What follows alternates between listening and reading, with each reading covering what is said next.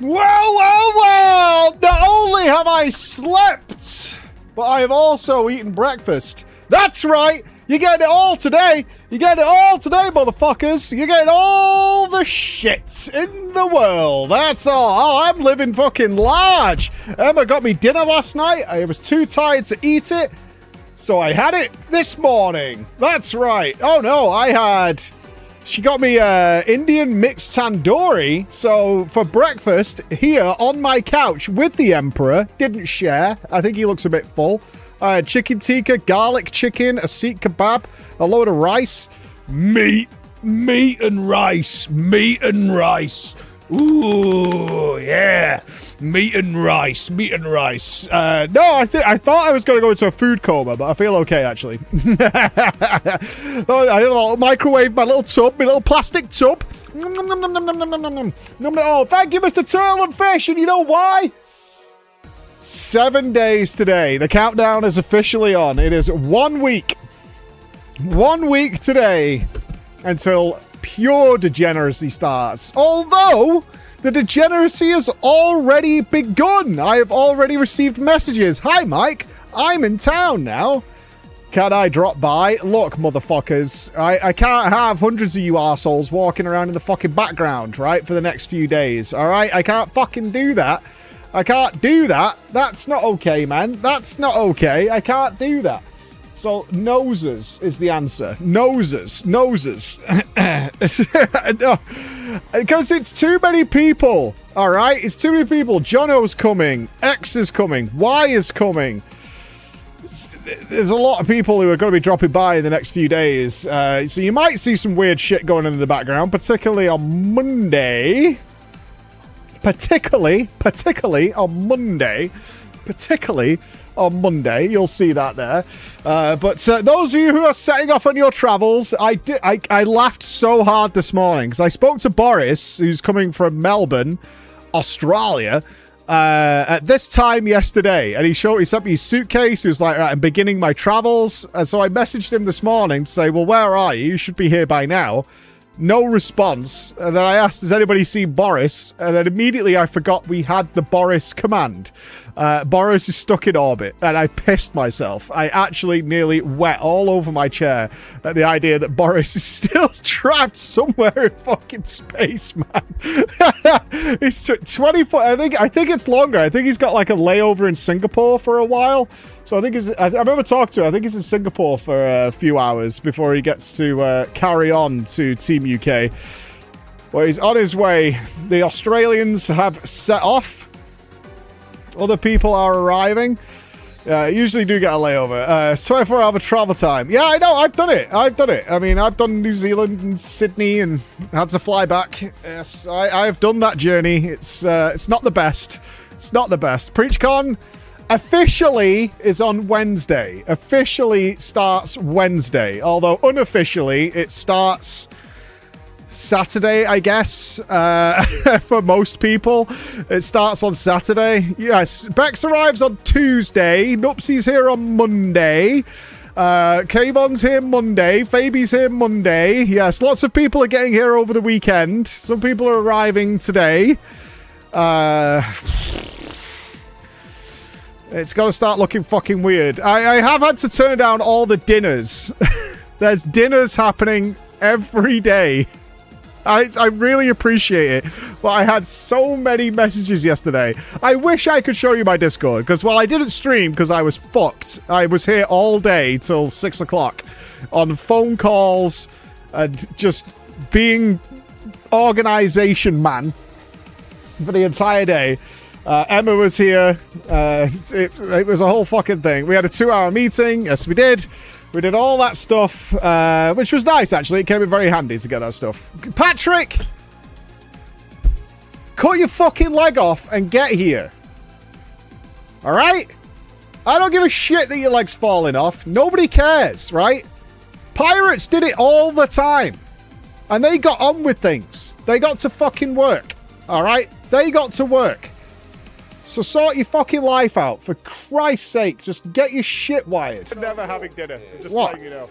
Right? No fucking dinner for you.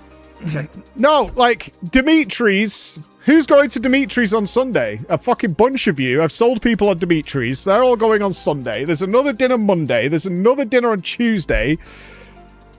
I can't go to them all. I can't go to them all, dudes. I can't go to them all. I'll just be like, turn up like fucking wide peepo, man. Okay, are you guys ready for a show? Welcome to PREACHCON.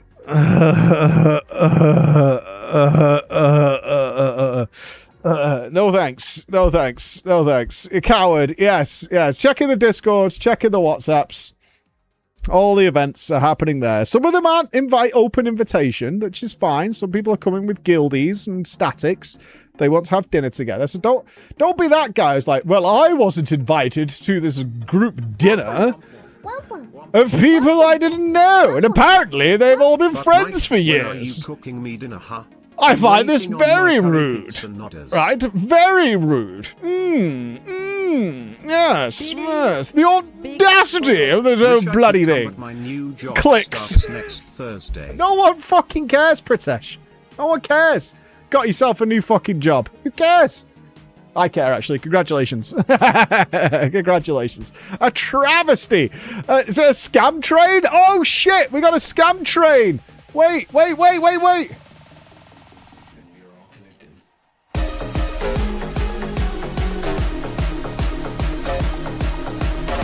Scam train! Maybe we should, like, just for no reason at all talk about something FF14 based. What? So we can go into the category. So everyone get out, greedy boy. Fucking hell. Look, he's always here trying to greed away. Look at Chris. He's like, give me all the subs. Give me all the subs in the world. Give me all the subs. Give me them all. Give me them all. Yeah. Nope, something up my ass. Thank you, Skulls. Thank you, Tanaka.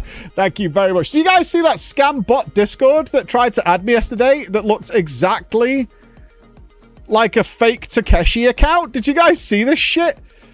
I got it and I was like, this is taking the piss, right? Because I get scam Discord invites all the time, right? Constantly. I constantly get scam Discord invites. But this one was Basketball Jones.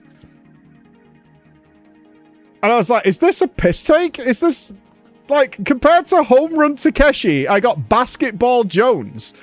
I'm like, somebody's taking the fucking piss here, right? Somebody's taking the fucking piss. Absolutely. This is such a Takeshi rip. There's no way this is not a Takeshi rip. Oh, thank you, Harper. My name is lame too. Oh, that is lame. CL. What did he want? I blocked them all. It's just that it pops up on my phone, but I blocked them all. I get one maybe every 20 minutes or something like that. Mike. Scam but it's very Why didn't you accept my friend request yesterday? When I read it as Baseball Jones, I was like, okay, I am being trolled so fucking hard. This is unbelievable. I do need to tell you guys something. Thank you for all the subs. Thank you so much, everybody. You're amazing. So, I can reveal something. So, at PREACHCON, we have IRL stage performed drama time. I can fix this. Okay. Hold on. Stage performed drama time. And let me pause the audio a second, right?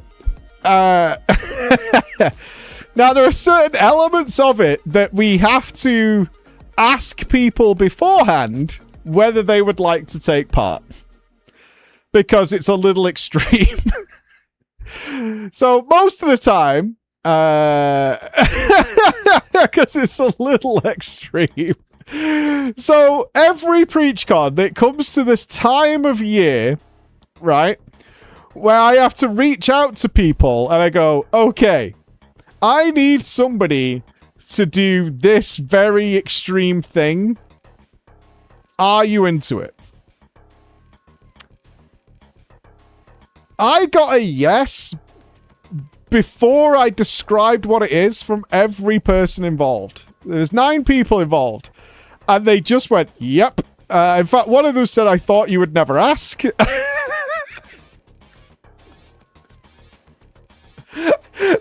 There was 0 people who even asked what it would be. 0 people. They were like, yep. Yep, I'm totally in. And so I put them in a private Discord so they could coordinate some things together. I was like, you know, you can work this together. That Discord is possibly the most degenerate, awful, horrendous shit that I have read in like a long time.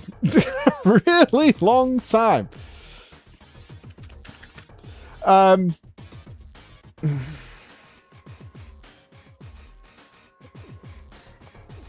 One of the comments, and I'm not revealing who it is because these guys sworn to secrecy of who they are. I really feel I should be naked during this. However, I'm hairless. So perhaps if we pull together some of your pubes and glue them to me, that will make the scene work.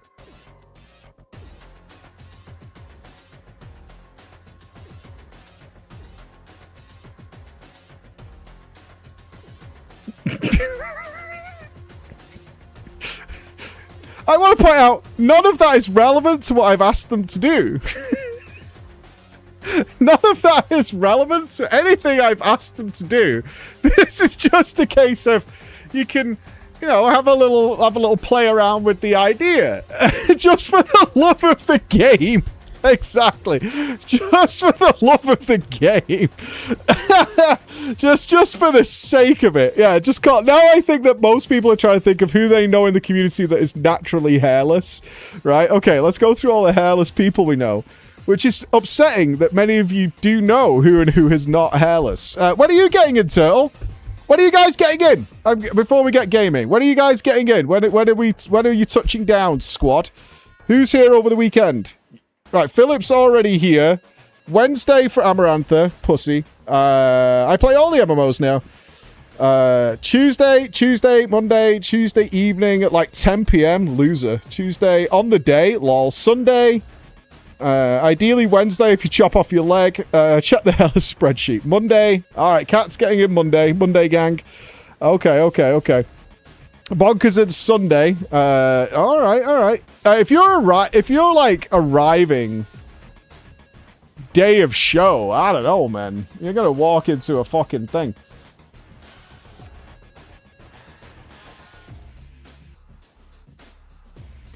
You're gonna walk into a fucking thing. You're gonna walk into a thing. Monday, assume the play company strike doesn't affect you. Well, thankfully this time, Shalana, I don't think I need you. What did I have you and Enos doing last time? Because you came by the office. And I know I roped you into work. I can't remember what we had you doing. But you made the foolish mistake of coming to visit the office. And then the diorama. Yeah. The Warhammer board. Yes. I know you got roped into some shit. I know you did. Yeah, of course we had fun. Of course we had fun. So, yeah, all good. Goodie bags are a bit shit this year. We got let down by somebody. Bit disappointed in that. We were supposed to have a customized thing coming. So the goodie bags are a bit shit, but... Blame me. I will take all of that. Why is your category not for broadcast? Because that is the game we were playing on Friday, Beck's game, that we got right near the end of and was really, really good, and we wanted to see the conclusion. That's why. So before we get back to 13 Deuce, we wanted to finish it up. Not there for the goodie bag. Ooh, good. Yeah, I don't think anybody is. That's what we were talking about this morning. Me and Ups were like, the goodie bag's a bit shit without the thing.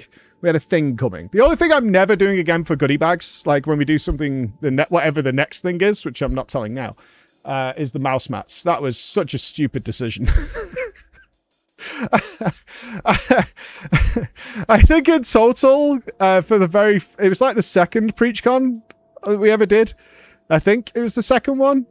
Why? Because I think in ticket sales, I think it was 10,000. I think it was 10,000 in ticket sales. Yeah, because I think they were like 50 quid. Yeah, it was about 10,000 in ticket sales. The venue alone is near 6. Then we have to get the hotel rooms and the people who are coming, like, get the guests here and stuff. So that pushes you to near, like, 8. Then you need to get, like, all the actual things for PREACHCON itself, which is usually well over $1,000, even though we try and run it cheap. So we were already past budget. That's not including, like, drinks, dinner, accessories. So in total, I think we took 10 grand in ticket sales, and that event cost us maybe 13.3, something like that, I think is where it come from. And then it came to the goodie bags where we got the mouse mats made, and I really wanted it. And Emma and Andy were like, this is a really stupid idea. But I was like, it'll be awesome, because you guys had sent me desk pictures and none of you had good mouse mats. You were all fucking giga poor and had no good mouse mats. So I was like, we'll get them mouse mats. And I think in total for 320 mouse mats at that time, so it would have been like 2017, it was about $2,000. Something like that. But they were really good. They were really good and people really liked them. They were really good. Yeah, Nups would not have been happy. Nups would have not been happy. You still got, that's what I'm saying. Like, Bob still got his. Like, they were really good. They were very high quality. People really liked them. Except one person who, I think one person forgot to take theirs with them. You've got 2 of them? Yeah, exactly. It was a very expensive event. Not doing that again. That was really stupid. So we're not doing that again. All right. Should we have some fun? I can't wait to see you all, by the way. I'm very excited. After yesterday, we did a lot of PREACHCON stuff yesterday. A lot of the niggles and pieces of the puzzle were put in place. There's still a lot to do. It's going to be a busy weekend, but a PC in each goodie bag. I would like that. God knows how you're getting it home. God, you can't go? How many of you can't go, but could go? Does that make sense? Like, you can go, but, like, you can't afford it, generally speaking. It's good for us in the future. Yeah, too poor to go? Okay. I'm sorry. We don't make any money on it, let me put it that way. As Nups will attest. Gotta work. Poor. Yeah, it's not a cheap endeavor, that's for sure. It's not a cheapie. You're not coming, Enos? Well, get fucked then. Get fucked. Get fucked. If I send you a link for a video from 10 years ago, will you play it on stream? I swear it's vetted and YouTube safe. Mephi? Why? I'm curious, Mephi. I'm curious. I do want to get some gaming going. Yeah. Sussy Mephi at it again. Sussy Mephi. Do you have a main MMO? No, I don't do that anymore. That's insanity in 2026 for me. Yeah, that is crazy shit. For old time's sake. Sure. I'll have a look-see. I'm curious. Wowhead, there's nothing going on in WoW. The patch is next week. I don't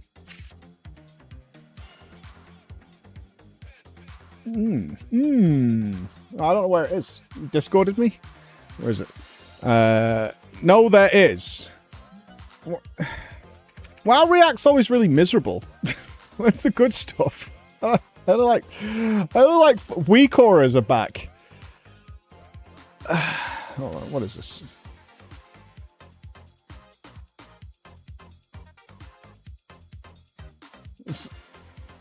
I think Wowhead's just taken all the bandwidth that exists in the world. I opened Wowhead and it's struggling.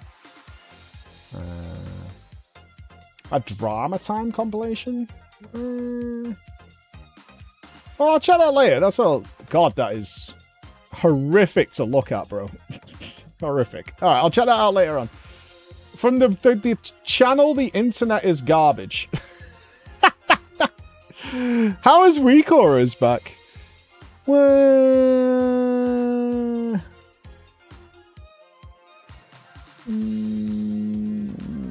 I can't use this website. I don't know what you guys are looking at. I can't use this website. It's just so many things. I don't know what's important on here anymore. There's just so much stuff. I'm not trying to talk about the ads.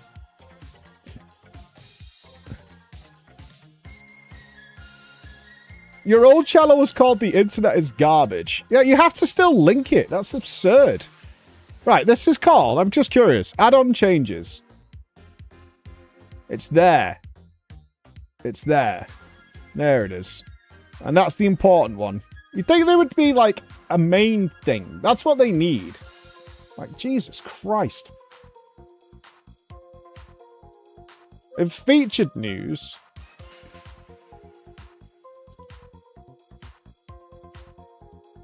It's not there. It's incredibly bloated. It's wild. Keep scrolling. Nobody's scrolling this far.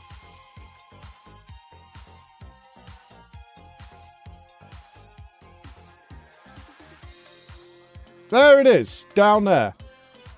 And you guys are saying this is the most relevant thing. How is weak auras back then? Blizzard's making big changes! Big, huge! Once again, allowing add-ons to create custom alerts for buffs and debuffs. Okay.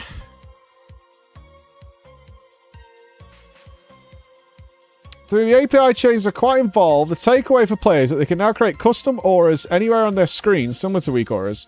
The cooldown manager already allows players to track most of their spells, though it lacks customization. Yeah, this is a disaster, this thing. With these changes, add-ons will be able to expand on that with more free reign to separate all your tracked buffs on the screen, or make more important much larger and less important ones. Okay, good. They've helpfully added a series of pre-built categories to help add-ons handle this, so they can create distinct visual groups for crowd control effects, the spellable or big defensives, but players will also be able to search by spell ID and create individual trackers for specific auras. Okay. Only debuffs on enemies can be tracked. This allows players to create dot trackers and pandemic warnings for their spells, but will not let them to look up encounter mechanics or enemy player buffs in PvP. Okay. Only buffs on allies can be tracked. This allows players to create a distinct alerts for external buffs like PI, or allow a priest to add an alert when the ally uses their own cooldown to time with it, but will not allow them to create custom trackers alerting players when they receive debuffs like Illyria's Silver Strike Arrow or Exhaustion. Oh, the Exhaustion... Let me read that again. But will not allow them to create custom trackers alerting players when they receive debuffs. Okay. So there's... Okay. Alright. I see what they're going for here. The Exhaustion debuff is a specific exception to this rule. All auras can have custom audio assigned to them, even aside from the two rules above. This is fair. So this is a visual change to what's already in the game. Thumbs up. All in all, this functionality is very similar to what could previously accomplish with weak auras. The basic weak auras most of us use, which I think is fair. Right? I think that's fair. I mean, I think for most people, my guess would be you used weak auras to just basically make Blizzard's crap notifications easier. Would that be fair to say? I mean, that's mostly what I did it for. That was my vast use of weak auras, was to make Blizzard's terrible buff management and information legible, is how I would say it. That's what I used weak auras for. And the fact that weak auras could do considerably more, but that's what I was essentially getting most of my use out of. This means you can still have an air horn when... All auras can have custom audio alerts assigned to them, even aside from the tools above. This means you can still have an air horn when targeted by an encounter-specific debuff, even though you won't be able to create a visual tracker for it. Okay, so I assume that exception is because they've obviously been dealing with the visually impaired recently. They had to play with a lot of sounds. Yeah, I think that's the leniency they've put in, because they've had a lot of feedback from people with some disabilities that were able to play... They were able to play the old version because of add-ons. I mean, I did that whole thing. Remember, I played the game with the entire blind package, where you literally can't see? All in all, this functionality is very similar to what could previously be accomplished by weak auras. though much more limited in scope. Players won't be creating complex alerts with multiple triggers or compound logic, but the more controlled set of rules allows players more visual control over the things they normally see in their screen already. Yeah, exactly.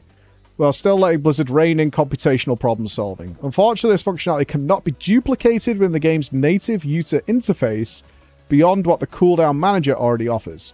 So it does work against the concept of leveling the playing field between those using add-ons and those who do not. I think that line's unnecessary. If anything, I read this as Blizzard kind of giving up on doing their own work to add all the customization to their inbuilt add-ons. That's what I'm reading here. Yeah, they're like, yeah, we're not doing this. These people want... Because I'm like that. I want my spells to, like, disappear if they're on cooldown for 3 minutes. I just don't need to see it. Let's get rid of it. Get it off my screen. I don't need to see it. The cooldown manager can't do that for me. It just sticks there with the fucking countdown all the time. This is... just go away. I don't need to see all these buttons all the fucking time. I just don't need to see it. People like them graying out. People like them doing X, Y, and Z. People like a little pop-up. People like a little flash. All that shit. Blizzard's just like, nope, not doing that. You guys can do it.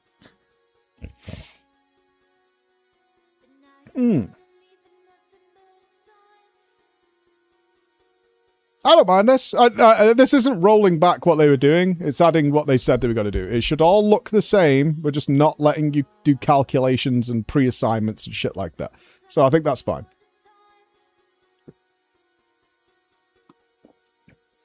Three dudes can't do what hundreds of free devs does.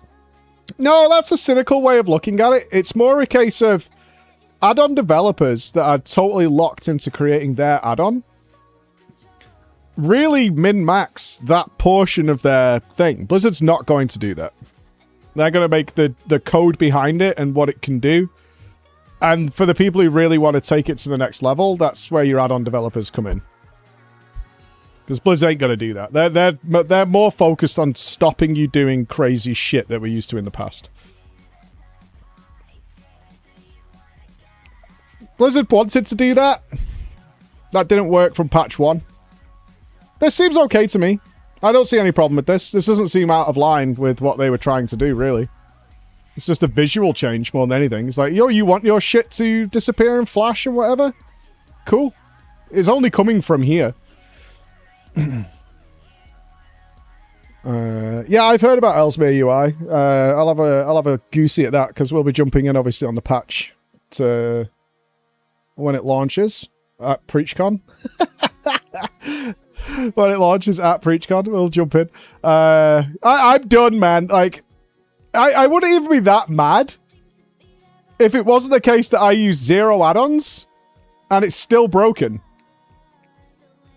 Which is just so fucking frustrating, is I have 0 add-ons. I don't even have an add-on folder on my World of Warcraft, and it's still broken. I tried, man. Midnight's been out for, what? 12, nearly 12 months, and it still isn't working properly. So, how long should I give this a try for? Right? How long should I stick with it? Ultimately, I think Blizzard's done the right decision. Is let the add-on guys fucking work with it, but still keep the limitations that they wanted in place. Well, it was coming out just after Gamescom, right? So is it what? Maybe 7-8 months? Yeah, something like that. A shit does a single big package does is better FPS performance. It came out during winter. Yeah, it's 8 months. Yeah, we're coming up on it in... Yeah, it's 8 months. It's the 8th now. Yeah, we're in August. It's been either way, it's been a long time for your UI not to be busted without add-ons. Is that fair to say? So we don't have to get full fucking actually about the exact date and time it came out. It's been a while. It's been a while. Okay? It's been a while. Is that okay? Is that fair to say? Is that all right? Can we say that? It's been a while where it should probably work. Right? It's been... No, still not good. I don't give a fuck. Whatever. I don't give a fuck. It's been a while. It's been longer than a week. Let's say that. It's been longer than a week. I will be very happy to have this stuff back. Also, what is this?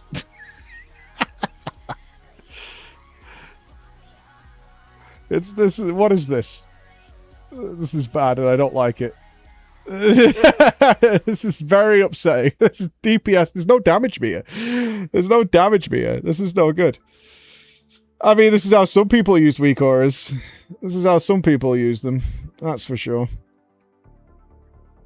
Well, says that all this results in details going back to being usable, so I don't get to go to logs every pull.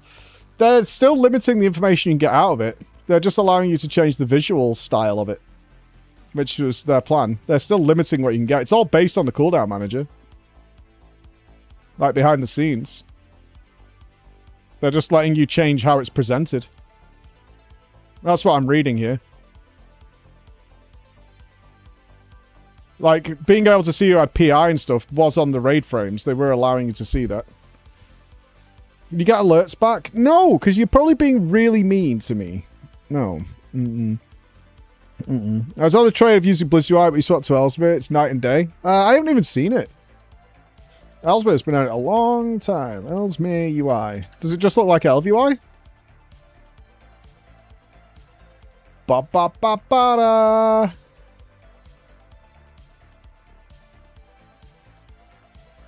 Oh, looks very reminiscent. Ugh. Small. That's nice and clean. I like that.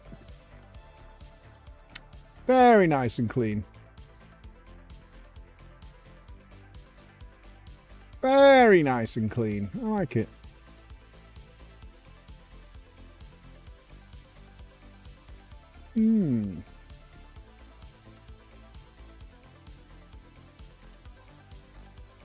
Aura buff reminders. Ah. Oh, it's got a little CPU profile. Yeah, it looks good. The only thing is, with old boomers like me, I've got to install an add-on like this just to get it back to the way I had it back in the day. That's my entire purpose in life. Is to just put it back to how it was. That's all I want in the world, is to just put it back to how I had it originally. Thank you very much. That's all I need.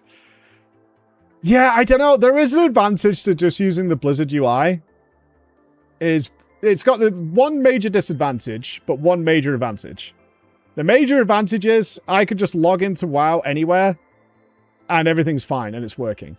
And it's all set up, and it goes. The major disadvantage is that it's terrible.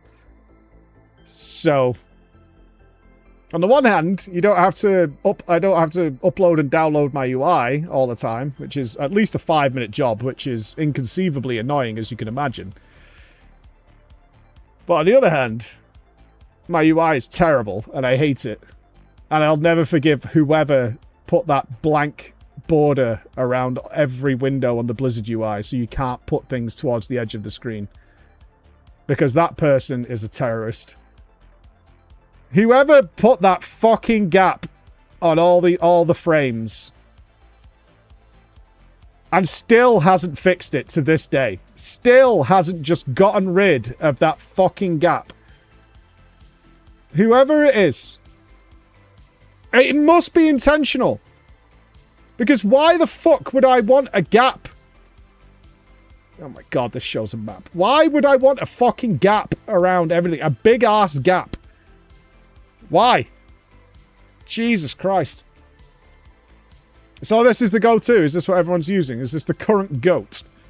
Is this the goated one? So I imagine there's quite a bit of an arms race going on with who's going to have the next LVY or whatever.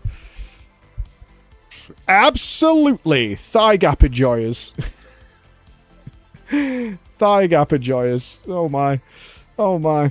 What's PREACHCON? PREACHCON is our stage show. 2-day event. It is next week. Big stage show. Big community day. Lots of prizes. Costumes. The whole fucking thing. The whole shabazz. Yeah. What are you getting in, Cyborg?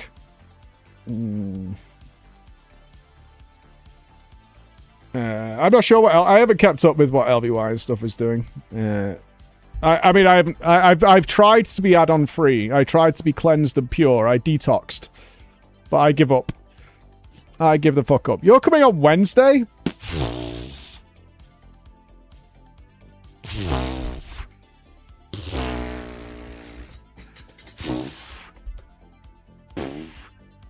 Indeed. Good to know, though. I'll check that out. We'll do that at some point. Yeah, I honestly I don't know what stream looks like next week because obviously it's PREACHCON next week. We will be around Monday for sure. Tuesday is probably going to be like spoilerific. But definitely we're not streaming Wednesday, Thursday, Friday, right? Definitely not, because that's gonna get fucking wild. That's gonna be the wild time. The wild time. So definitely not Wednesday, Thursday, Friday, because it's gonna get real fucking weird on those days. Next week, Dimitri's, I don't think I can go. I'm tied up. As I said, there's lots of dinners going on, lots of people doing stuff, and I've been invited to them all, but I can't do them all. There's just no fucking way. There is absolutely zero chance of me doing that.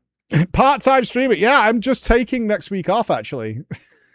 If I could show you the camera through that door right now, through that door, things would be a little wild. Things would be a little wild, let me tell you. If Emma can make Fazendas, so can you. Emma's not going to Fazendas, is she? Good evening. I'm Megan Wolf. And I'm Jeremy Dawes. Our main headlines tonight. Started! She hasn't told me that. Every single one of you's a bit Jay-Z. No, she's not. Are you going for Zendas? All right, this is big. Well, that's a very blunt question. Chat saying you are. I know you guys are making it up. Oh, I have one. I know. Okay, give me 1 second. 1 second. 1 second. Okay, I have one story to tell you because I found this out and I'm extremely annoyed. Do you remember what started the Ninja Creamy thing?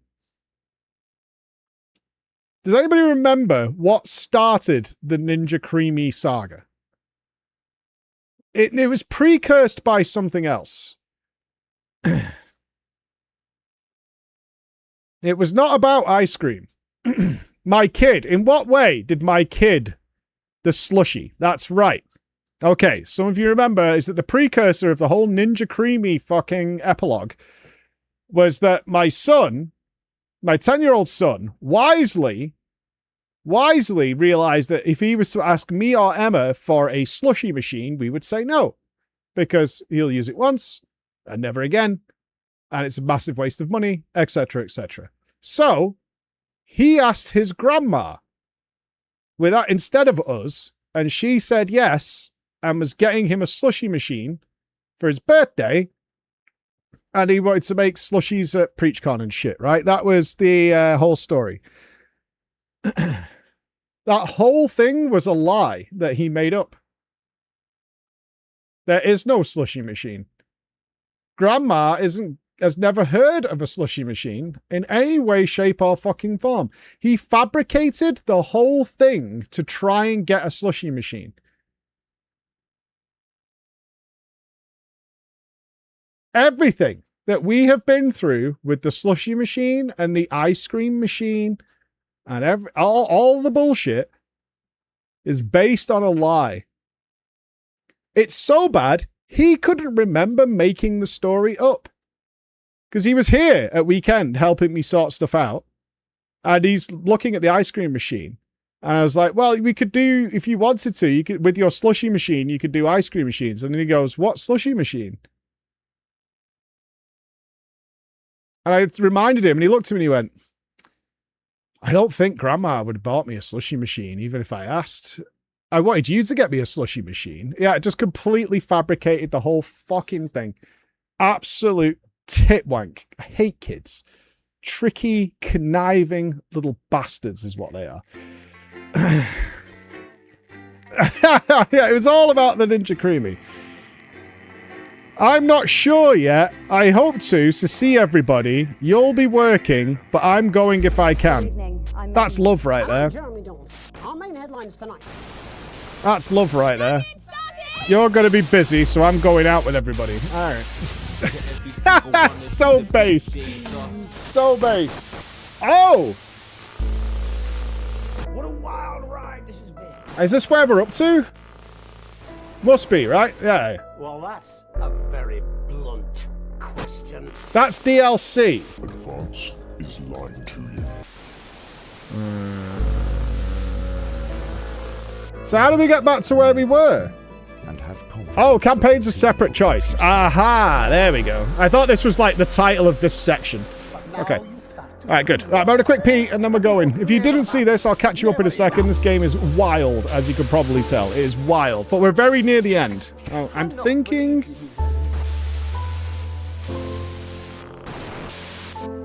Are you saying that advance have cured death? Jog off! We're still vassal slaves, we're just in prettier cages. Oh, Megan. We're only getting started. Good evening. I'm Megan Wolf. And I'm Jeremy Jones. Our main headlines tonight. Daddy, it's starting! Yeah, every single one of you's a bit Jesus. What a wild ride this has been. Well, that's a very blunt question. Advance is lying to you. Friends and neighbours, and have confidence that the team will keep you safe. But now you start to see, yes, the people never happy. It's never enough. I cannot believe you, Helen. Are you saying that advance have cured death? Jog off! We're still vassal slaves, we're just in prettier cages. Oh, Megan. We're only getting started. Good evening. I'm Megan Wolf. And I'm Jeremy Jones. Our main headlines tonight. Daddy, it's starting! Yeah, every single one of you's a bit Jesus. What a wild ride this has been. Well, that's a very blunt question. Advance is lying to you. Friends and neighbours, and have confidence that the team will keep you safe. But now you start to see, yes, the people never happy. It's never enough. I cannot believe you, Helen. Are you saying that advance have cured death? Jog off! We're still vassal slaves, we're just in prettier cages. Oh, Megan. All right, maniacs. I've got an idea.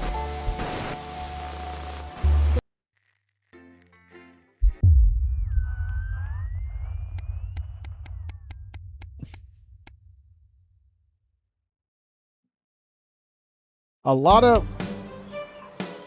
Okay, yeah, recap. So, if you missed this on Friday, it's very simple. We are an editor. Fucking Ragged hell. gifted a sub to Fuck off a second. If you missed us on Friday, it's very simple. We're an editor at a news station where the government has been, well, in our opinion, very helpful to the common man and providing good quality socialism to all the people. Some people disagree with that and want to do a rebellion. Basically, we control the news. As the news reports are going out, we're the editor who's got all the camera feeds and stuff, and we can choose what is actually broadcast to the public. So we can hide certain things, show certain things, etc., to manipulate the public opinion. We're not a propaganda machine. We're just trying to get the truth out, is the way I look at it. We're trying to make sure that extremists don't get to have a public platform in order to spread their poisonous beliefs amongst the general populace who might be lacking critical thinking. Yeah, that's what we're doing. That's what we're trying to do. Anyway, we decided to side with the government. We decided to side with the government. They can do no wrong. They've been giving us some big fat checks in order to support our growing family that was poor. And now we are sometimes splurging. As you can see, we've earned some money. We went from being broke as fuck to sometimes, you know, we can maybe buy a nice pair of shoes or go for dinner and things like that. You know what I mean? So, yeah, things are going pretty well. And in between the editing sections, we have choices to make. So that's where we're at now. It is a lazy Sunday afternoon in summer with you and Sam, that's our wife, making the most of both kids being out of the house. Oh, we fucking... Alright, kids are out. It's getting, it's turning into a party.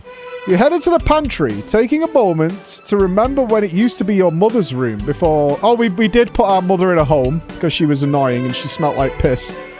Before coming out with the last 2 slices of cake. We're having cake! Alright. It's rare for you and Sam to actually get to finish sweet things in this house, and you savor every mouthful. Just as you take your last bite, you hear the sound of the front door slamming. Okay, so our son's home from the Go-Getters. Yeah, our son is enrolled in the government youth league, which I think is a benefit because the government is teaching discipline. It keeps him off the streets from causing trouble. Yeah, so it's going well. You can hear him practically running to come and find you, and he's grinning from ear to ear when he finally does. I have some big news. You and Sam play along, sitting attentively with bated breath. Nice. Ready? Charlie asks as you both nod. With a flourish, he reveals a new badge from his pocket and proudly presents to you both to examine as he announces, as of today, I am a member of the first tier of Cohesion Cadets. There's way more stuff I'm going to be doing, and I'll be working some weekends, but it's really good. That sounds awesome. I am thrilled that he's doing so well. I am thrilled. So good. This is great news. This is great news. I don't know with the alien bears that are climbing the broadcast tower. That I don't know. It's... shopping. Something that always seemed so tedious before the sanctions has become even more of a chore now. You managed to get almost everything you needed for the family this evening, but you'll have to come back tomorrow to get through the week. There's a queue to leave the car back, though it's hard to make out why in the dark. Hopefully this won't take long. As the final car in front of you dries off, you realise the queue is actually due to a checkpoint at the exit. A friendly-looking man in an advanced uniform, advances the government, CCO, emblazoned on a number of places on it, approaches your car and knocks. Hello, sir. Good evening. Nothing to worry about. I was just wondering if I could see your team membership card. Didn't Sam sign you both up for yours a few weeks back? Yes, we have a team membership card. That's all great, thanks. Don't forget to keep an eye out for the new team lottery. Lottery! Loads of great benefits to be won. You have a nice day. The man is all smiles as he pats the bonnet of your car and waves you off.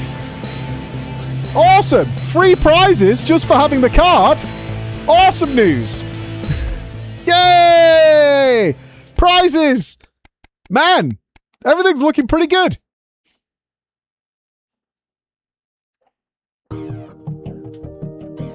It's Saturday, one of your few days off, and you've made the most of it.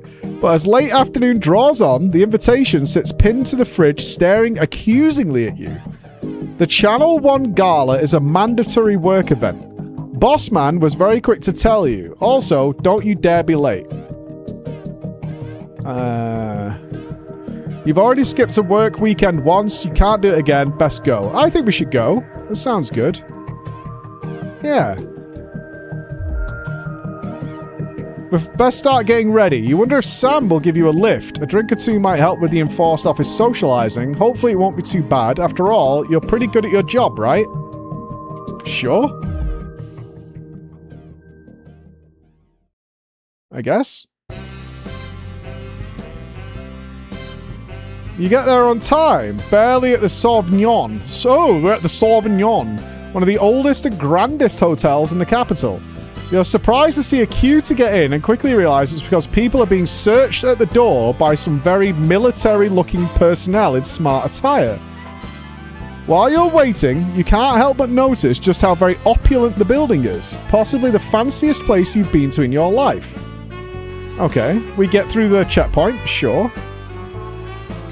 Once inside, you're directed to the grand ballroom, and following the signs, you marvel at the sheer scale of the place and the amount of armed security guards. When you finally arrive, a very severe-looking woman at the door asks for your name. I'm Alex. She checks her list before whispering something to the waiter. You've made it just in time to be seated before dinner. Please follow Emmanuel here to your table. The waiter smiles and opens one of the great double doors, gesturing for you to enter. You can see why it's called the Grand Ballroom. Okay. You feel a tap on your arm and Emmanuel gestures for you to follow him. He seats you at a table in the central floor area with a decent view of the stage. Clearly you're in Bossman's good books at the moment. You're sat with some colleagues you've seen around the Channel 1 offices before but don't know. Great. One of them informs you far too excitedly it's a very corporate evening of awards and speeches. I might get an award! Dinner is lovely, and with the help of the no doubt very expensive wine, conversation flows. In fact, much to your surprise, you've been presented with an award for Best Newcomer! Yeah, dude! Haha! This is a great weekend. I love it.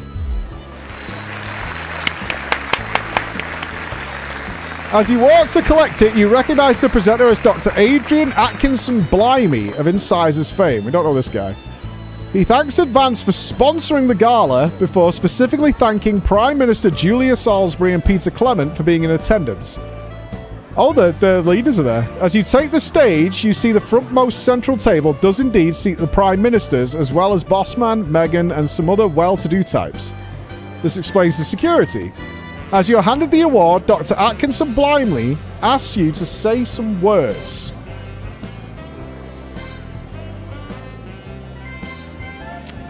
You're a little nervous and do some praise for the government and Channel 1. You make a joke thanking Dave for fleeing the country and leaving you his job. No, we praise the government. They're best. Government best. #1.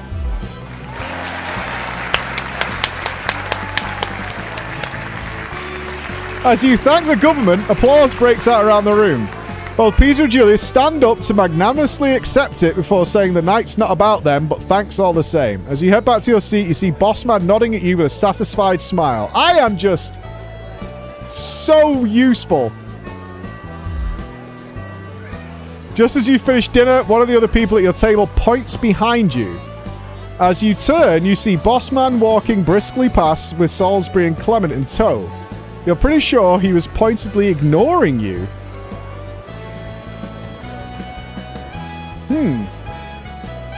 He seems to be introducing the Prime Ministers to a selection of people at different tables.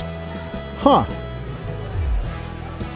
You finish off the rest of the meal, listen to the speeches, and head home. All in all, it was a nice evening. You look forward to the next one. Providing I get an invite. Do you think I'm coming across as too much of a corporate piece of shit? Like a suck-up? I'm a shill, man. A twat. Maybe. The heat... Oh, God. Are we not editing yet? Oh, here we are. There's a heat wave. Oh, God. Can I remember what we need to do? Right, let's put the... Oh, of course. Let's turn the power on.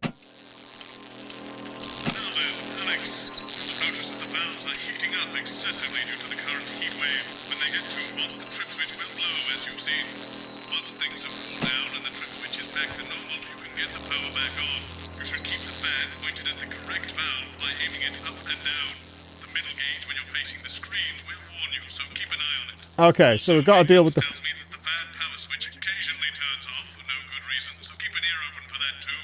I'm struggling with the current and off license here. Oh, we're working on it. What, you've got someone to hose down Come the to sun, have you? Bumlins. Yes, they've just strapped on their wax wings. Classical illusions are no substitute for air conditioning. You know, I genuinely thought you'd be in a better mood today. She's not even here. Yes, but he is. Our gun-toting handler. Who, Andy? I don't know what the fuck his name is, do I? He's here to keep us safe from people like Disrupt. More like keep us in line. Stupid guns. Fuck. That's on fire. That good enough for you? Going in 5. No, 4. shit, I can't get the power on. Fuck. Good evening, I'm Jeremy Dawson. Our main headlines tonight. Siege mentality. The World Council today established a military blockade to enforce the unjust and punitive sanctions. I cannot remember how we do this. Entering their 10th week. In a statement from team headquarters What does this mean now?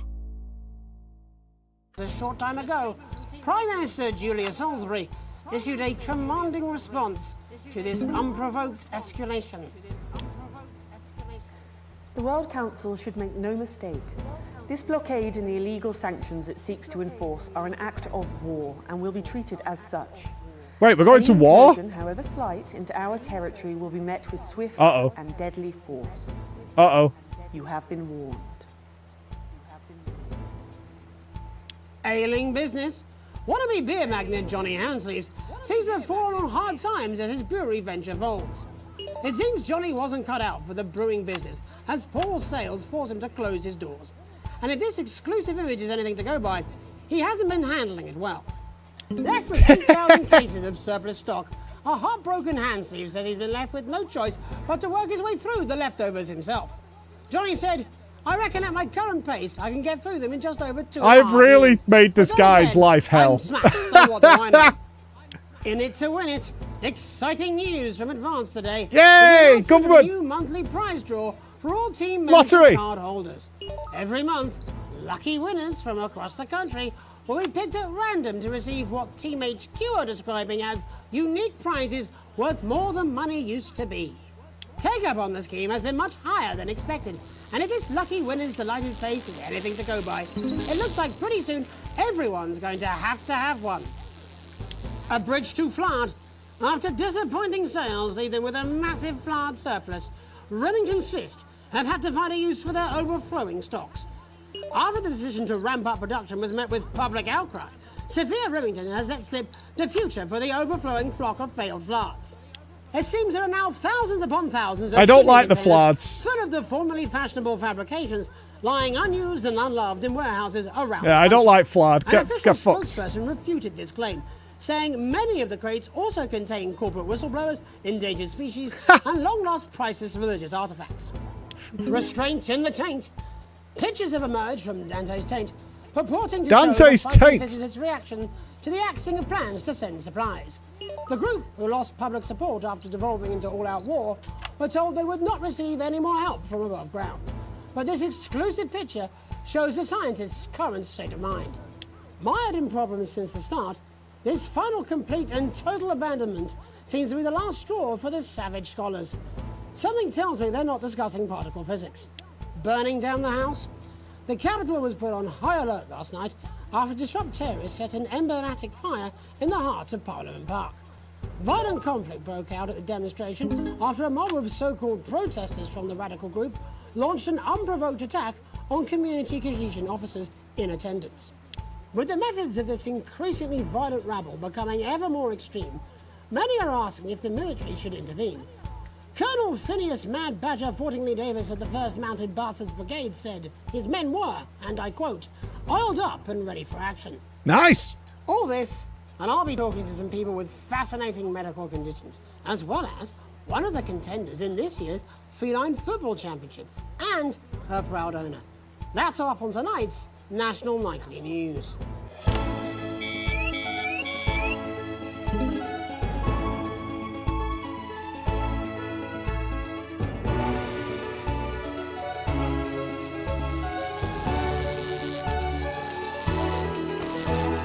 Dude, this fan is... No, man, this fan is so awkward to control.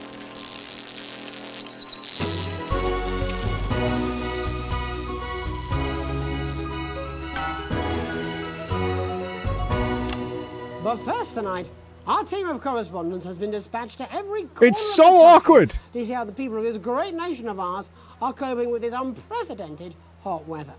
First, let's go to Megan Wolf in Shining-on-Sea to see what the scientific community has to say. Megan, how's the weather there? It's absolutely glorious, Jeremy. Thank you for asking. I'm here with Dr. Anna Burns of the University of Princeton. Are you enjoying the weather as much as I am? Oh, what is he yes, doing? It's wonderful, isn't it? My eyelids are sweating.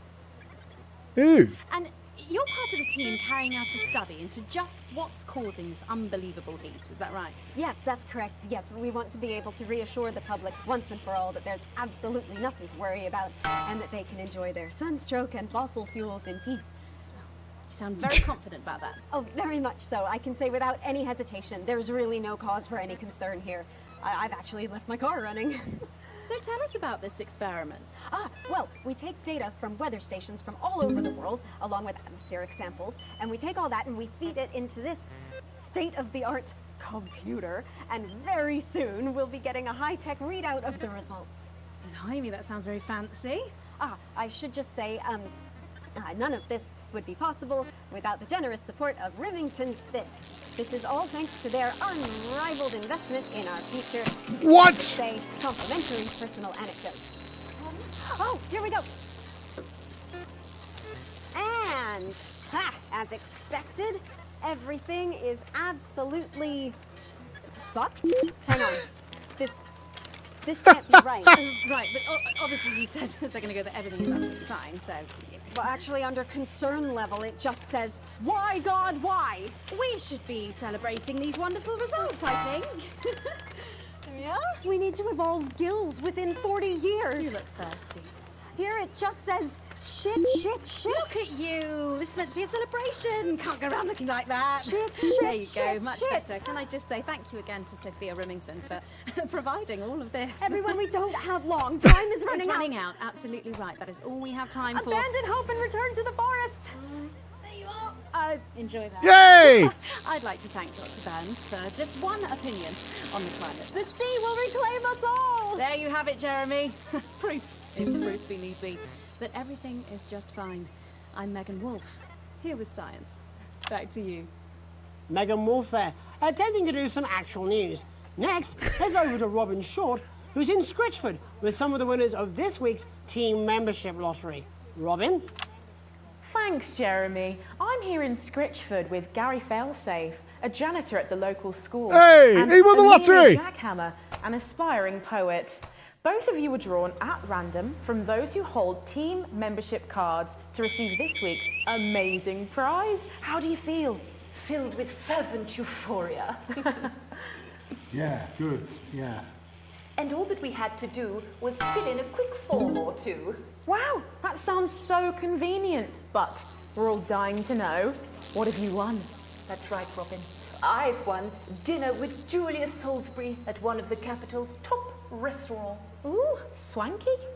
And I've been invited to Peter Clement's house to help him dredge the gutter in. That's absolutely Wow. terrific. You must both be over Sick. the moon. I've written a poem about it. So, can you tell A me bit of about the guttering. moment when you Very first nice. heard the news? Well, I was battling against a particularly difficult floater, probably one of the sixth formers, when the headmaster came and found me. I was involved in a similarly brutal conflict with a particularly arduous stanza. So you were both polishing turds? No, I don't like to polish them. I like to keep them intact for my collection. Oh, Yeah. how unexpected. I don't polish turds. I Ooh. write poetry. Potato, potato. So Gary, Do you think Peter Clement's going to let me keep the contents of his downpipe? there's no harm in asking, Bro. I suppose. Would you like to hear one? No, thank you. We need to check Gary, what was going when you on signed here up for team that we didn't membership, broadcast. Was it in hopes of winning the lottery, or were there other reasons? I like a flutter, of course, but no, the boss said I had to sign up to keep coming into school. Very sensible.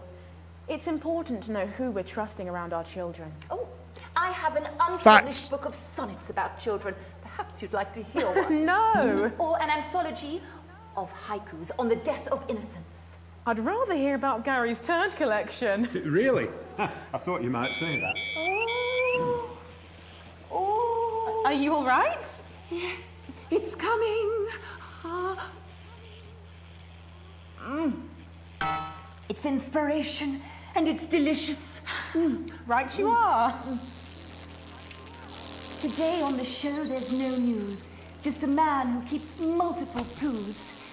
Here, Joe. this big one's my favourite. See how it's fibre. Oh no, he's got a tray of shits. Would you encourage other people to enter for their chance to win? Well, if it's colour you're looking for, take a gander at all blue eyes here. Oh, blue eyes. The national news lost its way when it covered some crap on a tray. Some of these are quite rare. Maybe that was unfair. Old That's blue all we have eyes. time for today. Back to you, Jeremy. Thanks, Robin. What a lucky pair they are. And finally in this segment, it's over to Patrick Bannon, who's gone to the smelliest town in the country to see how the unprecedented Manchester. weather is affecting the locals. Patrick? Hello there, Jeremy. Hello, yes. I'm here live in Grizzleford, which has recently voted the smelliest town in the country. And I have to say that, you know, in this heat, the smell really is. I mean, it's something else.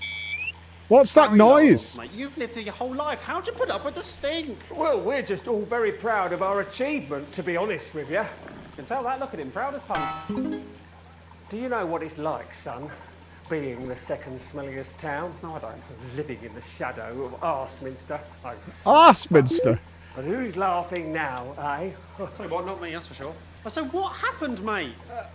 Right, the good people from Remington's Fist came in and saved the day with their factory. You're talking, of course, about the newly built flour factory. Yeah, they gave us this big presentation on jobs and growth. But as soon as we heard about the stench, we paid them whatever they wanted to put it here. Does this stink not affect your life in every way, Barry? I mean, perhaps if you're filling in a tax return or completing the physical act of love. It's strong at first, but you get used to it after several weeks of your first bout of sickness. The judges were very impressed. So, what's sickness? Oh, that's nothing to worry about. It takes a few minutes before you develop any symptoms. Now, folk are saying something about the production line and how they dump carcasses directly into the water main, but I think it's probably the few valves on the high street. On the high street? Should I see a doctor? What are the symptoms? Well, the first one is asking stupid questions. Then folk experience a loss of inhibition. Fuck off, do they? When was the last time you brushed your teeth, you stinking old tramp? Next according is a period of randomly bursting into song, followed immediately by delusions of grandeur. Oh, that's not really a problem, little song of my life. Hello, it's sexy Patrick Bannon, and he's wearing sexy shorts now. Oh my God, look at me. I'm like a stallion. I'm gorgeous, why didn't you tell me? I should take my shirt off. You know what? I'll even let you touch me if you want. That'll be the bout of undeserved self-confidence. Love the Bannon, feel the Bannon.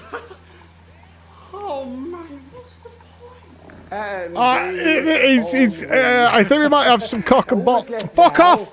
Are the hallucinations and unconsciousness. Nana Dottie? Is that you?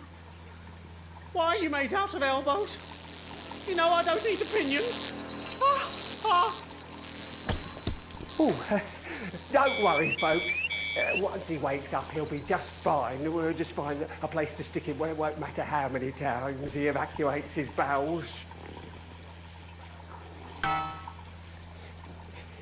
Right, that's all here from Grizzleford, a town that's really making a stink. I'm Barry Lardons. Back to you, Jeremy. Thanks, Barry.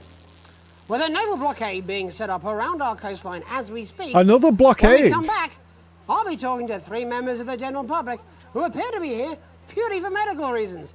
Don't go away. Unless, of course, you've got something better to do. We'll be back after these messages. This next section features a potentially controversial guest. Oh, shit. Fans may request some censorship if it goes too off topic. You've done a great job so far keeping everyone happy, so let's keep up the good work. And I can't do this anymore. You say this every Friday. I've done this. I just noticed there's a rebellion tape here. I'm not going to play it, though. Jeremy? My mic is still on.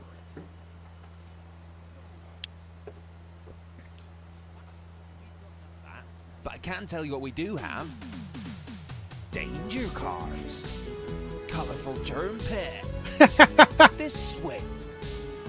Stay with us in our rustic accommodation with all the facilities you'd expect. Cat football? Water. We should be doing an interview with the War Minister or a report from Grantham Downs. Even the weather would be more fucking relevant than this. Jeremy, please, just breathe. It's just something light to keep people's minds off things. Exactly, which is wrong. People's minds should be very much on things.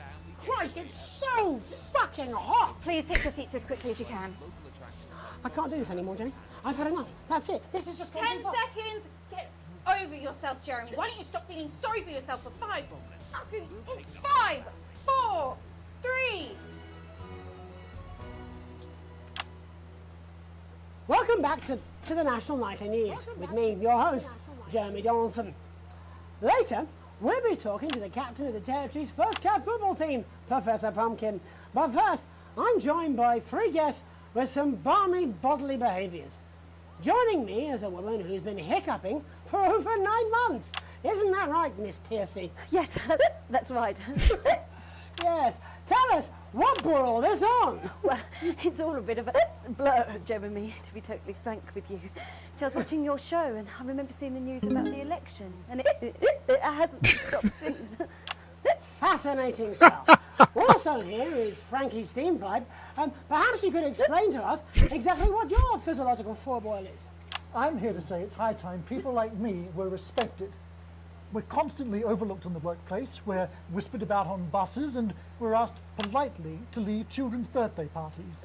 And it's disgusting.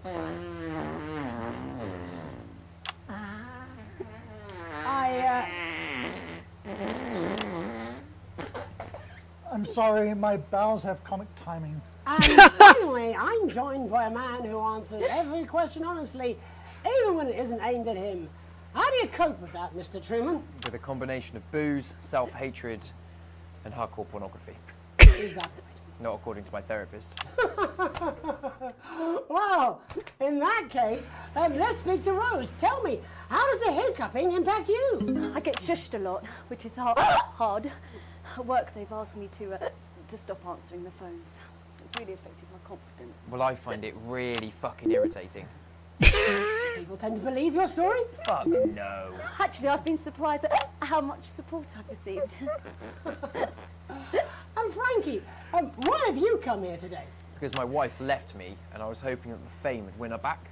We've started a group for people with ailments deemed broadly comical by society. It's called Take Us Seriously. That's right. And we bloody well mean it. And who's joined so far? A bunch of fucking losers. And how much success have you had? Well, we've seen some real positive changes. I don't want to toot my own horn, but it's been a runaway success. Shit all. Not a single person come to our fun run, and all of our leaflets fell in the canal. Huh. Well, Miss Piercy, some people are saying your condition was actually caused by the shocking events of that night.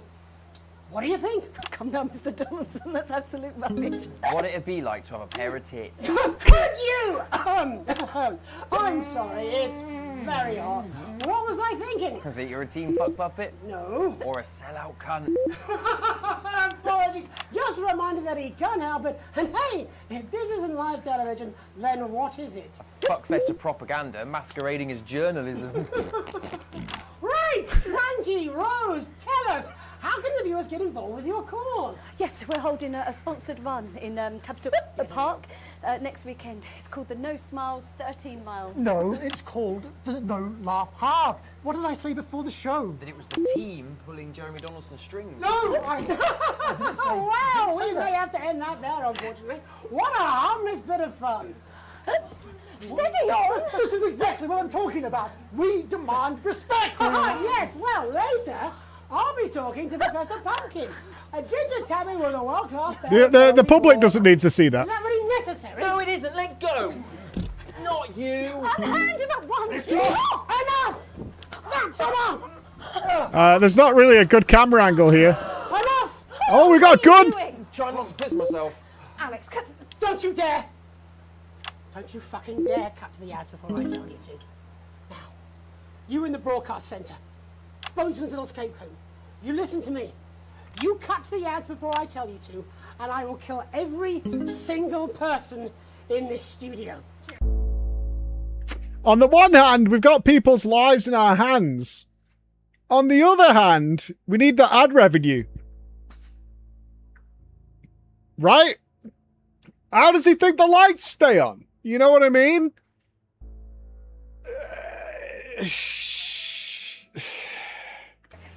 I am thinking about what I'm doing. I've been thinking about it for a long time. We all should be. Christ, it's so fucking hot in here. Do you remember when we used to do the real news? Before it was all lottery winners and bloody cat football? We are on the brinks of a siege, the likes of which the world hasn't seen in hundreds of years. The enemy is at the gates, and I'm stuck here talking to these three fucking idiots. I can't believe I'm still censoring the language. You three, get the fuck out of my studio. Go on, now, go, before I change my mind. Jenny, lock the doors. Lock the doors. Yes, Jeremy. Now. Good. Yes. Now. Right then. You in the broadcast centre. Alex, you listen to me. You pay attention. Now, I'm sure you've already loaded up exactly what you're going to play in the commercial, but today is going to be a little bit different. Look to your right.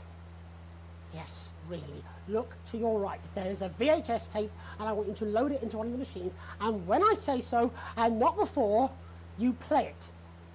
You've got about 15 seconds, so I wouldn't waste any time. 20 seconds to lad. All cameras. I assume you won't be playing that tape. This station does not negotiate with terrorists. I hope I've made myself clear. You seem to know what to do. Every single thing that comes out of this studio is 10 seconds to lad. Or for now, we're going to show the other side for a bit. For a bit of fucking balance. Like the good old days. Alex, play the fucking tape. Now, I don't want to hurt any of you. If I see anything I don't like, I will not hesitate to start. Well done, Alex. From the station's perspective, you made the right call. Yes, sir. The system for the third segment. I imagine the ratings are going to be through the roof.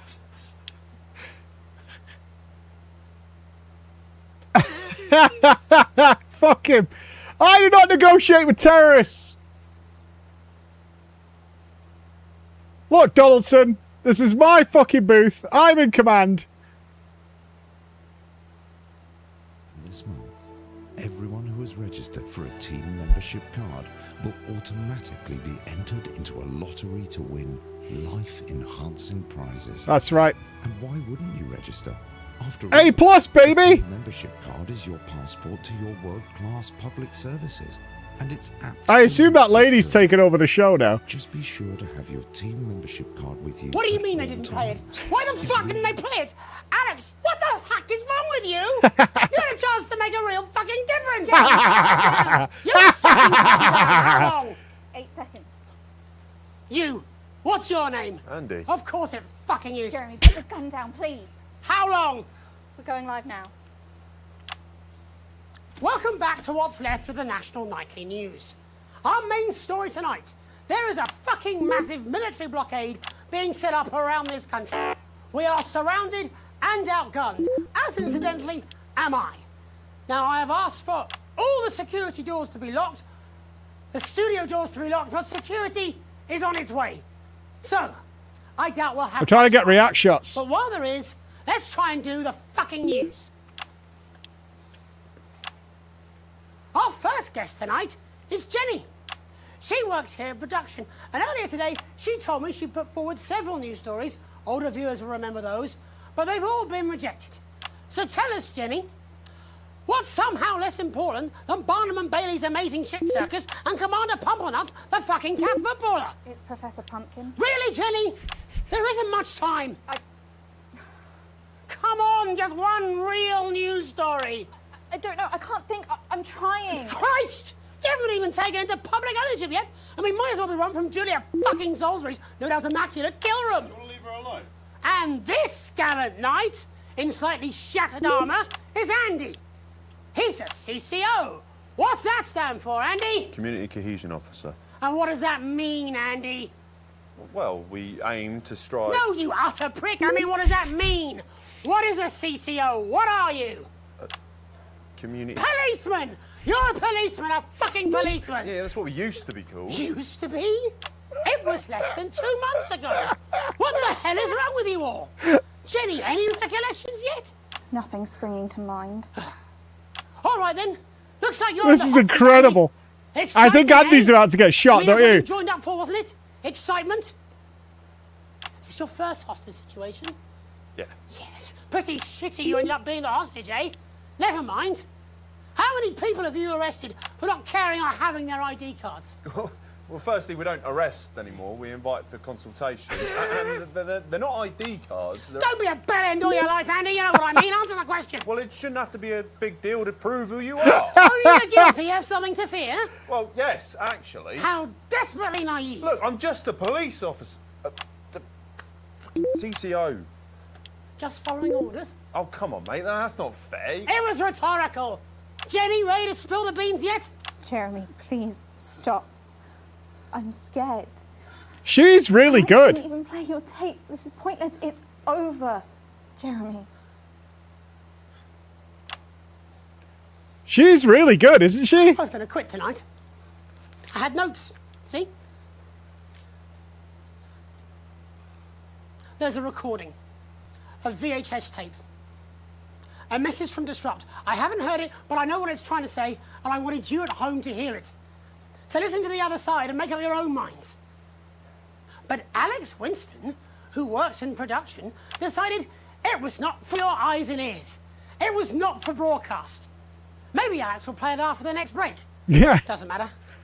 Tomorrow morning it will arrive in every major news broadcaster worldwide. But I wanted you to hear it first. To listen to what Disrupt had to say about this unreported country. Because Disrupt and I, well, we swapped places while I wasn't looking. They're now the ones investigating, looking for evidence, trying to make the world a better place. And me? I'm in this newsroom interviewing Jeff fucking Algebra. What Disrupt have to say is important. You might not agree with all of it, but you should still hear it and make up your own minds. Are you serious? Disrupt, a credible source. Get more objectivity out of Alan fucking James. Oh my God, are you being deliberately obtuse? Why can't any of you understand there's no such thing as a credible news source anymore? Aaron! Shit! Aaron! Oh shit, I'm sorry, I didn't mean to. He's bleeding. Stay on the wide. Stay on the wide. Whoa, we need first aid. He doesn't need first aid, he needs a fucking ambulance. Paramedics. There'll be paramedics for the security. Unlock those doors. No! Don't do that. Jeremy, he's bleeding. He could die. Stay on the wide shot. If you open the door, it's a How did you think this was going to end? Why are you even here today? It's supposed to be your day off. My date cancelled. I thought it'd be more fun to be here than moping around at home. Truth be told, I wanted to see you. Oh! Being annoyed with you is like wearing a comfy jumper. I think that's the nicest thing you've said to me. Let's not make it the last. Right. All remaining cameras on me.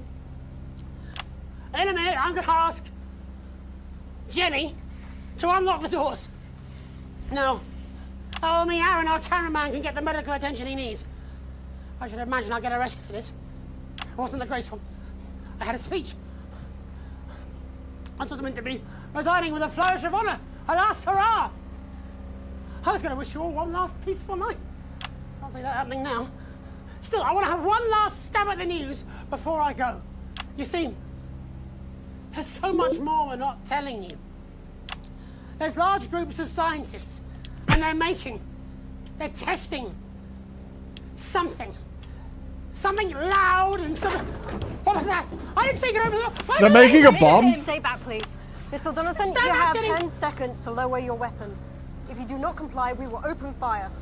God, 10. cut to the ads! 9. Alex, cut 8. to the ads! Alex, 7. think of the consequences. 6. For God's 5. sake, put the gun down! 4. 3. 2. Roll, lad. Oh, what a blue balls! What a blue balls!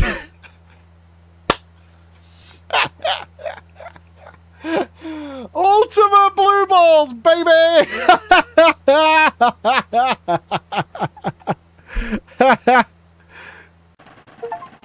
plus!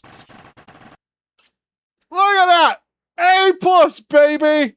A plus. Shoujo! Whoa, Shoujo! 100 subs, motherfucker!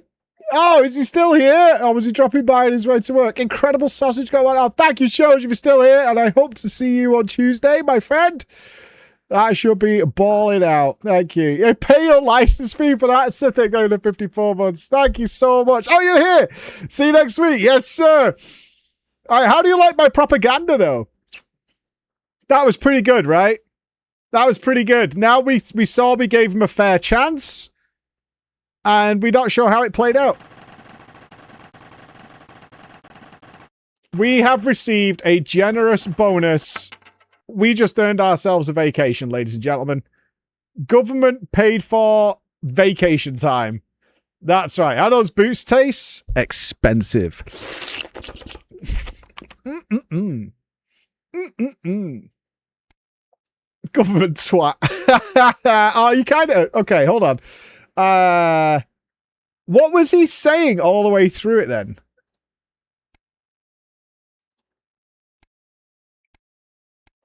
Was it? I'm sweating like Peter Clement in an off-license here. Okay, we're working on it. What, you've got someone to hose down the sun, have you? Yes, they've just strapped on their wax wings. Classical illusions are no substitute for air conditioning. You know, I genuinely thought you'd be in a better mood today. She's not even here. Yes, but he is. Our gun-toting handler. Who, Andy? I don't know what the fuck his name is, do I? He's here to keep us safe from people like Disrupt. More like keep us in line. I hate guns. Give me the willies. 10 seconds, everybody. So we've got any actual real news tonight? Well, the world's on fire. That good enough for you? Going in 5, 4, 3.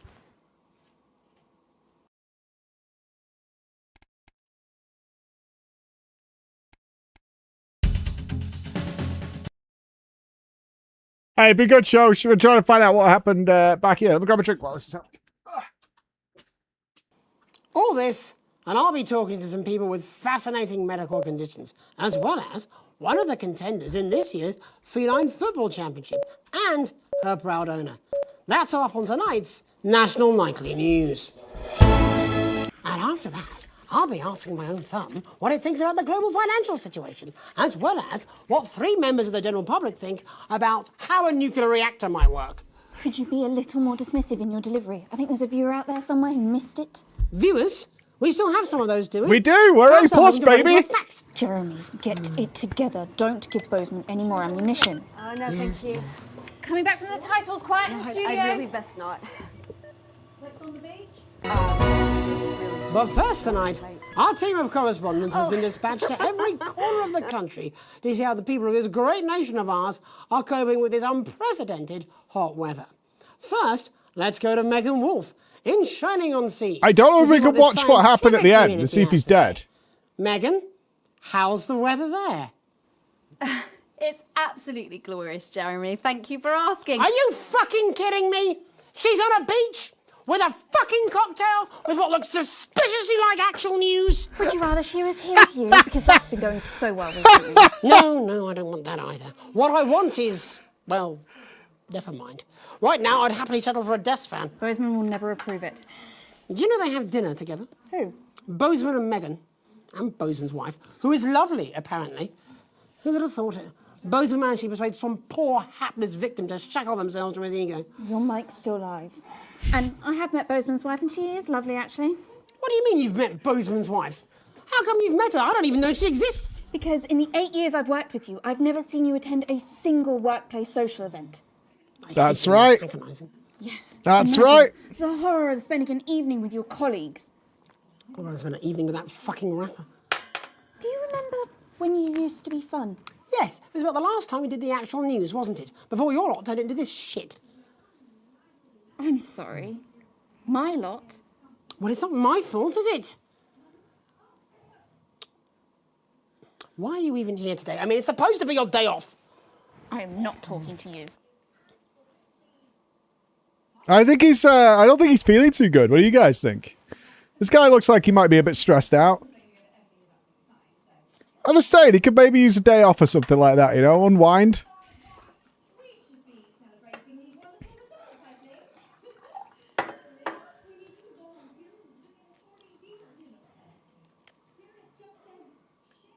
One bad day. Yeah, one bad day. I should watch Falling Down with my kids. They can understand what a bad day looks like.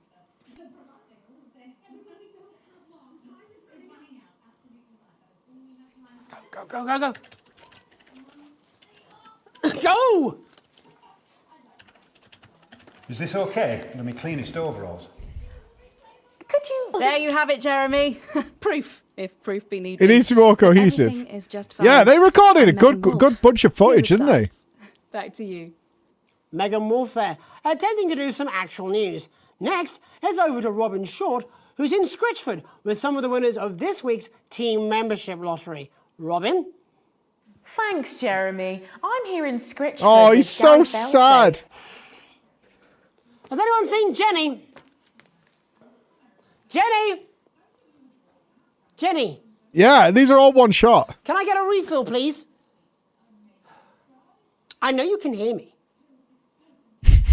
Don't you walk away from me. Jenny! Oh, no, the runners have abandoned him. That's a really bad sign. That's a really bad sign when the people who are paid to do this stuff for you have abandoned you.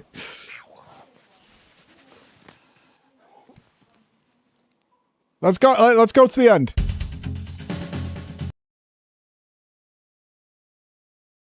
The girl who plays Jenny is phenomenal. She's really good. Everybody else has been really great at the comedic parts. That's what I'm talking about? Cat football? We should be doing an interview with the War Minister or a report from Grentham Downs. Even the weather will be more fucking relevant than this. Jeremy, please, just breathe. It's just something light to keep people's minds off things. Exactly, which is wrong. I don't know if we'll get the end of what happened with the police.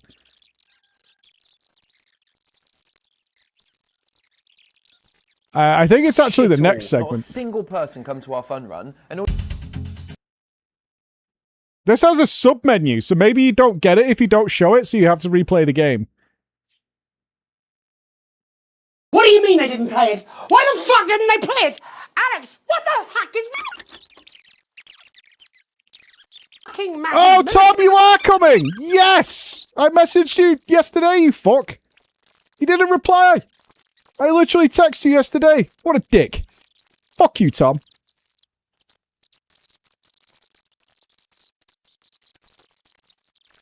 I texted him yesterday and he didn't fucking reply to me. That's terrorism. What's this meant to be? You don't get Discord on your phone? What? Then how does life work without that? To the ads! 9, Alex, cut 8, to the ads! 7, Jeremy! 6, All right. For God's 5, sake, put the gun down! 4, 3, 2... No! It doesn't show! Oh, the balls are so blue! What the fuck? Oh, that's sad, man.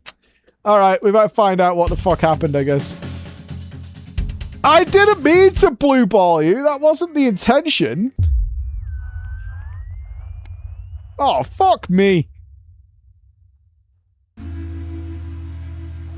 Okay. You wake up, still partly... I accept no responsibility. You wake up still partly in shock from what you saw on the news. What you had to edit on the news. When you come downstairs, you find your family sat in the living room waiting for you. Uh-oh. Sam swallows. Nice. We were so worried about you last night after Jeremy, everything that happened. Sam shakes her head. I wonder what they'll do with him now. Are you okay? Lock him up, probably, Cap. That's right. He was anti-government and they're doing good things for us. He's just a trouble causer. Oh, thanks, Tom. Appreciate it. Sam glances at Charlie, then back to you. We saw that you chose not to play that tape. They paused before continuing, and I couldn't help but wonder why. It seemed like the right thing to do.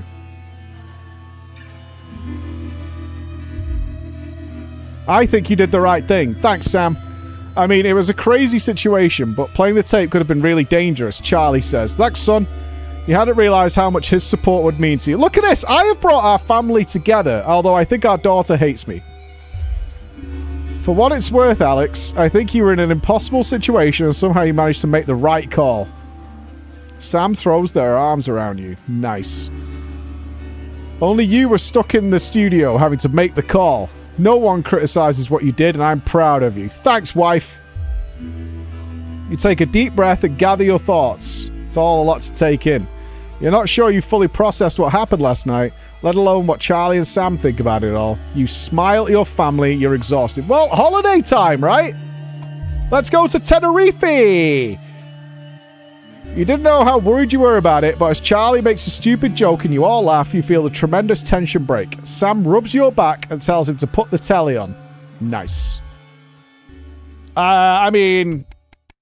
I think we're in for a fucking... Oh, God. We're going a long way. Like a month later. Holy shit.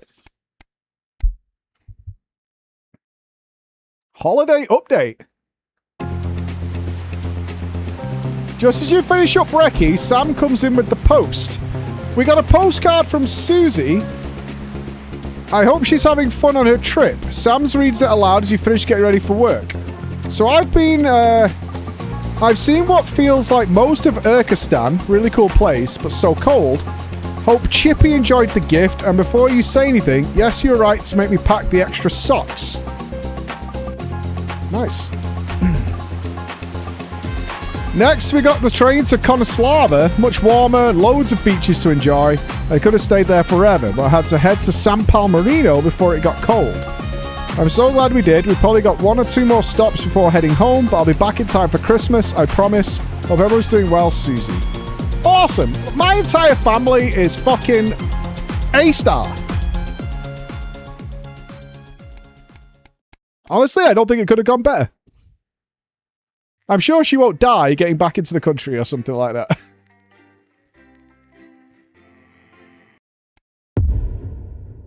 The 20-week... Oh, shit. We're going to war. Okay. Good evening, Alex. It's Bozeman here. Hope all's well with the family. Just a heads up, we're expecting those troublemakers at Disrupt to attempt to hack the channel during the broadcast, so keep an eye on the interference screen and stay out of the orange. Let's keep the news on the air. It's important, now more than ever. Okay. Let's put the advanced tape in. Asked me to ask you to keep it light. Well, what does that mean? Means do that thing you do. Let's do fun ship, government, and siege survival. They do know this is the news, don't they? You didn't hear this from me. For all the day's sports board highlights, including all the tabletop action. Apparently, there's a crew at Team HQ right now. He's just giving a speech or something tonight. They'll get it on the late news. Oh, great. So they get the brains and we get the performing monkey. Yeah, these... I think these are crowd reactions. How are you? Clap, thump, boos. Ooh, and happies. At 11:25, it's in sizes. And tonight, Dr. Adrian Atkinson Blimey will be getting his teeth into Fiona from Hamble Bamblebury, who is 10 seconds, everybody. on the Humble. I think he might be dead. After the weather and public information Going in film 5, into our close down. 4, But first 3. tonight, it's time to join Megan and the team for the National Night. Good evening. This is the National Nightly News. I'm Megan Wolfe. It's the 140th day of war. Our main headlines tonight. Company of Heroes. Skirmishes on land and sea again today as our armed forces tested the mettle of the World Council's illegal blockade. Ah, the world's blocked us off. The strategy of multiple small-scale incursions into the disputed zone is certainly keeping the enemy on high alert, unable to work out where or when the next strike will come. Proud parents throughout the territory find themselves ever more impressed. Look how heroic we are. England, England, England. And the job they're doing keeping supply lines open against all possible odds. Don't starve. Advance's food programme moved from strength to strength today as rationing depots were opened in the last remaining unfed areas of the territory. The rationing depots have been constructed in record time, and the government's agricultural strategy has seen shelves restocked with increasing regularity. And judging by the looks on these happy families' faces, it can't come a moment too soon. They'll be getting a good meal tonight on the government, just like the rest of us. 7 days to die. The recent decision to allow those with long-term health conditions to access transition centres has today been declared an overwhelming... I mean, transition centre.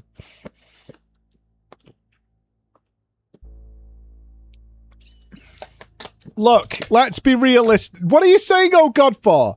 These people are a drain on our resources. We're having to ration. And a good way of increasing the throughput of our supplies is to reduce the amount of drainage, right? If you think about it, it's all very logical. Very, very logical. Overwhelming success. Previously available only to those in their final years, the expansion of the service has been met with relief by the many organisations calling for it to be opened up to the wider community. The transition centres have reported larger than expected numbers, but report that they are coping well and able to provide a complete and meaningful service to all who choose to use it. Populace. More than 11% of the population have thus far failed to register for a team membership card, a worrying statistic given that the cards are a legal requirement from midnight tonight.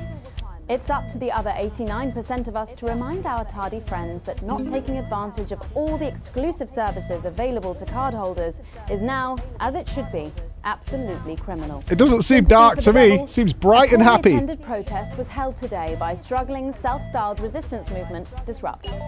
Support for the organisation has been falling after this and other news outlets showed the public their true colours. And while it's easy to feel some sympathy for them now, as their numbers dwindle and their attempts to garner support grow more desperate, let's not forget how threatening they could be in greater numbers. And finally tonight... Yeah, that was the wrong picture. They all look kind of the same. Our mutual friend. Oh. Bail was denied in the High Court today for shamed former national nightly news anchor Jeremy Donaldson. The presenter will be transferred to new lodgings at Pension Ridge Prison while the lengthy preparations for his trial, which is still 18 months away, begin. Since being taken into custody 10 weeks ago in this very studio, little has been heard from our former colleague. Despite how things ended, we wish him the best and will be sure to bring you all the details of that court case every night. Free Jeremy! With the war about to enter its 21st Oh week, no, the Prime I'll be Minister's chatting with coming. Peter Clement live in an exclusive team talk from his home in Landfordshire. Don't go away. You won't want to miss a second of tonight's National Nightly News.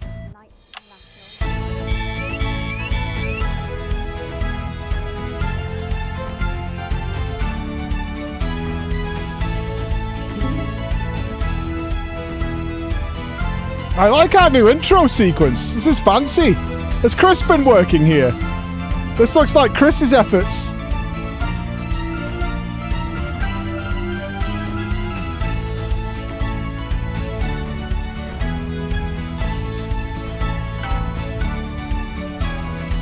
Later in the programme, I'm thrilled to say I'll be chatting with mega pop star Lil C, who's going to be treating us to a world premiere of her new single. And then after that, in part 3, we've got something new I promise you won't want to miss. Ooh. But first tonight, let's check in with Prime Minister Peter Clement, who's coming to us through the magic of television all the way from his home in Landfordshire.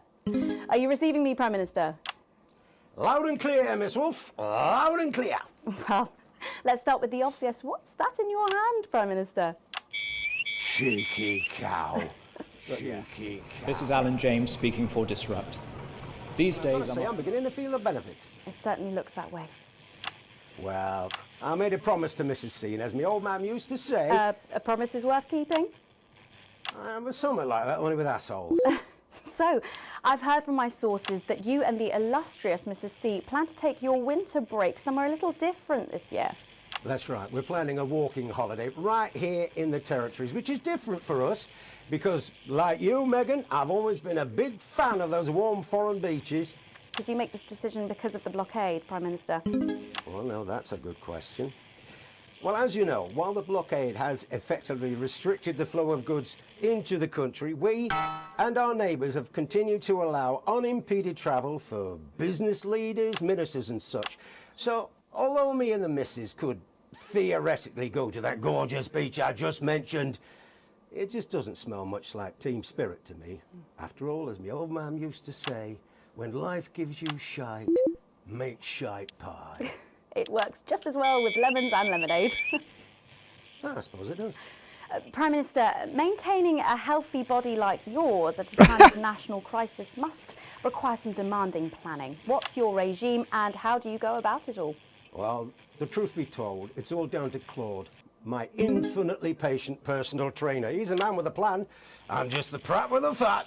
Well, on that very subject, how are you and Mrs. C handling living on rations? Well, let me tell you, Megan, back in the 50s, when I worked for you backstage for your Patrick Brannan's dad, did you know I did that? I think everyone knows that, Prime Minister. Well, what you probably didn't know was that Graham Bannon was a right tightwad, paid the bare bloody minimum and still found every possible excuse he could to dock your pay even further. I remember he once docked me a whole $5 for having an unacceptably smelly lunchbox, type bastard. Anyway, what I'm saying is back then I ate a lot less than I am now, even under rationing. We all did. And let's face it, there are still plenty of people in this country who can afford to lose a little bit of weight. What are you implying? No, but seriously, Prime Minister, we know you're very busy, but one final question, if I may. Oh, well, go on then. When you get home from a long day, your head full of the territory's hopes and fears, what music do you listen to when you work out to take your mind off things? Well, I know I've got a bit of a reputation for being an old fuddy-duddy, but I'd be lying if I didn't say there's something about Little C that just demands one's attention. Well, let's hope you stay watching, Prime Minister, because she is going to be talking and performing live. He looks like he listens to a bit of Little C. I'll be watching. After all, as my old man used to say, everything's a treat on a boring Friday with nothing but the wind up your shunt. It's Wednesday, Prime Minister. I think the expression still stands. Peter Clement, thank you for joining me. I don't know about you at home, but I think there's something kind of inspirational there. I know I feel safer. When we come back, Lil C is going to be giving us the debut performance right of up her the new single, shunter. and I'll be getting to meet her as her biggest fan. I don't mind telling you, I'm pretty excited. Don't go away. We'll be back after these messages. 1 minute back. Gripping stuff. Was that even news? I think you forgot to ask him what his favourite number is. Oh, I must have forgotten that in all the excitement. Yeah, he's going off about something, and he was on the phone to somebody before his segment started. In that milk. I reckon it's the tears of his enemies. You are one disturbed individual. That's how I cope. You want to be careful mouthing off about the government, especially when I can hear what the fuck is going on. That's all I'm saying. I only got an A? Oh, fuck you.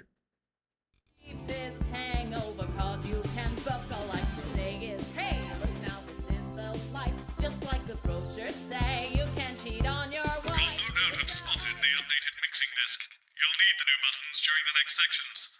First, we'll need applause when the guest enters and before her song. Don't worry, I'll walk you through it when we get there. Okay. We've got applause, boos. All right.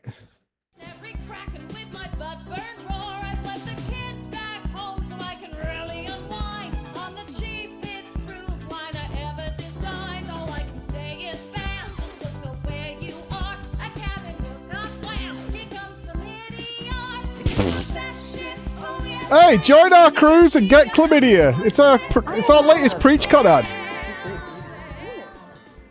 Is she any good? Nah, of course not. She talks shit. But kids go mad for her, absolutely mad. Live in 10 seconds. Hang on, Colin. You've got Come to PREACHCON, get chlamydia. What? 5, 4, 3. Thanks for coming back. Later, we have an exciting new feature that we just know you're going to love, so stay tuned for that. But first, I'm really excited for our next guest. She rose to prominence as the delightful Susie May in All My Daughter's Children's Men, before taking the music industry by storm this year with her debut album smashing the chart records at the age of just 20. Let's Where give is it she? up and welcome Lil C.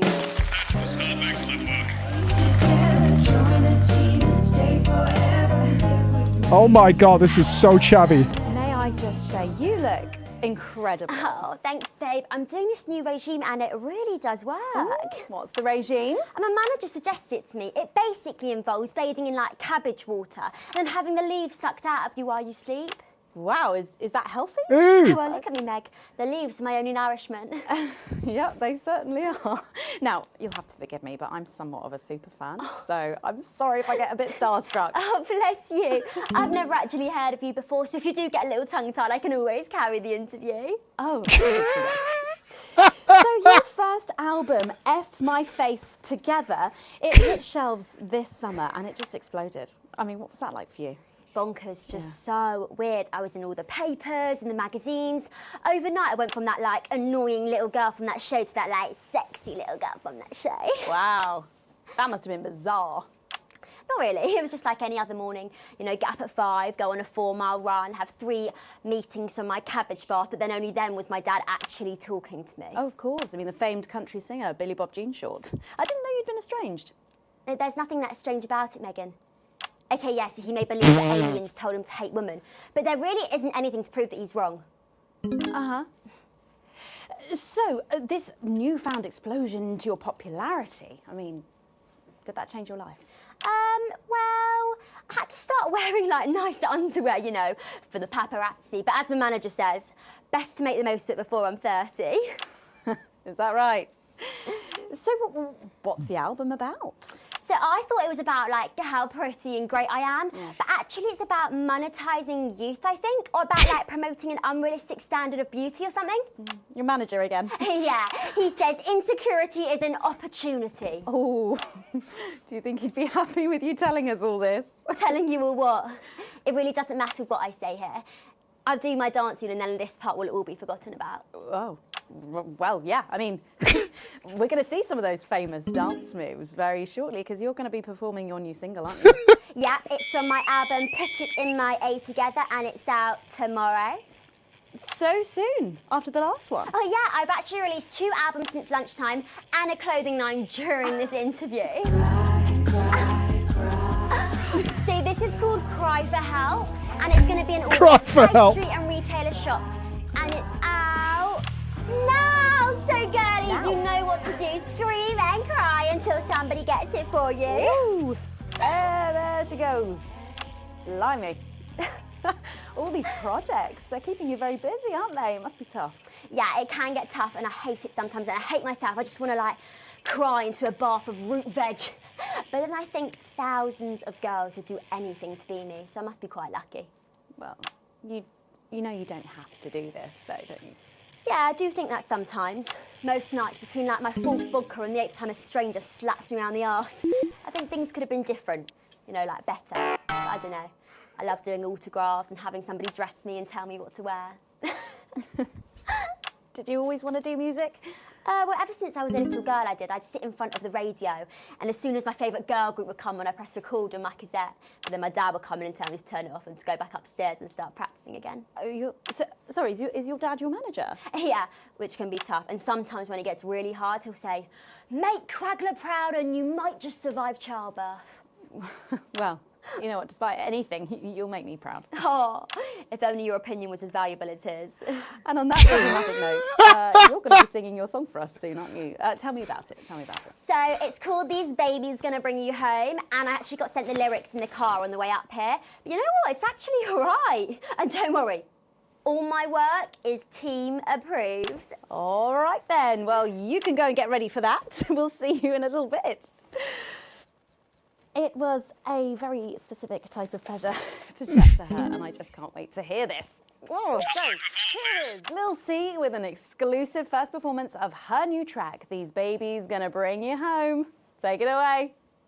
Ladies and gentlemen, it's the Force's favorite, the Queen of Teams, here to break in your blockades, Lil C.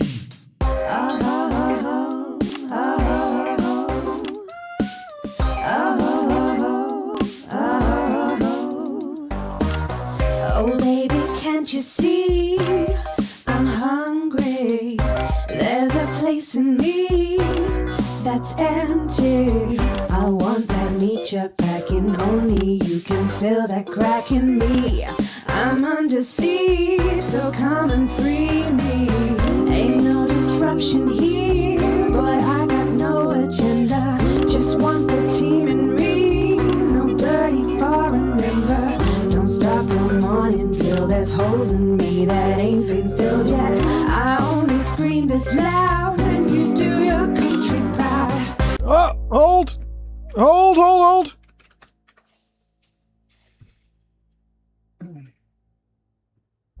It's back! We're good! Yeah, the song is too sexy. No, we're good. We're back.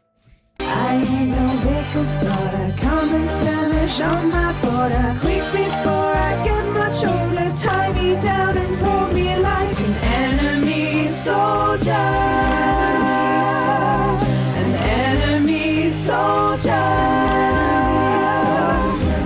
So let them try and break our dream. We fight a love and die a team. So Oh no! I'm trying to get the jam going.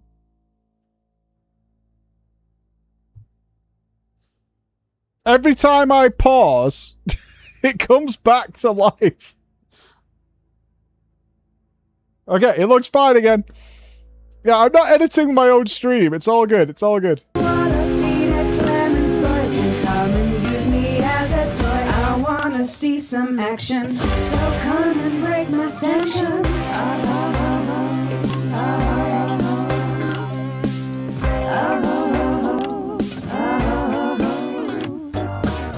I've been this wild and free since Mom unburdened me. She was only 53, but gave to save her family. There's no one judging me if I'm the one that's in your fantasy. Don't die alone, these babies gonna bring you home. I ain't no vicar's daughter, come and skirmish on my border. Quick before I get much older, tie me down and pull me like an enemy soldier. An enemy soldier. So what if Peter Clemens was gonna come and use me as a toy? The song's lyrics are that she wants Peter Clemens to come and flip her over and fuck the shit out of her. That old man on the fucking bicycle.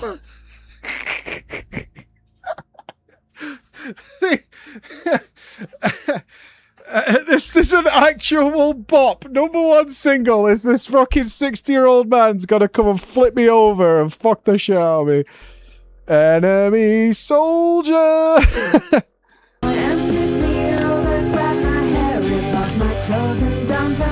I wanna see some action, so come and break my sanctions.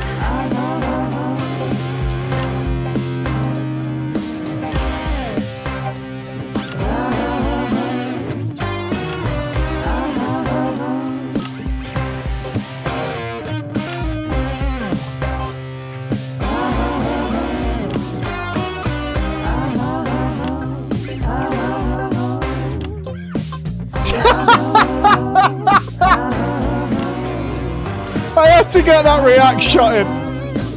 I had to.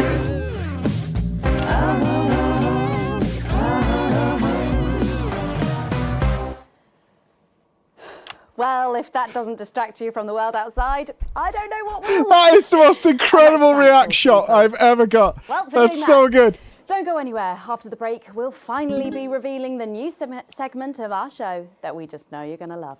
We'll be back right after this. And we're out. Oh my god, that was disgusting. That was so gross.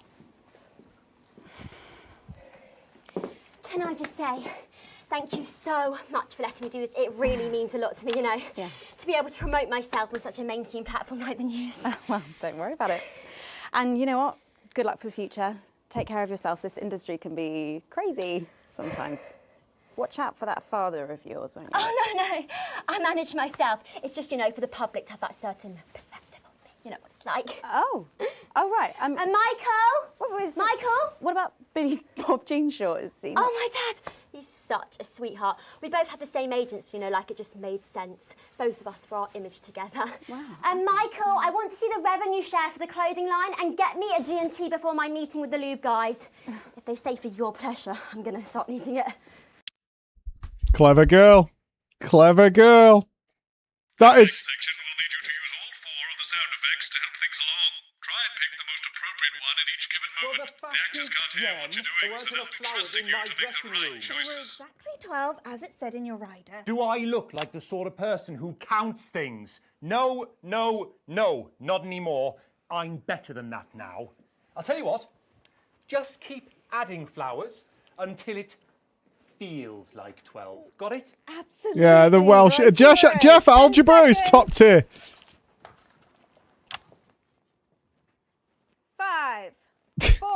3. Thanks for joining us for part 3. We've been teasing you about our new feature all night, and now the wait is finally over. I can reveal that every night What's on the camera show, for? we'll be treated to an episode of an informative and hilarious new segment called The Notice Board. It stars some top talent and we're very excited about it. But before we see it, let's have a quick chat with the writer, director and phenomenon, may I say, Jeff Algebra, guys. Actually, I've dropped the algebra. I go by Jeff de Plume now. Jeff How do de you like Plume. that? Well, yeah, very fancy. I suppose you need a new name now that you're a successful artiste. Well, exactly. I'm earning enough to pay taxes now. Oh. And how does Angela feel about all this? Who? Your wife. Oh, God, no. No, she's long gone. No, she was holding me back. I'm with Norm now. We were married last month. Norm de Plume. Yeah. And why did you write this? What was your inspiration? Oh, well, I received a telephone call offering me 25 grand to write a pro-team sitcom. And I heard my father's voice. It said, Jeff, you listen here, boy. You make hay while the sun shines. You wring every penny you can get out of this. So I wheeled him down to the transition centre, got out my typewriter and started clacking. Wow. Utter shite. And without further ado, let's give it up for the notice board.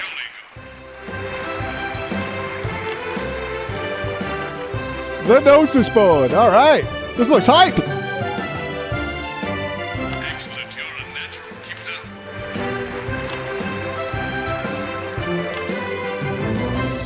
Good morning, Miss Craven. Oh, morning, Ray. Everything all right, Mrs. Craven? You look as worried as the vicar in closing time. Oh, Ray, it's those young louts. They've vandalised my shop again. No! Yes! They've written all sorts of obscene language and crude pictures, and I know it's those damn youths. Boo! I don't know. It could be the vicar at closing time. I'm just worried they won't ever become productive members of the community. What if they never see the error of their ways and end up as social outcasts, such as shoplifters or bong rats? Don't worry, Mrs. Craven. This is a very supportive community, and I'm sure that in time they will fit into this society like this key into this lock.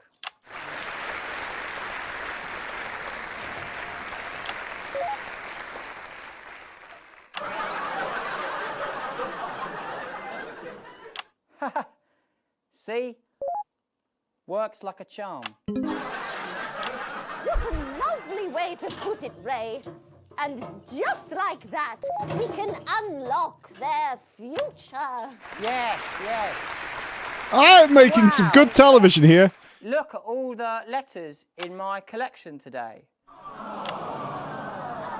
Oh, I think that one's addressed to me. What? This one? Oh, so you're right. I can't tell if it's supposed to be a joke or not. Here it is. It's a letter from my granddaughter, Brenda. She says she got an A on her maths exam because one of her friends has been helping her. She was always a team player, was our Brenda. Good job, Brenda. Losers! Oh, no. It's Brad. He's the coolest guy in the village. That's right. I just got here on my motorbike. Oh, clear off, Brad. We don't want any of your ilk around here. What? Radudes. No, ruffians. Have you come to tag the notice board with your gang signs? No way. I've actually come to pin my resume on that notice board. I'm looking to do some tutoring after school. What did you say? Tutoring? That's right. Maths is very important. Would you mind, Ray? Not at all.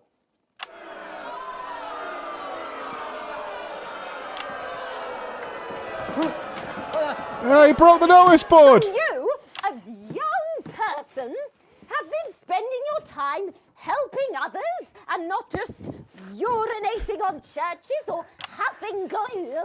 Hey, I haven't huffed glue for months. Well, blow me down! What's happening? You know what? We misjudged you based on how young and cool you are and not on your actions. No doy. So it wasn't you who vandalised my shop last night or called me a rancid old crone from the back of a chopper? No way. It can't have been me. I was too busy helping my friend Brenda with her maths homework. Sneak up there? I thought for a minute there that you said Brenda. I did, you daft old sow.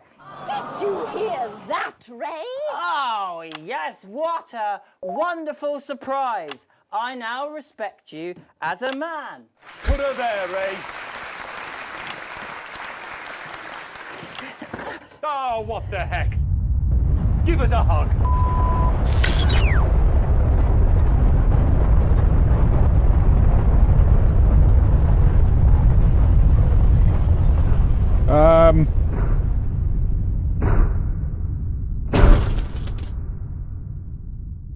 Uh-oh. I thought that was going to get me an Emmy then for editing. I really thought that was pretty top tier. I can't do anything. Can I get us back online? I need feeds. Sorry to interrupt the first groundbreaking episode of the notice board, but we are receiving some breaking news. I'm being told we are picking up reports from across the continent of what appear to be, what appear to be nuclear explosions in 4 And not the major foreign capital? cities. We're based in the capital, right? Initial estimates put the death toll into... they put them into millions. It's probably Birmingham. I think we're okay. Oh, foreign. Good. Whew. I'm being told we're experiencing some power shortages as a result, so apologies for the interruption. And apparently we can go live now to team headquarters for an emergency broadcast from Prime Minister Julia Salisbury any moment. Yes, let's go to that now. Good evening, citizens and leaders of the world. Minutes ago, operatives working for Advance detonated nuclear explosives simultaneously in 4 major cities across the continent. All right, who's getting it first? Who's getting it? Just France is not a city. You can't, why does everybody go straight for France? Okay. Jesus Christ. You better watch out. There's a lot of hatred on France here. You need to be a little careful. Straight for Paris. Oh my God. Dangerous. Yeah, they got us. Well, I mean, it was pre-planned. We have similar devices in 58 other urban centres. Holy fuck. 58 nukes. 58. We have nukes in 58 urban centres. Holy shit. And will not hesitate to detonate them if our conditions are not met in full and without delay. The people of our territory will no longer tolerate your illegal and genocidal blockade. You are to remove it immediately. We will accept nothing less than your unconditional surrender. Jesus Christ. your territories will be taken under our control. We will install replacement governments to ensure that your citizens become part of the new future. Your borders are now our borders. Oh, we're just taking over the whole world. Are our people. They will finally be fed and clothed and educated and healed. I like this. We're essentially making things better for everybody else. That's just the British way. We've looked at what you guys are doing. We've decided that it's bad for you. Hold. Hold. Oh. And back again. We're okay. Hold. Yeah, it's colonization 2 electric boogaloo is what we're going for. I'll do an internet restart after we do this. We're going to own Nairobi. It's Braintree. But for your privileged few, the moment that they feared is now upon them. Allow me to be crystal clear. If you fire a single shot at our territory or harm a single one of our citizens, we will not hesitate to detonate further devices. You will not find them, though no doubt you are already searching for them. Our technology is decades ahead of yours. I mean... We will expect your complete acceptance of our terms by midnight tonight. I mean... Thank you. Decades ahead?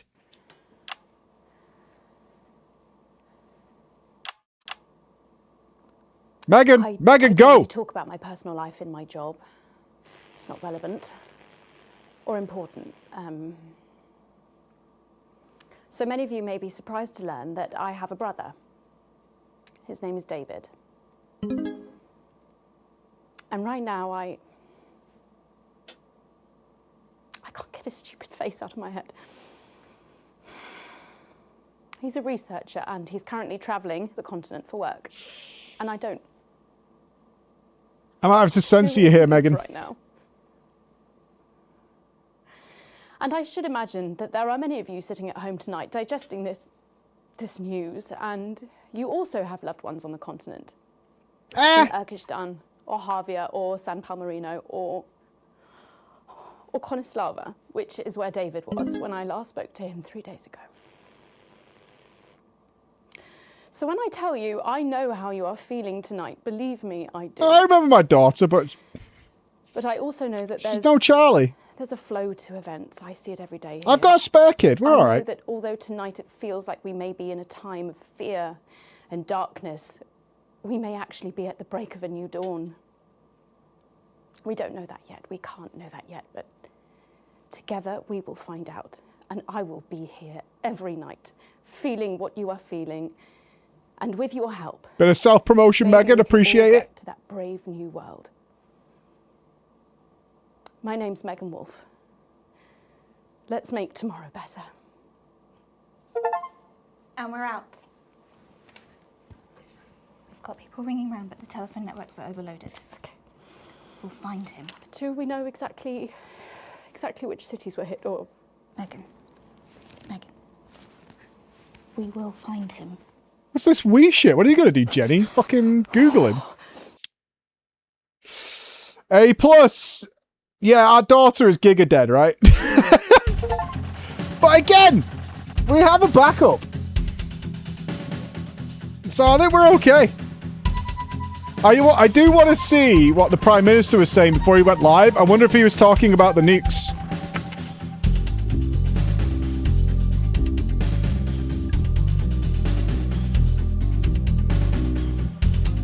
He didn't use the boo sound effect.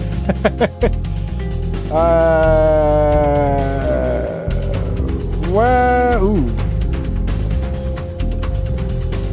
Here. Oh, it's all diverting off now. So...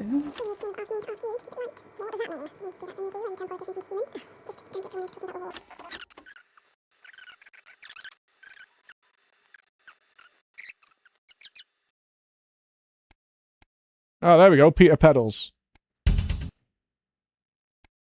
He was on the phone to somebody before we went live. But first tonight, with the war about to enter its 21st week, I'll be chatting with Peter.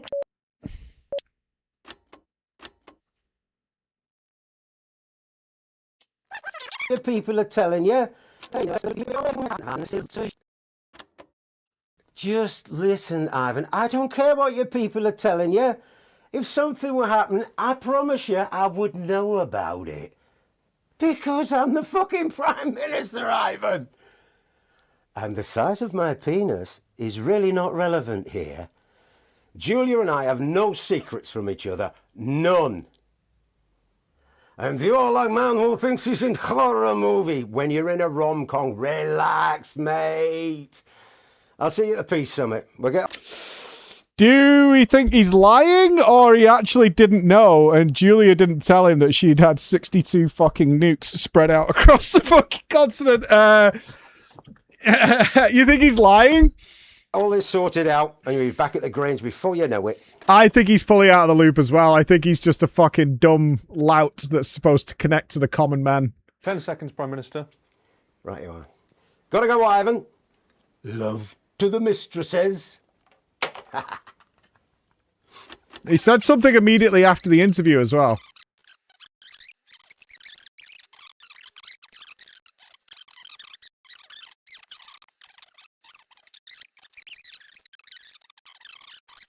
Yeah, I think he's a dancing monkey. Hey, your head full of the territory's hopes and fears. What music?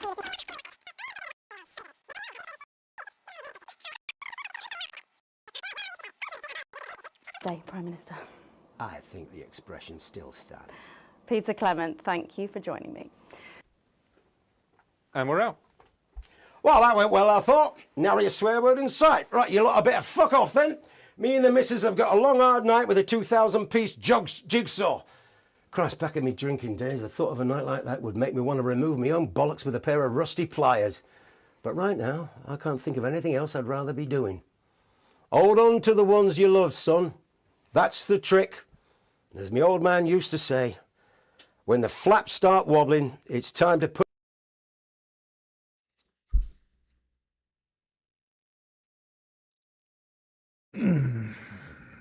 I mean, there's a tenderness to it. I think that's what we've got to appreciate, girls. There's a tenderness to it. Zoe? Zoe, right, I need a piss real quick. Let's see, what's the great advert? Where was Bumlins? Let me go for a quick piss.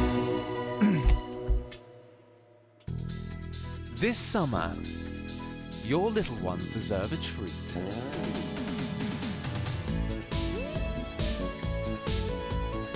Ferris wheel, carousel, roller coaster. We've got none of that, but I can tell you what we do have. Danger cars, colourful germ pit, this swing. Stay with us in our rustic accommodation with all the facilities you'd expect. Water, grass. Hey, shoot, don't worry about that. With our fantastic live entertainment, actual activities, legally edible food and air, you're bound to find the perfect family getaway at Bumlins. Located just a few minutes drive from local attractions like Bum Sands and The Hole. It's majestic, isn't it? Bumlins, we'll take the whole family.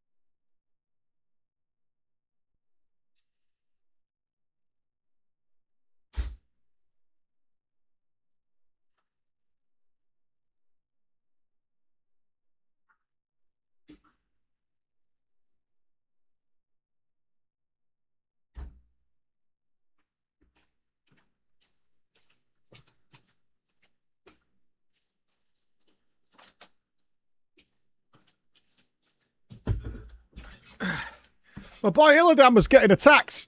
Okay. So now we're at war. F ranking? What? I got an A+. Proportionate response. The rest of your shift passes in a blur with the same words going around in your head. Operatives working for advanced detonated nukes. Initial estimates put the death toll into the millions. You pull into the driveway with no memory of the journey home. The light in front of the room is on, clearly someone is awake. The door creaks open in the living room and you find Sam sitting on the sofa staring at the television. The screen is off and they're lost in thought. They don't look at you, but they do reach up to take your hand on theirs. Now you're closer, you can see the tears flowing freely down Sam's face. Our little girl. What can we do? The bastards killed Susie. Oh, rip, she's dead. And millions of others, all because of their fucking war, which we never asked for. Behind the tears, you see a fire. Raw fury you've never seen in Sam before. I hate them, Alex. I know you've always supported Advance, but after this, they're monsters. I need to know you understand that. We're not going to help them anymore.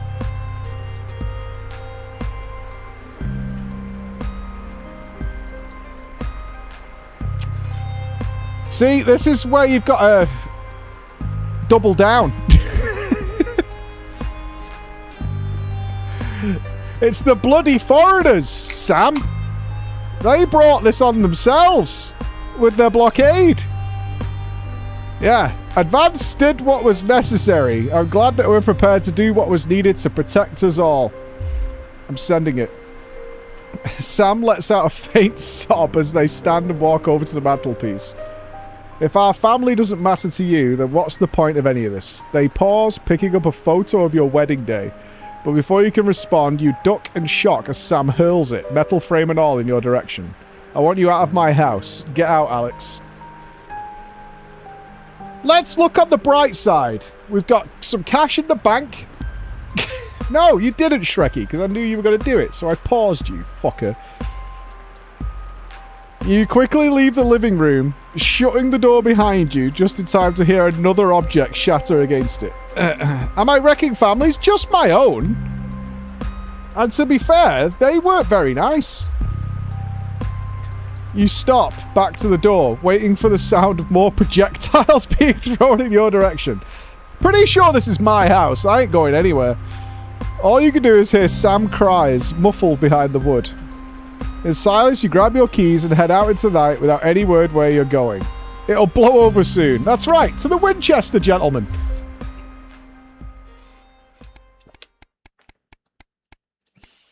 I bet Charlie comes to live with me. Oh, is this the end? A final farewell. The last week has passed in a blur. A rush of things to do, but all immediately forgotten. Your memory clouded by a dark fog. 9 days since the so-called Liberation Night and the beginning of Advance's new future. You weren't the first ones at the church today.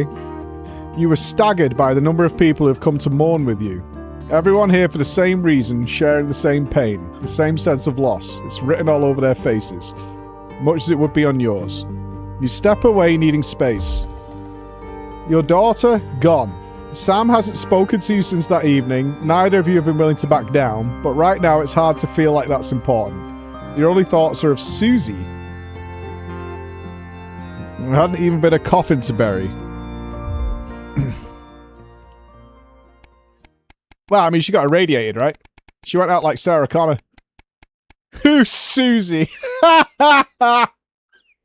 the fuck is Susie? Oh, she took all the stuff. Oh, not the telly. We're all right. After a long day at work, you got back to the apartment to find a thick, padded envelope waiting for you. You're still not used to the quiet of living on your own, so you switch on the radio.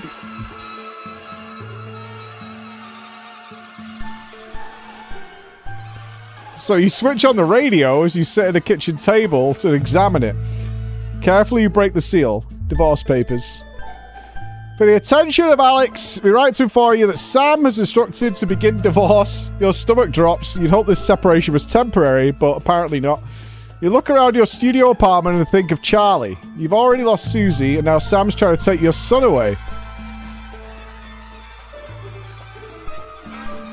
I think we've moved next to Lisa Simpson. Suddenly, the noise from the radio is just nails on a chalkboard, and you shove it off the counter. Oh yeah, I got an achievement for that. Oh shit. An academic exodus.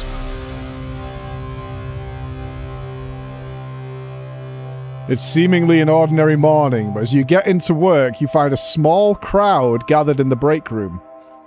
When you go in to grab your first cup of tea for the day, you can't help but overhear excited chatter. You didn't hear? Another one's gone missing. And what's the total now? Oh, I should think over 100 at this point. They won't all have been reported or noticed yet. What's happening? An excited young woman turns to you and begins to explain. Another professor. Well, you've got to get rid of educators because they're teaching the wrong information.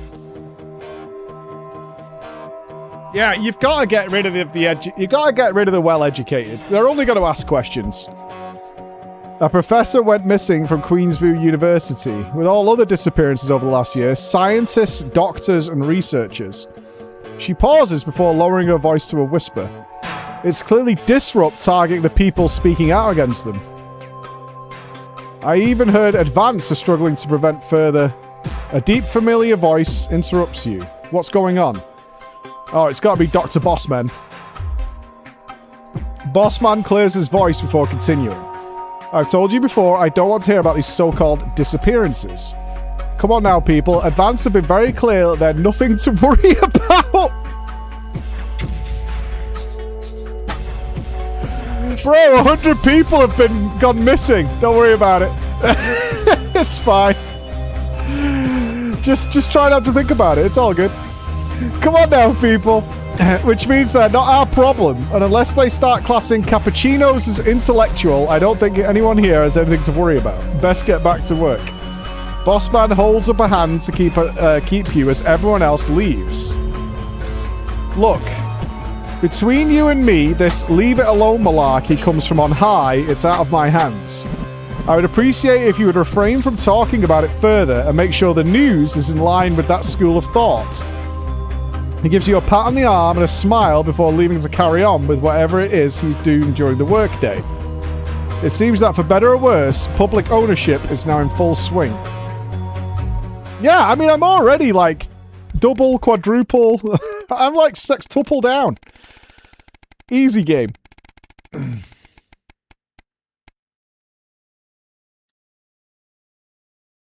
I think I'm going to become like the head propaganda man. You drum your fingers on the steering wheel impatiently as you wait for Charlie again. It's great he's enjoying the Cohesion Cadets and is so enthusiastic, but does he really need to stay behind every week to help? It's your Saturday evening after all. Finally he comes, grin on his face. You can't help but smile back, the frustration starting to fade as you see he's genuinely happy. After hugging his friends goodbye, Charlie heads over to the car and gets in, with a face flush with excitement. How was it? You're interrupted, he can't contain himself. Guess what? What? Obviously, the Cohesion Cadets is starting point for becoming a CCO, so we get a head start when applying for that. Charlie gushes, clearly keen on explaining his news, almost tripping over the words in his efforts to tell you. Apparently from next year, the top 5% of cadets will be taken into a special program to become CCMs. Community Cohesion Managers. And guess who's gonna be in it?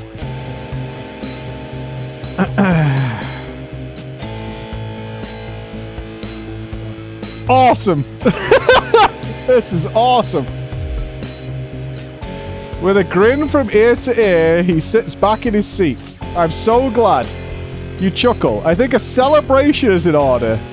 How about we pick up some takeaway on the way? I wonder if he gets a little school badge. That would be awesome. Yes, Soko and the rest of the car ride is spent with Charlie listing every takeaway he can think of. Aww. He's gonna be a commissar! Yay!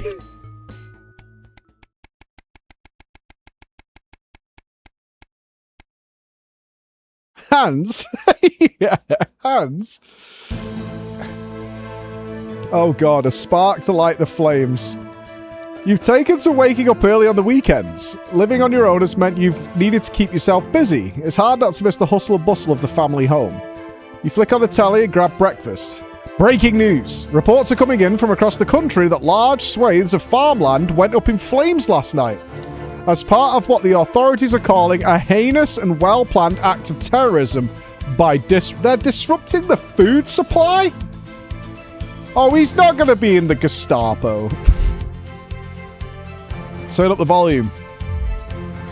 In addition to food stores, which government sources have said will put a strain on the universal menu centres countrywide, a number of CCO and civic buildings were targeted in the attack. Fucking bastards. According to Julia Salisbury, specific prisons and re-education and betterment facilities were raided, and a small selection of problematic and potentially dangerous individuals were forcibly extracted from lawful custody. Okay. Fortunately, the CCOs were well prepared for an event like this, and Disrupt appeared to be disorganized in comparison to our awesomeness. While there were a limited number of fatalities, these were entirely comprised of Disrupt terrorists, with only 3 CCOs reported injured in the various conflicts across the country.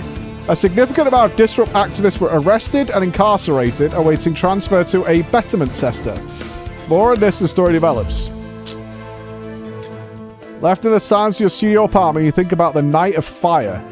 Disrupts are certainly stepping up their game, though something tells you this is a beginning, not an end. Yeah, Jeremy's going to be the leader, right?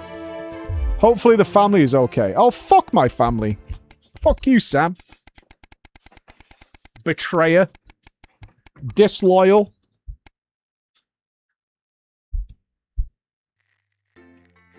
Only Charlie matters.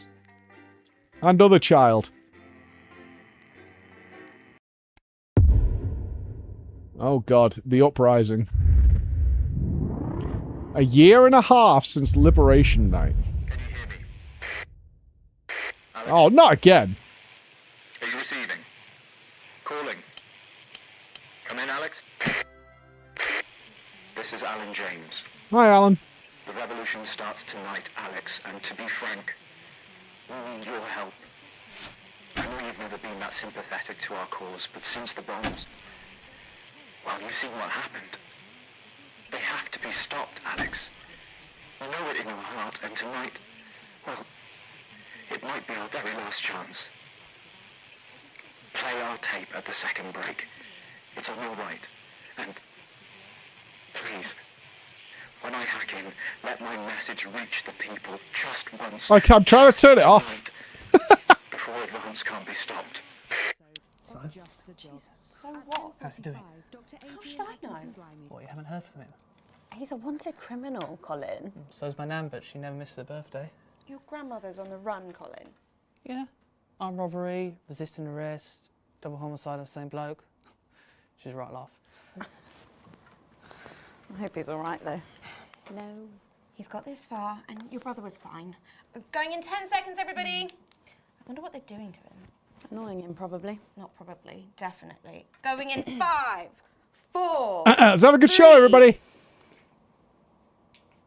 Good evening. This is the National Nightly News broadcasting across the territories. My name is Megan Wolf. Hi, Megan. Our top stories tonight. Future legend. It's been 40 days since Disrupt conducted multiple attacks across the territories. During the coordinated action, subsequently dubbed the Night of Fire, emergency services were kept busy at the agricultural centres, while a series of covert attacks were carried out freeing political prisoners, including former newsman Jeremy Donaldson. The disgraced former journalist was obviously considered a high-value target by Disrupt, who had often championed him as a possible new voice for their cause. Boo. We encourage you to turn yourself into the CCOs, Jeremy, if you can. Boo. You are right now. Boo. Food, glorious food. With the last of the menu centres opening in territories 5, 8 and 14 today, Oh my God. We've numbered the areas like the Hunger Games. I love it. Manchester's probably number 1. If I was to guess, Manchester's probably number 1. Yeah, we're all good. It's confirmed that the programme is now in full operation, providing free food for every citizen of the new future. What started as rationing during the 20-week war has blossomed into a social contract that is the envy of the unawakened world. True. Promising a healthy, nutritious diet Look at designed that. to keep all citizens at peak performance, Wow. the menu centres used locally sourced produce for that farm-to-plate experience without the need for spreading manure in your tighty-whities. Happy talk. Record happiness levels have been reported today across the territories. As more and more former countries join the new future, a survey carried out by scientists at Queensview University reveals a stunning fall in depression, self-harm and suicides, especially in those territories which have historically faced the most unjust of divisions. Professors Whiff Piffle and Grantley Major said that their rigorous statistical analysis left them in no doubt that things are numerically better for everyone everywhere. The numbers don't lie. If you think you're feeling down in the dumps tonight, you're empirically wrong. Something's coming. Unsubstantiated rumours here in Territory 1 of armed protests tonight by increasingly desperate disrupt terrorists. Despite the best efforts by the government, the self-styled resistance movement has... 3 or 4? 3, I think, right? 4 looks really menacing. Yeah. continued to carry out a series of ever more extreme attacks. Increasingly unstable Disrupt spokesperson, the conspiracy nut Alan James, has not ceased in his lurid attempts to radicalise the public against Advance. And an ending of sorts tonight for 3 stories we've been following. A Svilk purse out of a Sval's ear. After her pet project was seen to fail miserably last year, an undaunted Sophia Remington today announced exciting plans for the world's biggest landfill, promising there's cash in all that trash. Dubbed Big Stinky by protesting residents of nearby town Calamity, the massive hole should be perfect for disposing of surplus flards, AT cartridges, and the unwanted gadgets made by talented children from across the pond. By pulling success from the fires of potential failure again, Sophia Remington ends a turbulent 2.5 years as CEO at the top of her game. Nerdpocalypse. It seems the story of the stranded scientists of Dante's Taint came to an end today with the final chapter written in blood. There don't seem to be any survivors in the remote cave system after a violent conflict broke out about the correct syntax of a binomial equation. Abandoned by their colleagues on the surface, denied supplies by a world which moved on without them, we have to ask ourselves who's to blame for this crisis? And where did they get those swords from? Taking a dive. It seems a former sporting icon, mired with misfortune, has found himself at his lowest ebb.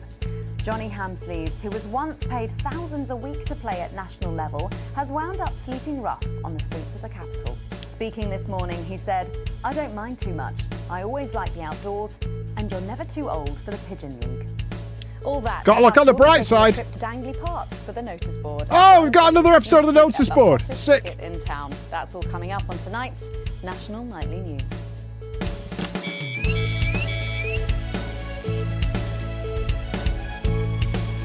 Yeah, dude, the notice board's back. Hype.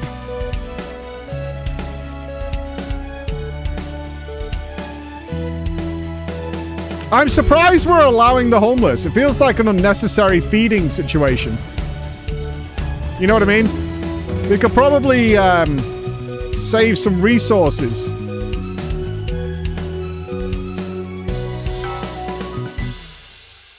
Transition Centre. 500 days after the loss of a fine leader and a great man, the start of tonight's programme is dedicated to remembering and celebrating the life of Peter Clement. Oh, he died! Patrick Bannon is live from Parliament Park, where Julia Salisbury will be breaking ground on what will soon be a memorial garden. They killed Peter! Patrick. Lying through her teeth about missing that poor bastard. Patrick. I don't know what I'm going to do. We're live.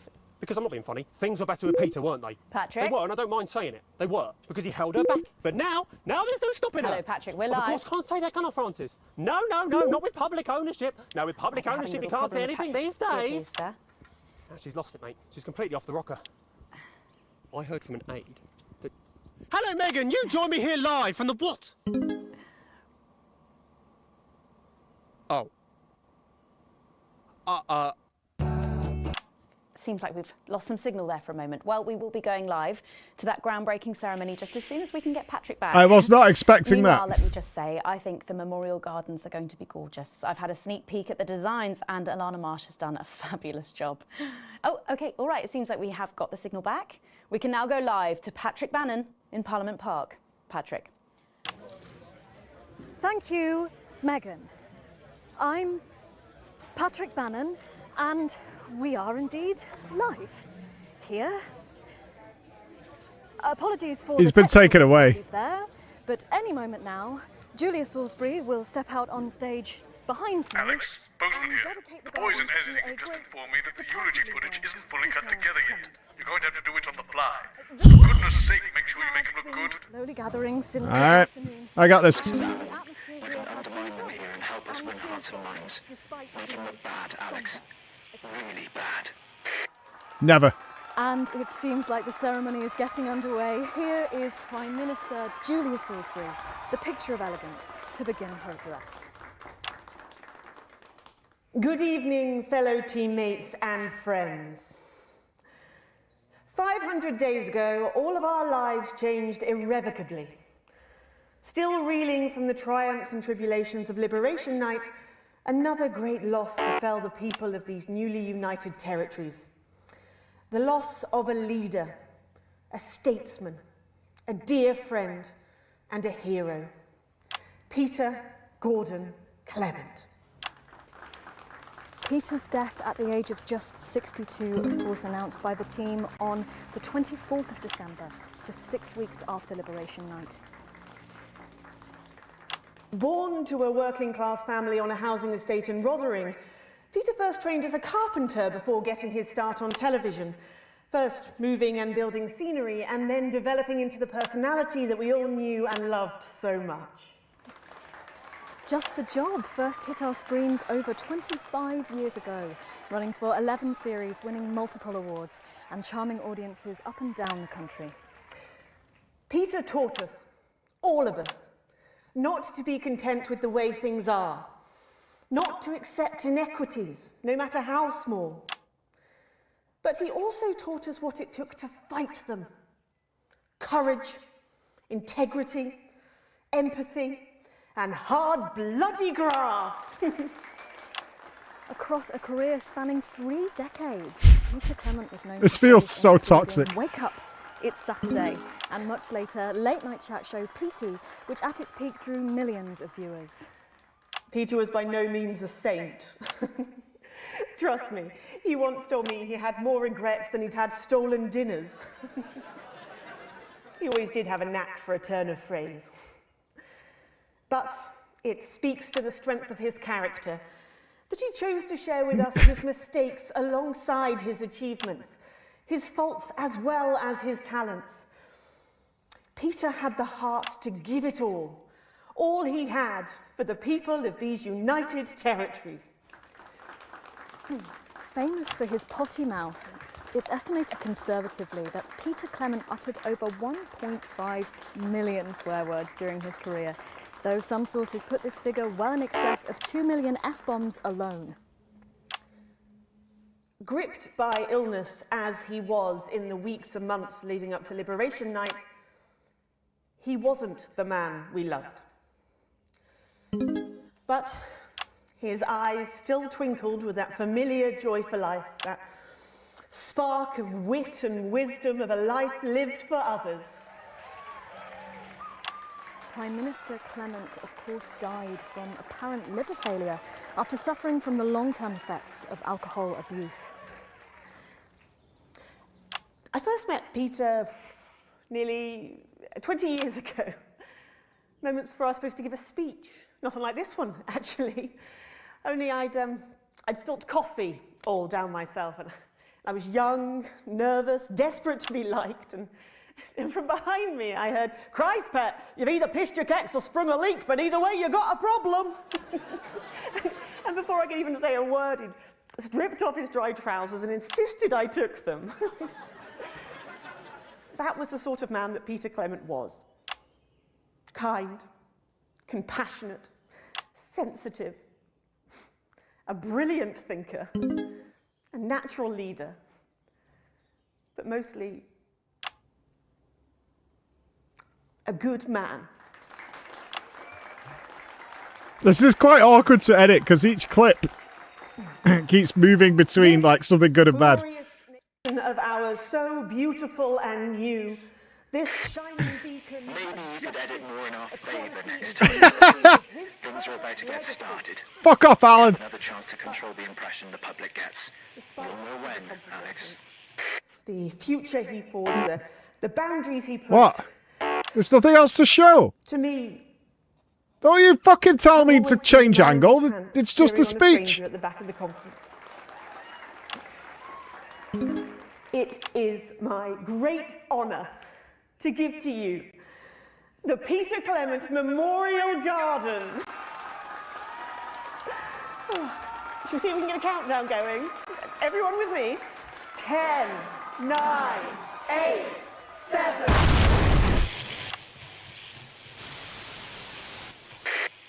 Now, Alex, control the message. I can't. You two, come with me. Don't panic. Help us here. Look, we're gonna help you. We need a medic here. You need to be okay. You're gonna be okay. You stay. Okay. You two, stay with him. Mom, we have to stay by your side. I am the Prime Minister, and if I give you an order, you will damn well follow it. Do you understand? Do you understand? Yes, Mom. Keep your eyes open. Look at me, look at me, stay with me, help me. This is such bullshit. Stay with me. No, stay with me. I need help now! Please, stay with me. What a hero. We're going to request authorization. Centipedes are requested. Target approaching songbird. More than 10 Justice demands a response! Haven't you done enough? Look around you! This is what your precious freedom looks like, is it? Hold your fire! Oh God, no.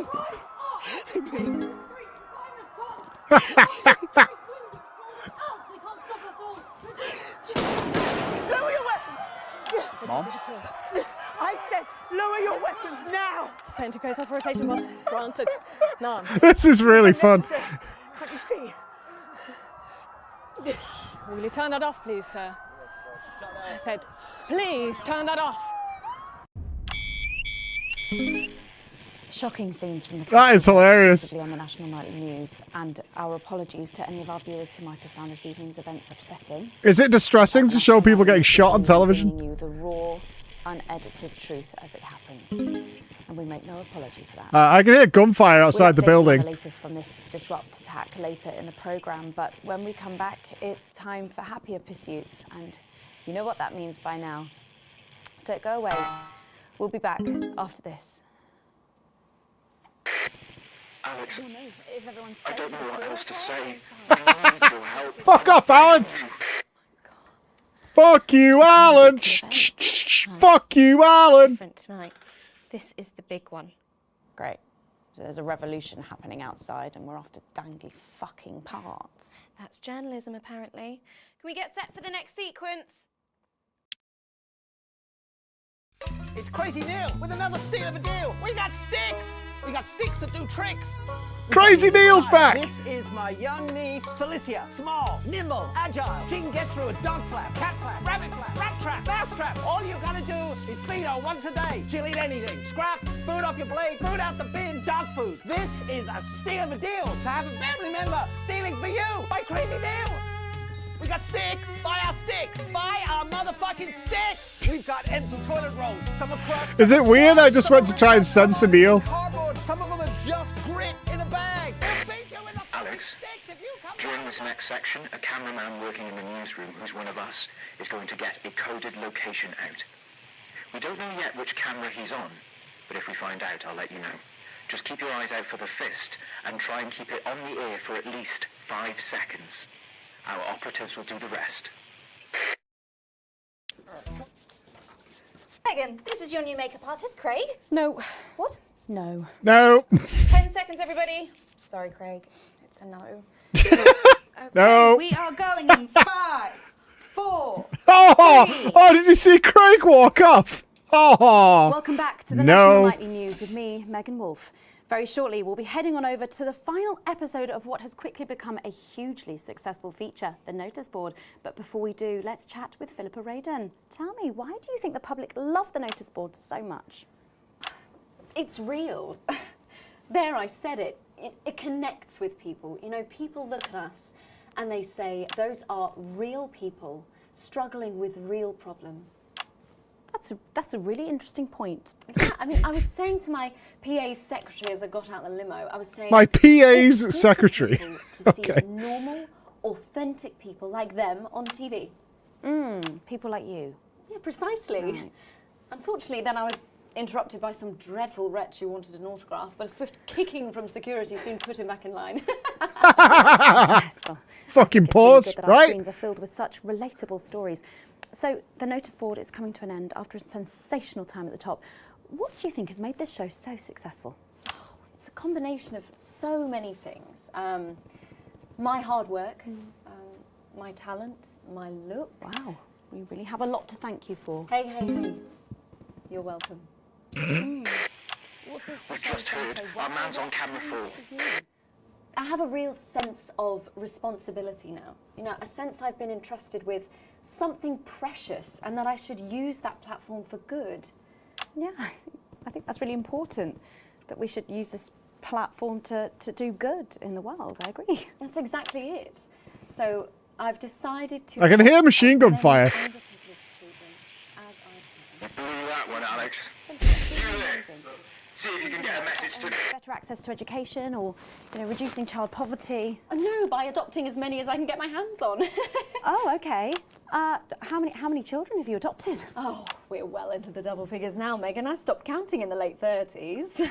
Goodness, that is a lot of children. Yeah, once we finish putting them into the guest room, I'll have to put a futon in the laundry cupboard. Oh, you really are some sort of hero. Hey, I live a privileged life. What can I say? I mean, any child I can take on is a child rescued from suffering. Poor children. Were their lives really that bad before? Oh, they're Northerns, I presume so.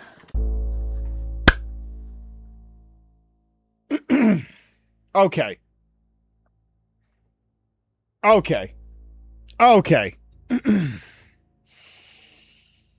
That I take personally, all right? That I take fucking personally. I don't know if the devs are here.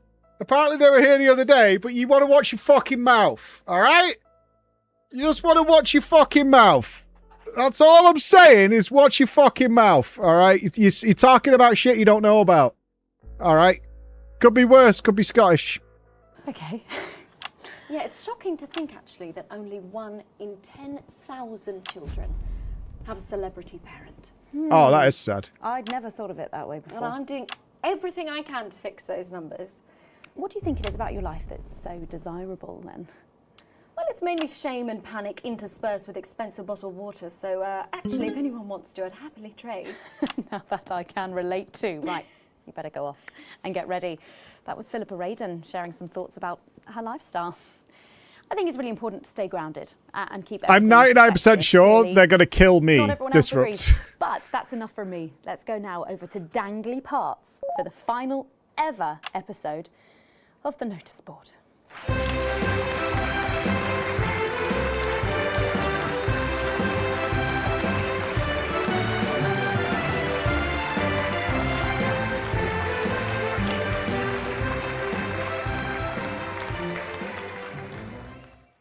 What a day! First the tea morning, and now to post this notice. I don't know how I managed to cope with it all. Oh wait, perhaps I do. I love this show. I'm so fortunate I get to work on it. Oh! By St. Barnabas, what on earth is all this? Freeze, dirtbag! Oh, Laura, it's you. I thought for a moment you were a knife-wielding mugger or stabber. No, I'm afraid not. It's just me, a community cohesion officer, responsible for keeping crime at record lows. Of course. Keep forgetting that thanks to you and your colleagues, violence on our streets is a thing of the past. What's all this, Vicar? I know, it's a disgrace. Somebody has defaced... You might as well try and get the go code out, Alex. Shut up! Some of the cells know the location. We need 3 boos for the next 3 sound effects. 3 boos in a row. Please. Fuck off! Depend on it. It looks heavy. I can't hear the fucking... I'm trying to watch the show, dude. Ripped for no reason. You missed it. It's no good. It looks like all those crucifix classes were a waste of time. Perhaps you, a young CCO, would be able to move it. Oh, you're fucking us, Alex.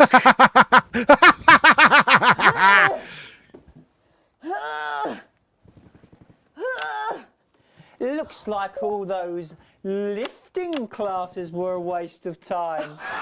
It's too heavy, even for me, a strong and capable Why woman. won't you help us? We're outnumbered. We're outgunned. What's wrong with you? You're hurting people. Someone call for the best firefighter in town. Hi! Well done, Captain Evans. You're so much stronger than us. Especially me, the weak old man. It's the least I could do for my community.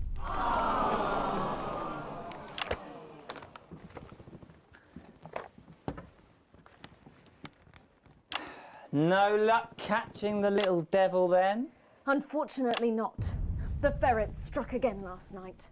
When Not the Ray ferret. opened the post office this morning, he found that every single stamp had been pre-licked. My God! Some people have no decency. Sadly, if we don't catch him before tomorrow, we may have to cancel the village fete. Don't worry. No! We won't let that happen. Oh. Will we, Vicar? No, no, no. Laura, tell me, why do they call him the ferret? Some say it's because of his sneaky nature, but really it's because whenever he strikes, he always leaves behind the foul stench of urine. It's not me. Never fear, officer. We'll catch this pissy nuisance and save the village fete. Or my name's not Captain Danger Evans. It's not me. The community cohesion team are doing their best, but they simply don't have the smarts to solve this mystery. But I know someone who does. Someone who's about to blow this thing wide open. Me! Blackout!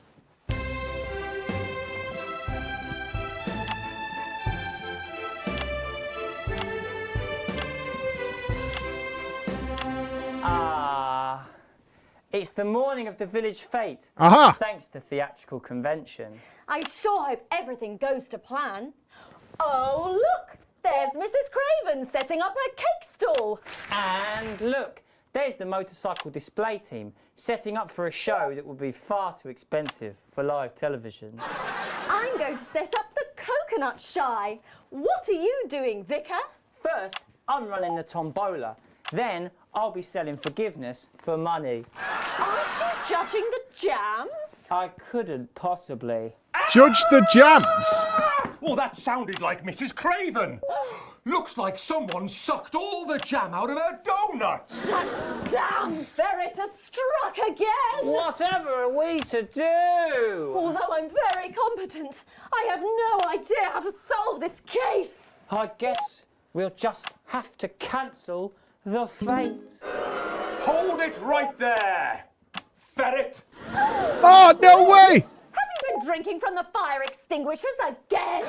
Not you, the vicar. I don't know what you're talking about. Admit it. You wanted the village fete cancelled so you could have the day off, didn't you? I already have to work. I should ignore the bombs outside the window. 2 days a week. But how did you know? Well, my first clue was the smell. Yes, I do smell of urine. I noticed that the vicar's tongue was particularly dry, almost as if he'd been licking thousands and thousands of stamps. Or perhaps eating Mrs. Craven's baking. Which brings me on to my third clue. The vicar said that he had no more room for jam. Almost as if he'd had his fill. Precisely. But you managed to figure it all out from that? Well, I also found this at the scene. That proves nothing. No! Get busted! out of here, officer! You did it, Captain. You could say you ferreted him out. Hey, come on. Let's go and have a party in my massive garden. I am doing well. Thanks to you, we're all doing well. What a great episode. Well, that was it. The final ever episode. That was a great episode. Loved it. Absolutely loved it. Solid storytelling throughout. No notes. We'll be both dancing and learning. So don't change that channel. We'll be right back. That's the ads. Well done, everybody. Wow. Actually, yeah, I mean... Alex, this is important. Tonight is our one chance. Please, please play our ad. I've got 4 kinds of sausage. Hey, you. You coming to the after party? Oh, Craig! I'm not going to lie to you, Alex. It looks bad. I thought the public would come out.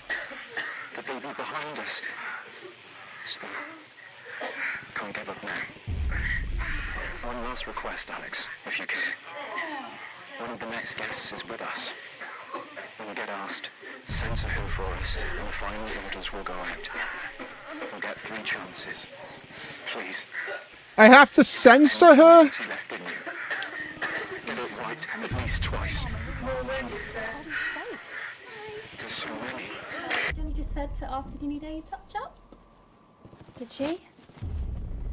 That's my shade, is it? Yeah. This is my shade. Megan? It's made her... Jenny now. Sorry about that, Sarah. Nothing you can tell me. At all, like at all. They said no one's died, that's all I can say. 10 seconds. What's wrong with you? She is in tears. Ugh. Going in 5, 4, 3. Welcome back to the National Nightly News. Later in this segment, we're hoping to be able to go back to Patrick Bannon at the scene of tonight's shocking Disrupt attack.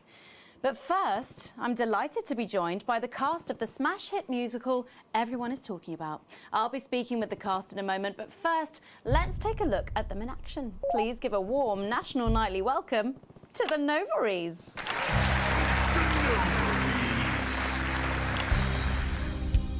Hello? Doctor? Yes, I see. Thank you for letting me know. I have a decent life. I'm a happy, loving wife. And my job is well paid and fulfilling. I have a husband, John. He's due home soon, won't be long. And I have to tell him something that is absolutely chilling. We share coffee in the morning, and we make love every day. We take time alone together to talk and laugh and play. We prioritize our needs. We do charitable deeds. But the flowers of a happy life are now beset by me. I'm home. Oh, darling John. Oh, dearest John. There's something very wrong. I've just had a conversation with our doctor, David Wong, so please be seated. This news will make you feel defeated. The scans revealed a lump. You poor unlucky chump. Is it cancer? Worse, oh, John. We're having a baby. How can this be? Oh, woe is me. Why has this happened to me? I always wear 2 condoms for the maximum of Safety in our tiny flat. We built a peaceful habitat. Now our lives are fucked. We're having a baby. Now you can't have any wine. Can't be swearing. And there won't be any time for foot rubs. Now your hair will stink of weed. And you'll start to disagree. And forget about that holiday in Territory 3. No more waking up at 10:30 in fact, you're never gonna get a good night's sleep again. No more snap decisions to go on to a club. You'll be lucky if you even make it out to the pub. Why can't we be more like our gay and lesbian charms? The only glue they have to deal with comes from personal bums. Now when I take a sick day at home, The parasite won't leave you alone. how he's grown. We're our top priority. I look after you, and you look after me. Ain't no trouble and strife. We got a childless life. No one wails and no one bawls. No one draws things on the walls. A happy husband. A wonderful wife. We got a childless life. We're having a baby. We're having a baby. Changing nappies daily. We're having a baby. No more weekends. Stop changing the beat! The fucking tempo's always changing, you son of a bitch. Is uppermost. It's more than a passing craze to have childless day. That was on beat! We're having a baby. Food and drink thrown everywhere. Death trap toys at the top of the stairs. Every parent prays to have childless babies. We're having a baby. No more smiles and no more. We're having a baby. 18 years on bills and leaves. Time for a whole new phase. We're having a baby. One more thing before the show begins. Have you considered that you might be having twins?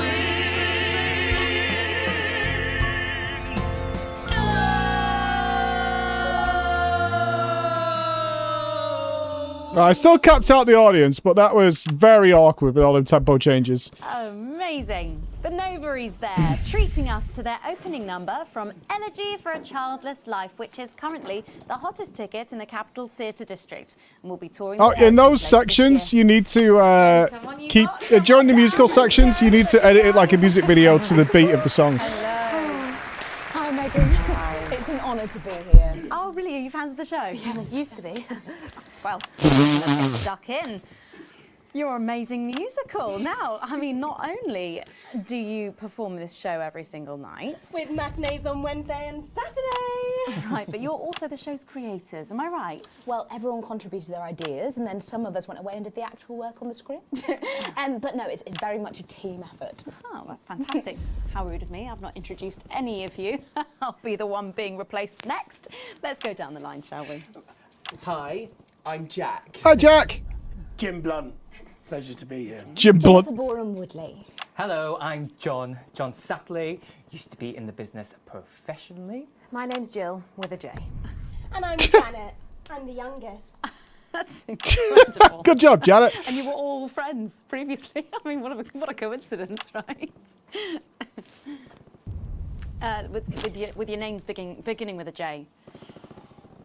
Oh my goodness, guys! Our names all begin with J. How have we never noticed that? Because you haven't typed them out 1,000 times, maybe? You knew? Why didn't you say anything? Oh, horrible editing. Ignore the explosions outside, thank We're doing you. a funny thing where we never mentioned it. And I believe, as well as being friends, you're also couples. You know, in real life as well as in the show. Well, not exactly. I'm not married to him.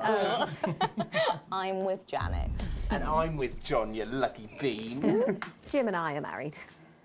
4 fabulous years. Well, that must make for some confusion in the rehearsal room. Well, you should have seen the first draft. Jen decided that Jack would play Jim, I would play Jack, Jen Janet, Jill Jen, Janet Jill. What about John? Well, my character was originally just called Man 1. It was allegorical. It was very confusing. Not for a professional. After much doing and throwing. And gnashing and wailing. and gin and tonic. We decided that we'd just use our own names, which is less truthful. We're also less likely to go into the wrong dressing rooms. Oh god, yeah, that would be very embarrassing, wouldn't it? Of course, when I first wrote it, we were only meant to run for a few nights at the Mimbley Village Hall, but when I registered it with the Department for Culture, it caught the eye of someone high up, and before you could say overnight sensation, we were transferring to the capital! It's all been a bit of a roller coaster, really. I'm only 19. I'm the youngest. You really don't have to repeat that. I had to give up my job as a mortuary technician. Well, yes, we all had to move to the capital. I love that job. It's been a very turbulent time. So peaceful. No singing. This piece isn't Stand by, Alex. Censor the orange. Nope. About children. And why you shouldn't have them. In a way, I guess it is political, with a small p. After all, we are a solid unit, and eagle-eyed audience members will see we nod our heads to advance on stage throughout, and we target the messaging at women aged 22, well, about 35, as they're the most likely to be afflicted by this terrible problem. Terrible problem. Having children. Having children. That terrible affliction of having children. This isn't about me. Of course, we see that there are advantages to a family unit, but eagle-eyed couples watch as the little parasites advance on their lives, and there's no time to play the guitar, get through a book, or watch a movie. They're exhausted, passed out on the couch by 20 to 9, for God's sake. You're very chatty tonight, dear. Usually I'm the chatty one, because... You're the youngest, we know. It's not a badge of honour, Janet. Janet, please, Jennifer. Oh, well said, John. Thanks, Janet. Got your back. So, could you just tell us what is the play about? What happens in it? Well, go ahead. It's a tragedy, obviously. Jennifer, myself, and John have their child. I have a feeling that this lady's going to get escorted off the stage in a second. And there's lots of singing. And dancing. A lot. My character works at a menu centre for a distribution unit. Eagle-eyed, she sees her friend's rapid advance to a pit of despair. Becoming a target for children's TV advertising at the age of 22, she decides to take drastic action. I can't really say more, though. I probably said too much already. Let's not spoil the second act for anyone who might come to see it. Which should be all of you. For too long, we've been told that a life without children is somehow incomplete, that children are a blessing. Well, I've done the research, and they're not. Besides, there's already loads of bastards running around all over the place. Yeah. If you censor it, she's saying like blow up advance at a certain time, something like that. When I was 14, before I had... Oh, the camera's gone on her. I had an experience with a girl called Julia Jacobs. Oh, we're going back. It was an experiment, I guess, you know, a chance to dip my toes into the... Fascinating. Well, thank you all so much for coming in tonight. I really hope you keep them dancing in the aisles for many performances to come. The noble is there. And I am pleased to say we can now go back to Patrick Bannon to get the latest from the scene of tonight's horrific events. Patrick, are you okay? Thank you, Megan. This is Patrick Thank you, Bannon, Megan. reporting from the scene of tonight's devastating and symbolic attack tonight this evening. An attack which I myself have been found myself caught up in. I'm still a little dazed and a little deaf, Megan. So I hope you'll forgive me if I seem that it's time to speak with the Prime Minister. Mrs. Salisbury, that's you. Little dazed, a little deaf. Oh, all cameras are on her. I couldn't leave, not when there were people that needed help. Any team player would have done the same. I don't deserve praise for being human. Yes, no accolades here. Or Palisades. Or lemonade. Right. So, is the situation now, are we safe? Yes, the security services performed their duties without hesitation, and I would like to assure the public that although there have been some injuries, there were no civilian deaths here this evening. Oh, that's good news about the Sorry, did you say no deaths? That's right. No civilian deaths. Just the 4 disrupt terrorists curtailed by law enforcement, who were, as always, so cohesive. If I may, I have a message for your viewers. Oh, of course. The camera. There's the speak there on the camera there. Everything is fine. Stay at home tonight. Do not become another casualty of war. Disrupt have had their moment. But, as the dear departed Peter Clements once famously said, it ends today. Thank you, Prime Minister, for those strong words of strength. Back to the studio. Megan, now in the studio with Megan Wolf now. Patrick Bannon there, bravely reporting from the front line of tonight's horrifying bombing. Maybe you need to get checked out, Patrick. Well, that brings us to the end of tonight's National Nightly News, but before we go, one final thought. Throughout the programme tonight, we've been receiving reports of disrupt activities throughout the territories. Through a series of coordinated attacks, these terrorists are attempting to undermine Advance's vital work. However, sources at team headquarters have told us that this placid revolution was not only predicted, but allowed to happen. Our government have lured Disrupt out from the shadows, and they it was all a booby trap! Have you believe. The military have been actioned, and well, it's pretty scary out there tonight, so stay at home and stay with Channel 1, because the team has assured this programme that the turbulence will soon be over, and we can once again focus our minds on building the new future with equality, fairness and resources for all. My name is Megan Wolf. Let's make tomorrow better. Set up a rocket launcher! A rocket launcher? Look over the window, Alex. Watch the tower.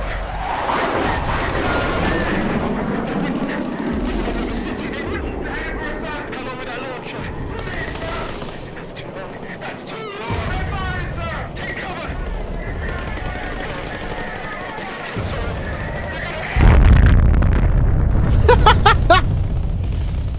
Down with that sort of thing. C? A C? We have maximum viewership. What do you mean, C? Fuck you, C. What?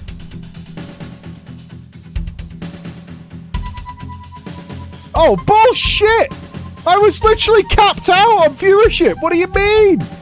Oh, that is clown shoes. Bollocks! I got a fucking 8 times multiplier for ages on the singing and dancing. Ah, fuck off, I'm loaded. I could buy brand new Nike trainers. That's how rich I am.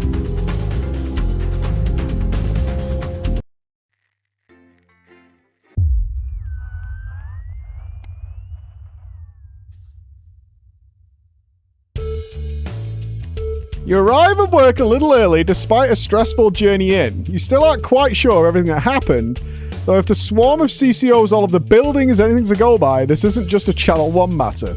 This is confirmed when you're informed you need to speak with Bossman immediately and are taken to his office. Alright. A few minutes later, the Bossman arrives, disheveled and with a stern CCO in tow. Ah yes, Winston, good. This is Specialist Abels. She will be observing the interview. Please come inside and take a seat. The ruddy-faced man bustles into his office and leaves the door open for you to follow. The few times you've been here before, it was immaculate, with everything in its proper place. Not so today. So Alex, do you know why you're here? Bossman's eyes are sharp and his gaze is fixed on your face from across the desk. Abels is standing behind you, out of sight but not out of mind. Not really, no. I wasn't involved in anything that happened yesterday.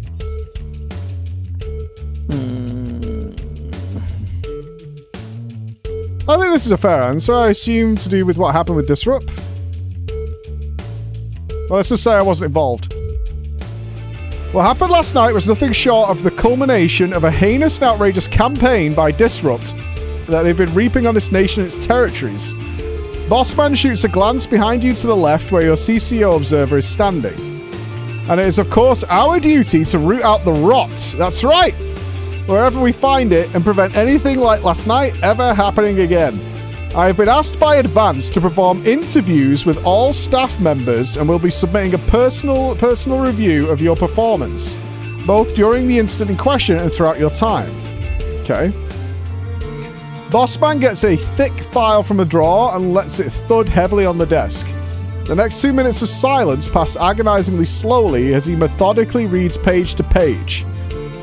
There's no way, dude. I have been I'm one of the good ones, dare I say it, ladies and gentlemen.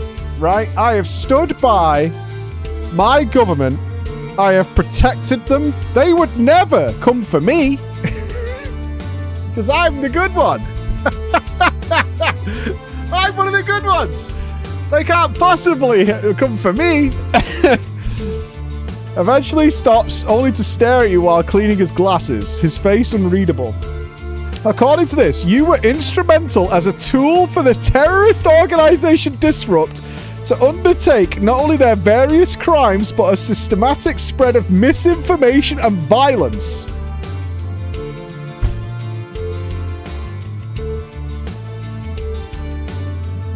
This makes no sense. Why would the fascists come for me? I have done everything you asked.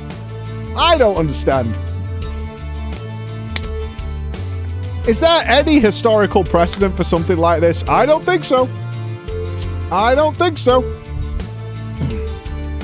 You sit in stunned silence, the hard glares of the CCO and your boss unwavering and oppressive. Only joking! Oh! Boss man chuckles. Though neither you nor Specialist Abels join him, turning to her he continues. Alex is one of our best and brightest, a great asset to the team. They'd never be involved with such shenanigans. That's right. He gives you a wink. I think we're done here. You can carry on with your day, Alex. We'll call if you need anything else. With a smile or wave, you're shown the door. I love it. Oh, Jesus Christ.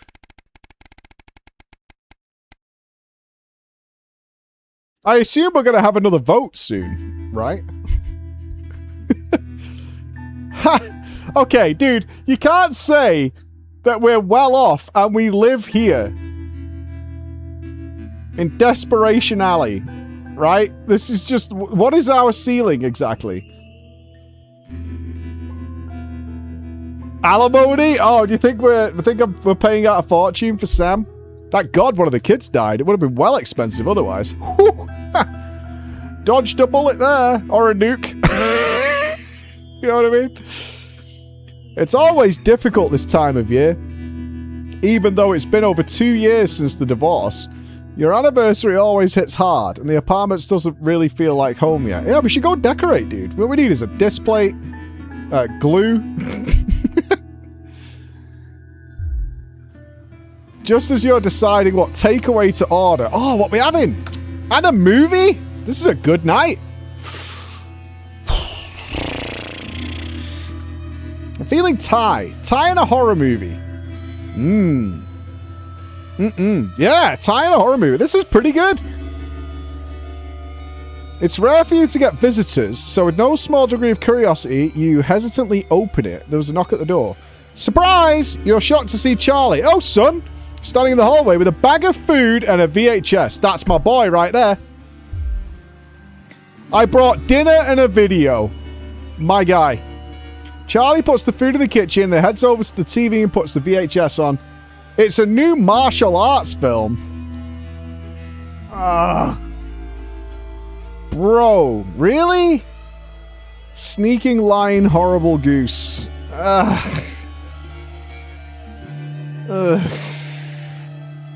It's supposed to be amazing. Alright. Look, if I could make it through 18,000 reruns of Frozen, I could make it through this. Yeah, I'm good. I just got officially accepted into the Community Cohesion Management Program, which is really cool. He turns away from the TV for a moment. There'll be a lot of work, but I'm looking forward to it. Awesome, son! He turns back to the telly, then pauses. I still miss Susie all the time, though, and it's weird not having you at home. He finishes setting up the film and sits on the sofa. I know, mate. I miss, Susie. Susie! I miss Susie, too. Yeah. Charlie picks at his food for a minute before turning back to you. So this movie is about this girl who's heir to a legacy of a great martial arts family. Fucking anime shit. As he gushes on about his anime weeb crap you can't quite follow, you smile and nod along, just happy to be spending time with him. Alright.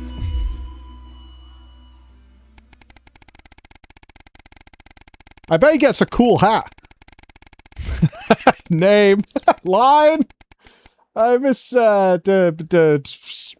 Susie. Susie, yeah. A job down? You're just getting ready to go to bed and read your book for a little while before sleeping when the phone rings. Grudgingly, you answer it and are more than a little surprised to hear Sam on the other end. The fuck do you want? Sorry, I know it's late, but I didn't know where else to turn to.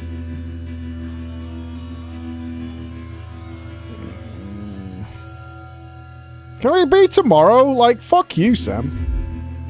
Sorry, you hear a sob on the phone. Oh, the crocodile fucking tears. Alex, I've been made redundant. Oh, I see.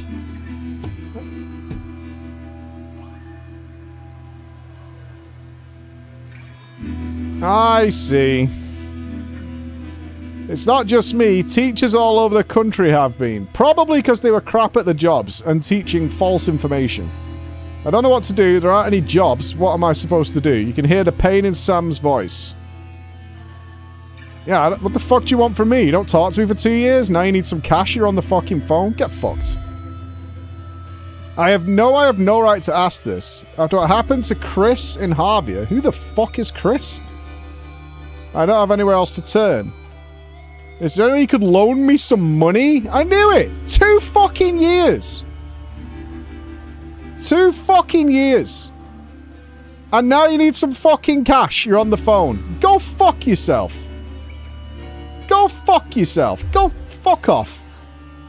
The phone goes silent for a few moments before Sam responds in a quiet voice. They're gonna take away the house, Alex, where our children grew up. What, my house? That one? You know that we both paid for? 50 fucking 50 that you live in? I live in a place with wallpaper hanging off the fucking walls. That's where I live. Fuck you. I need this. Yeah, I'm poor right now though, Sam. Struggling. Really, just can't.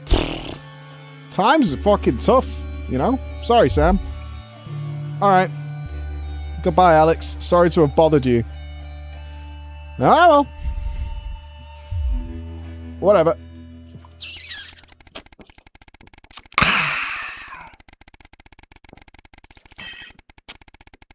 Oh, God. Suddenly that tastes better than it has in 2 years. Whew. Mm-mm. Mm. You know what?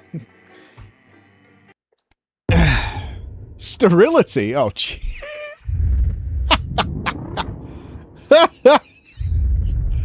Oh, Christ. Hello, Alex. I've checked the schedule for tonight. Nothing major to report. Nice. Certainly isn't anything you can't handle. Still, at least my daughter's in for Advance's new initiative. That should liven things up a bit here. Keep up the good work. After the birth of their unexpectedly large family. At 9:15, it's Song celebrate the end of the Uneven Passwords collection of team-approved chart hits. I like it. catchy tunes and scenes of an inappropriately sexual nature. Give me 1 second. I do enjoy working for the fascist state. You know why? Because they treat me right. And if everybody would just do as they're told, we would stop having to hurt them. I don't know what people don't understand. If you just do everything that these people ask, you'll be fine. Probably, right? Probably.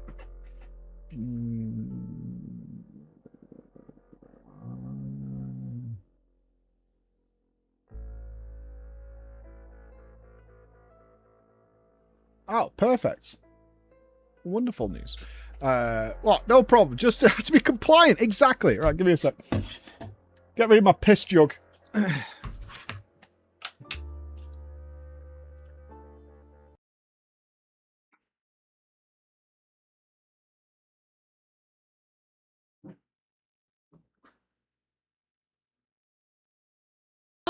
There is teleportation. There is Oh, teleportation. fuck, Jake! Move. Jake, What? back. Wait, I'm back, over-encumbered. back. Oh, God, throw run. something I on the need to fucking drop floor, Jay. something. Look behind you, I Jay. need to drop- Look behind you, What? Jay. I'm over-encumbered. No, I dropped the copper. 1.2, that's circa. You look as pale as a drowned baby, man. Oh, God. Oh, I think I'm gonna chuck. P, what you need is some food down here. A fried egg sarnie with mayonnaise or sauce. And what about a pickled egg? Pull over now. It has locals commenting that English are actually shit. I've got. I've got them. How the fuck did my one, which references the English, play during this? Draw. Draw. Here we are. Look familiar? Looks just like Salford to me. What are you talking about? Take a gander at him, fellers. It's, as it stands right now, it doesn't do anything else. I've been collecting Azurite. I have no currency tab right now, as you can see. So I don't think it means anything. It's not leveled up as far as I know or anything like that. See, 18 Azurite. There you go. Oh. You know what, Blizz? Fuck you, man. Fuck you, man. Are you trying to fuck me on the stream? You trying to make me look like a fucking dickhead? Is that what you're trying to do, Blizz? You trying to make me look like a fucking dickhead?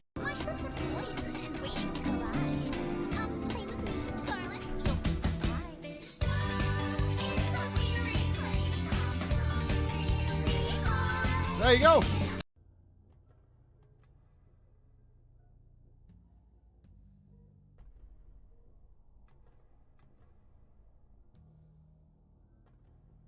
I have to go. I have to go. I have to go.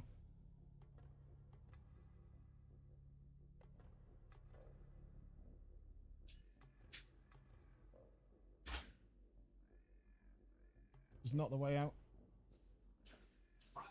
I'm dead. Itchy. It's over.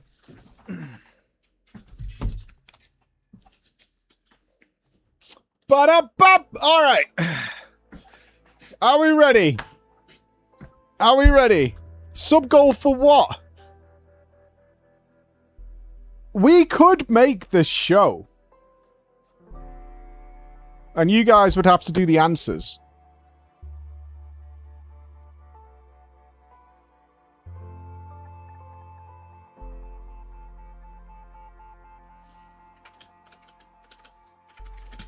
Note to self to explore this idea. This is going to be a next year idea, though.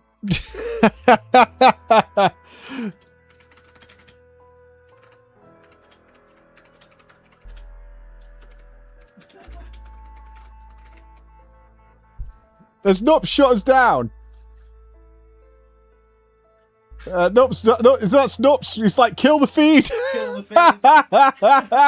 It's absolutely Nups going, kill the feed. Kill the feed. Boo! What? I think we're back, actually. Yeah, we're fine. It's done it a couple of times today. It needs a restart, but it keeps coming back immediately. Kill the feed! I was going to say not this year, I beg. No, that's the next year thing. We could totally make this. We need crew, though.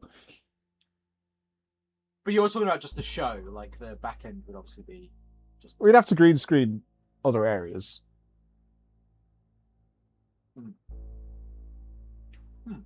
That's totally doable. And the audience could do the bits in between that dictates kind of the path we're going on. Ooh, interesting. See, your brain's going now. Well, a little bit, yeah. But Next year, Chris. Next year. Next year. We're busy for the rest of the year. we have enough things planned already. We're busy this year, but next year. Okay. At 10 p.m., it's time for Julia's Diary, where the ever-popular Prime Minister... We got everything on. Did I choose the ads? I did. Let's swap these. Let's make sure the government gets prime billing. And this is Jenny. She's the floor manager. Hi, Stacey. That's Colin. Who's Stacey? Do you know, just don't talk to Colin. Where's Megan? Not getting involved and bring your Oh, that's daughter, Megan. Colin. Nah, we don't believe in it. All right, come and sit next to Mum. Believe in what? Just days. How did it all go so right? That's followed by the territory. Had a girl. 10 seconds, everybody. Is this not Little C? That explains so much. Okay, we are going in 5, 4, 3. As we go over to Megan and the team. Good evening and welcome to the NNN. I'm Megan Wolf and Who's this, you might be wondering? Well, it's Bring Your Daughter to Work Day here at Channel Oh 9. no, it's So a I'm joined daughter. tonight by my foster daughter, Stacey. Say hello, Stacey. Go fuck yourself. All right then, here are the stories that matter to you. First up, with Advance confirming that the nuclear fallout from the 20-week war is to blame for the drop in birth rates across the territories, we asked you what keeps you going. I know that I, for one, was quite deflated when I heard about this, but reading all your submissions has really put the smile back on my face. This is from Sonia in Larkford. Hi, Sonia. I've had plenty of time to fill, so I've started a new hobby. Since I started knitting, I barely remember that 85% of the country is sterile. My record is this scarf. It's 124 85% of the country is sterile. Thank you for that. And if you've started a new hobby, do write in and tell us about it. Next up, you know how we love So your much risk-free uncanny, fucking. comestible coincidences, and I don't know about you, but I think this one really takes the biscuit. I'm not sure what I'm more. Oh, I need to know what the impressed toast by, is. Stacey. The things our viewers spot are the unbelievable way our menu centres are now able to feed every team member every single day. Greg from Proddington has sent us this lovely photo of their breakfast, saying, I couldn't bring myself to eat my toast this morning because I could swear it bore the spitting image of the great Julia Salisbury's relatable face. Nice. So I had to make do with a plate of butter and 2 spoonfuls of jam. Do keep those coming in. Come on, have a go. We've just one of your stories, and this one is an inspiring story of rehabilitation. That's it, just tell us who it's from, yeah, and then read it out, okay? Apparently, this is from Sherry in Pendon. Here I am, just 6 months out of betterment. Apparently. Healthy, sober and working thanks to the facilities I had access to on the inside. I'll never have to go back to my old life of stealing cars and burning down charity shops. I just wanted to share. We absolutely love hearing the way our neighbours and team members have been able to become better people. So do let us know your stories here. You can do this bit, Stacey. No, you're right, thanks. Come on, give it a try.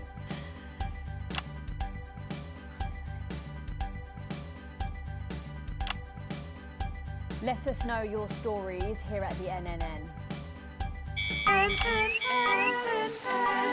Amazing. Nailed it. Bit of a change of pace coming up here.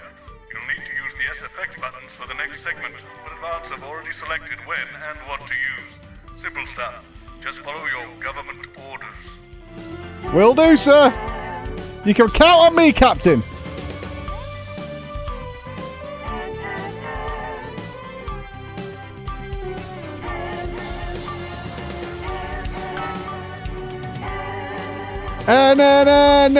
What a catchy song. Up tonight on the NNN, it's time to celebrate this week's team lottery winners live from the Shakespeare Theatre right here in the capital. We're going to hand over to Julia Salisbury. I suppose you don't think much of her either, eh, Stacey? She's got a lot more going for her than you wankers.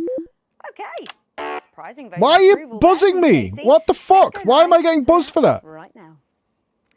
Good evening, everybody, and welcome to this week's Team Award. What I got buzzed for? Yeah, but I censored it. I have as team leader. This is by far the most What? pleasant. Oh, I didn't see that. As I so often say to you, the uneven past is now, following the demise of Disrupt, firmly behind. I'm stressed now. Is the new future. And I say to you, it's better now. I am delighted. Can this guy be aware he's on fucking camera or what? In Territory 1. Where's my microphone to communicate with them? 7 years ago. Please give a warm team welcome to Alfie Touchbadger. Alfie? So, Alfie, you must have seen so much in your lifetime. What have been some of the highlights? Alfie? Is he all right?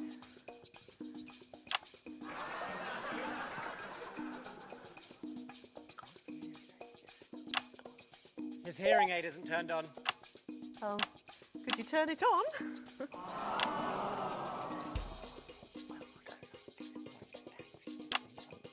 says it drains the battery.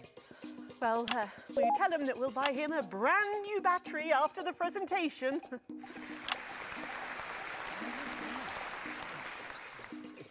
Yeah, he says that's fine then.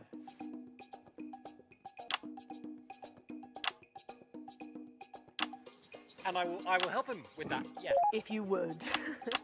Sorry, can't get the staff. Yeah. We got it. So, Alfie. What? You're 107 years old. What? Don't bloody remind me. Would you like to tell the audience what that's like? Oh, where is everybody? Out there, in the dark. Oh, bless him, it's not just the ears. Who are you? 2 sugars, please.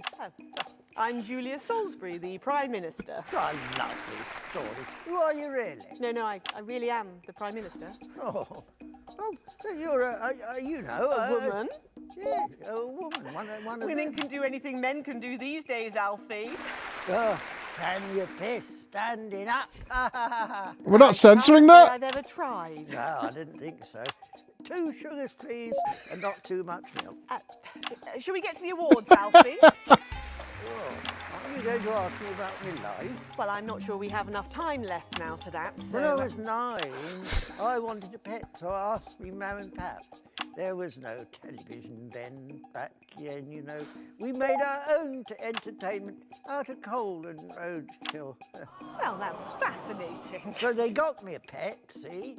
But it weren't a dog. They told me it were a dog, but it were a stone. A stone? Yeah. So I called it Patch, which was a popular name for a dog back then on account of the king having a patchy face. And I decided to introduce him to pretty little Gertie Thimble, who lived up the road. Oh, how romantic. She threw my dog in the river. Boo! The fuck? I'd never marry. And that's the secret to your long life? Oh no, I've been married 7 times, divorced 8. There was a mix-up with number 3, see? Yes, I'm just lucky. Are we going back to the Despair. Soon, Alfie. First, let's turn to the reason we're all here, the weekly Territory 1 Team Awards. First up tonight is a lady who really knows how to put in the extra hours. She works at a transition centre in Hamble-Bamblebury, and she has single-handedly allowed more families to unburden each other than any other nurse in Territory 1. In the uneven path, she'd have been locked up.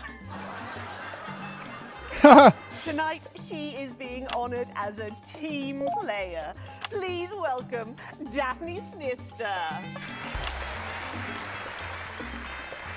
Oh, Jesus. Miss Ratchet. Are you here to change me? Just give her a medal, Alfie. There's a good boy.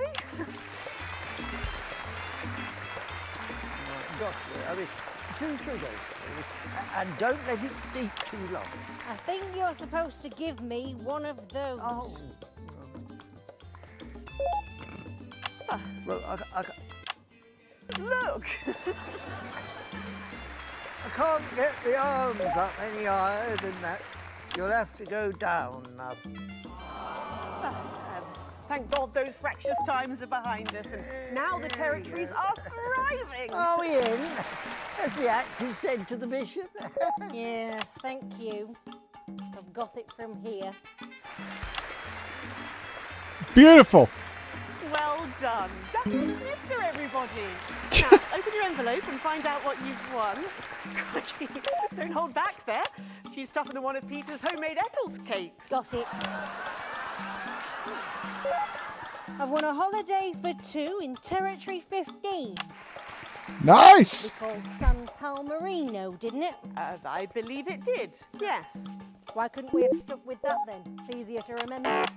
We're all one nation now. Hang on a minute. Isn't it still on fire? Daphne Snister, everyone. Oh, what about my change? I've been in for 3 days now. We'll get to that, Alfie. Oh, right you are, love. Next up tonight is a couple from Farnley who, after a rocky start losing their family's ill-gotten gains to the Assets and Wealth Act, have really embraced the new future, setting up a community farm and petting zoo in their local area for all the local children to play. Please welcome Otho and Lobelia Jackson Randy-Gannett. Welcome! Medals, Alfie. You know, when I was in the trenches, I had a pal called Scotty Wilson. He was from way up north, so I didn't understand a bloody word he said. Okay, enough of the northern slander, please. Should we just grab them personal? Probably for the best. And his best mate was Smudger Ace. There was them two. Fiddly Eric. Fiddly Eric? Fable Terry. And of course, Leggy Sydney. She were a girl. But she had a boy's name, so they shipped her to the front anyway. Oh, fuck you. I'm trying to show the medal awards. She's dead now. They all are. Smudger and Scotty never made it home. Fiddly got shanked in Frankworth prison in an argument over an olive. And Terry, he exploded quietly at home. Sydney got a fatal skin condition. Scratched herself to death. It makes you think. Thanks, Alfie. Great contribution. So, Otho and Lobelia, a petting zoo. After we lost all our wealth, we discovered there were actually people who had never even owned a pony. I used to have 3. So we decided to do something about it. That's the type of people we are, you see.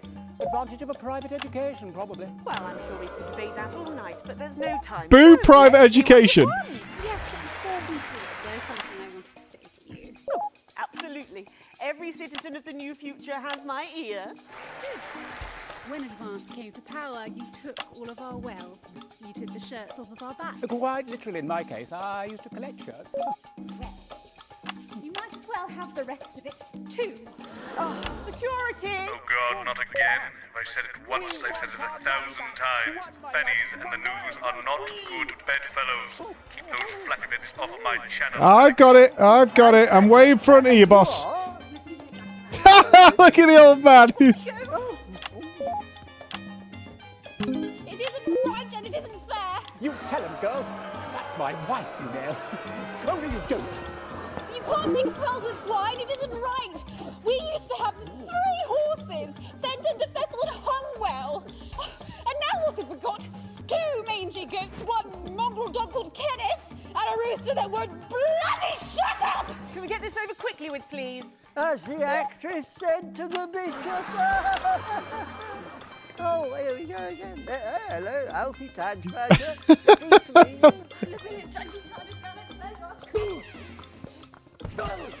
Stop them! Oh, don't worry, love.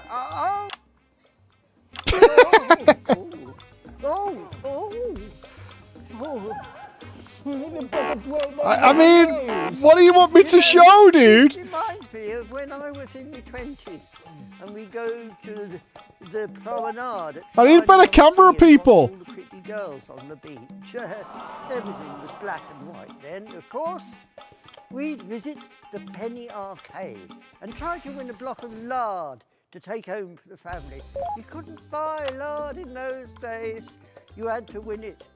Oh, it was so much simpler back then. Boys were boys, girls were girls.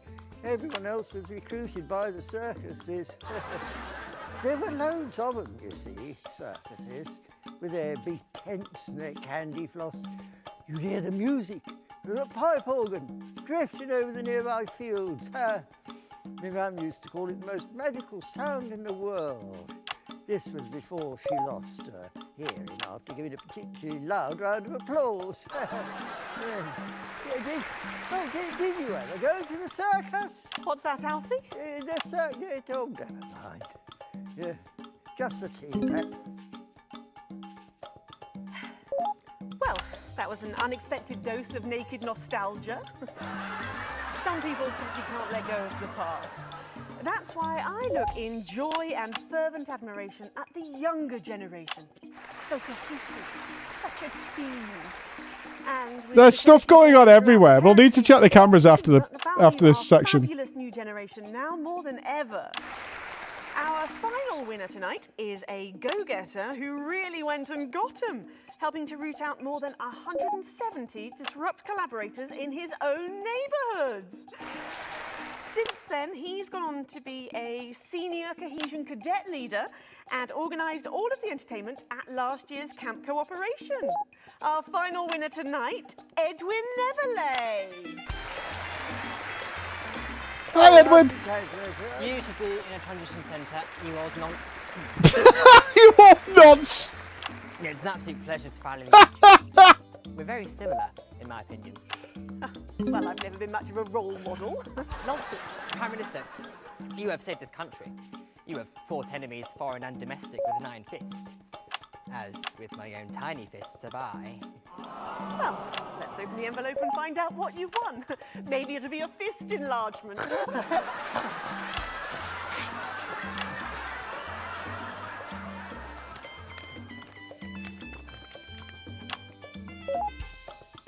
A year's internship as a behaviour coach at Betterment.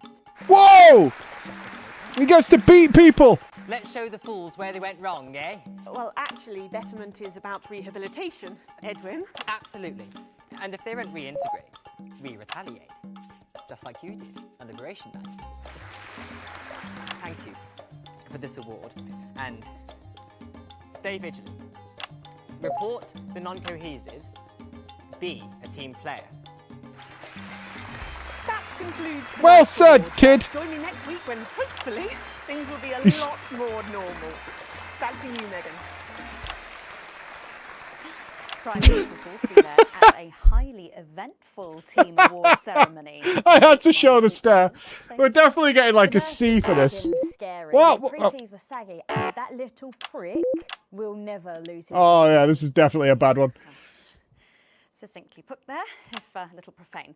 After the break, we'll be going live to a star-studded premiere. You won't believe who's on the red carpet tonight. Don't go anywhere. We'll be back after this. And we're out. Oh, Alex, one other... Somewhere else. What's that? You're off already? I know you had to take the day off work for Junior, but... Piss off to your mother. Oh, I see. No luck still with Theodore. Mother? I'm so sorry, darling. Oh, every time we do. Do you think we could try that? I'll speak to you later. Can go fuck themselves. Oh, Alex. What? Completely forgot what I was going to say. Blast it all. Still, I'm lucky to have her. What's he talking about? Some kind of tragic comic disaster. Yeah, that. It's just like having him back in the chair. Do you reckon he's watching us somewhere? Laughing. I think he is. Oh, what a terrible show. I want a do-over. Are you receiving us? Are you fucking with us? Oh, right. So she can swear. An original composition. Yeah, it was a bobbin show. I'm not sure what Bossman was banging on. E! An E! Oh, man. Society. No previous songwriting experiences. I think that's fair. That one went tits up. Is record or notate your anthem and I get this. Look, I can't focus when there's tits on the screen, man. chamber orchestra or 44 voice choir. It's too distracting. You put boobs in front of me, I'm ruined forever. I think that's fair. You gotta put some fucking boobs in front of me. I can't function. In journalism. Bet you wish you'd studied something useful now, eh? All this bring your daughter to work day. What a joke. Where is our honoured guest? I don't know, she's probably sniffing around that boy band hot spot. Heat rash. Heat rash. Nice. Heat rash. Oh God, they're running out of names, aren't they? I hear the computer comes up with them, the songs too. Ah, there she is, and just in time too. That's 10 seconds, everybody. What have you been up to? What's it to you? And we are going in 5, 4, 3. Welcome back. Stacey's still here. Wishing she wasn't. Thanks, Stacey. And in this segment, Where's my other cameras? Sent Robin and Patrick to the movies. Yes, tonight is the world premiere of The Automated, starring Lawrence Blunderclatch and the late great Helena Canterbury Boatshoe. And all the stars are out tonight. We first covered this film almost 5 years ago, back when it was called The Medicated. Then, for mysterious reasons, the film was suddenly pulled the night before its release. Well, since then, executive producer George Focus has spent 5 long years polishing the film and turning it into a special edition and premiering tonight. With extensive state-of-the-art visual effects and a top-quality voice team, George says it's the movie he always wanted to make. Now, let's take a look at it. The moon base. I can't deconstruct it. Captain? I can't deconstruct it. Robots!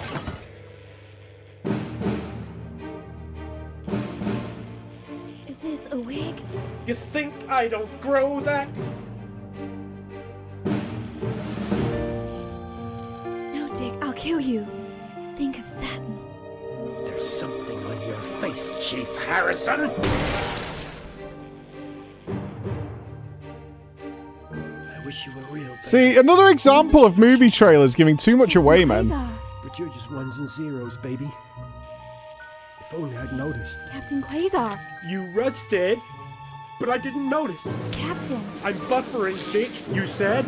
Got one on you. God damn it, blast it off! Here's a map. What's a map? Okay, so head north on Interstellar Avenue, left at the asteroid belt, and a tricky 3-point turn at Uranus. I can't watch it. What are these symbols? This corner. This is the key. We could shut it down. Yes, we could shut it down. But we have to ask ourselves, who are we?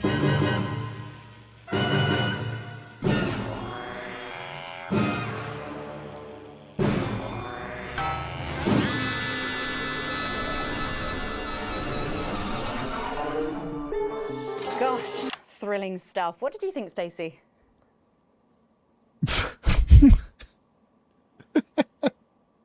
The robots were all right, I guess.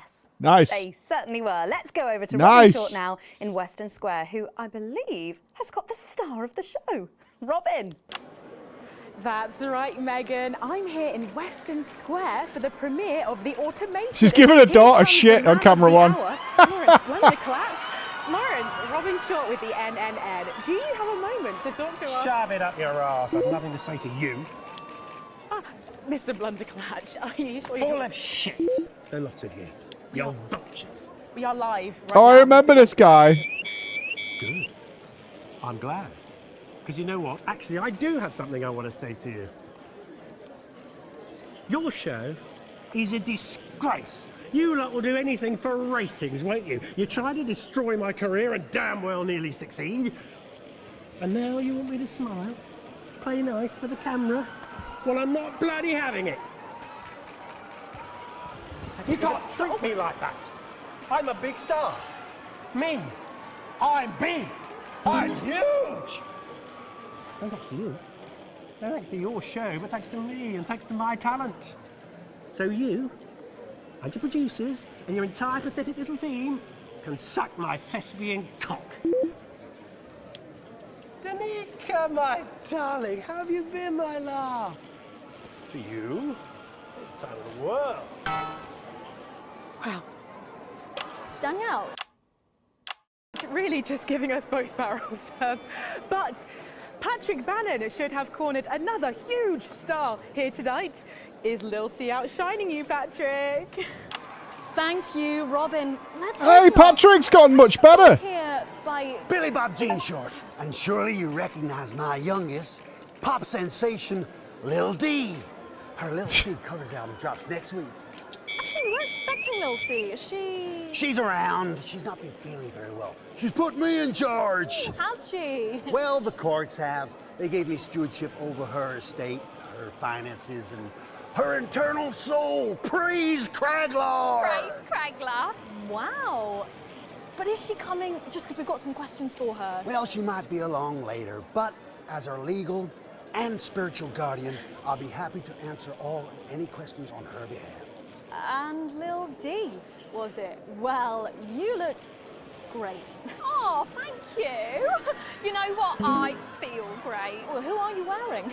I'm wearing Little C, and you could be too. Really? Little C's new line launches tonight. This is one of my favourite looks. It's called... Oh, what a unique name! Bullshit, dude. Spell though. But of course, Lil C is basically fashion royalty What? now, with a veritable clothing empire to her name. Yeah, well, the label's gone from strength to strength since our initial TV launch on this very show. Okay, you're taking the piss. So really, we have all you to thank for all this. You know, It's gone way this off hat fucking is track more than now. a second jet. Feel that? Feel that?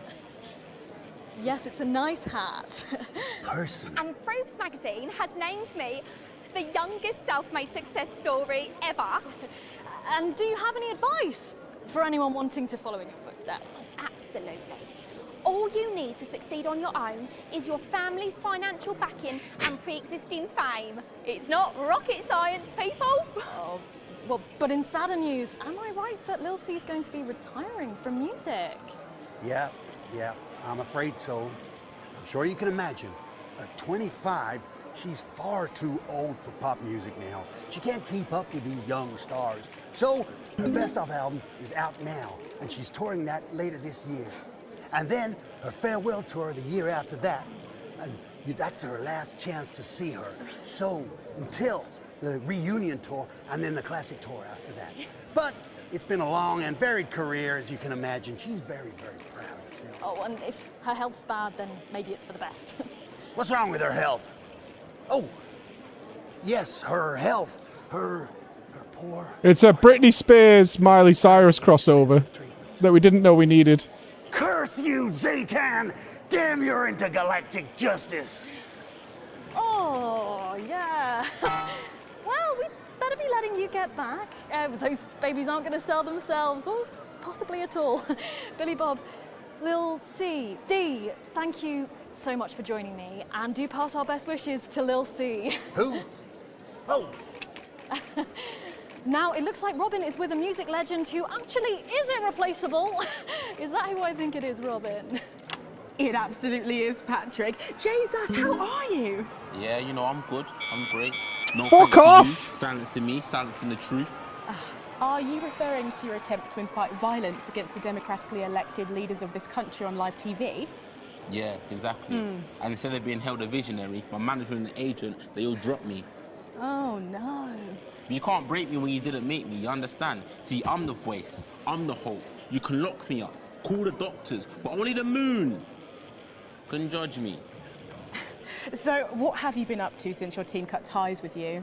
You know, keep building, keep moving. I'm actually working on a track right now, written, recorded, directed, all by myself. Can we hear a bit of it? What now? I know I'd love to hear it, and I'm sure the people at home would love to as well. Yeah, sure, of course. Give me the mic. Yo. Yo. The new track Psych! shut my mouth, but it won't be long until they go south. Cause my name's Big J and you can't stop me. See, no censorship can stop me. Yeah, see, that's all I've got at the moment. Did you just rhyme me with me? No! Daddy promised this wouldn't happen again. You're supposed to clap and say, well done, Julian, well done. Well done, Julian. Thank you. Now, ask me a polite question and I'll walk away nicely. Is it true that you're heir to a hotel chain? What? Where did you hear that? And that you're very much alive parents La, la, la, currently la, on the la, run la, for la, massive la, la, la, financial la, la, hoarding? la. Oh, I'm sorry. Are you trying to censor me? Oh, shit!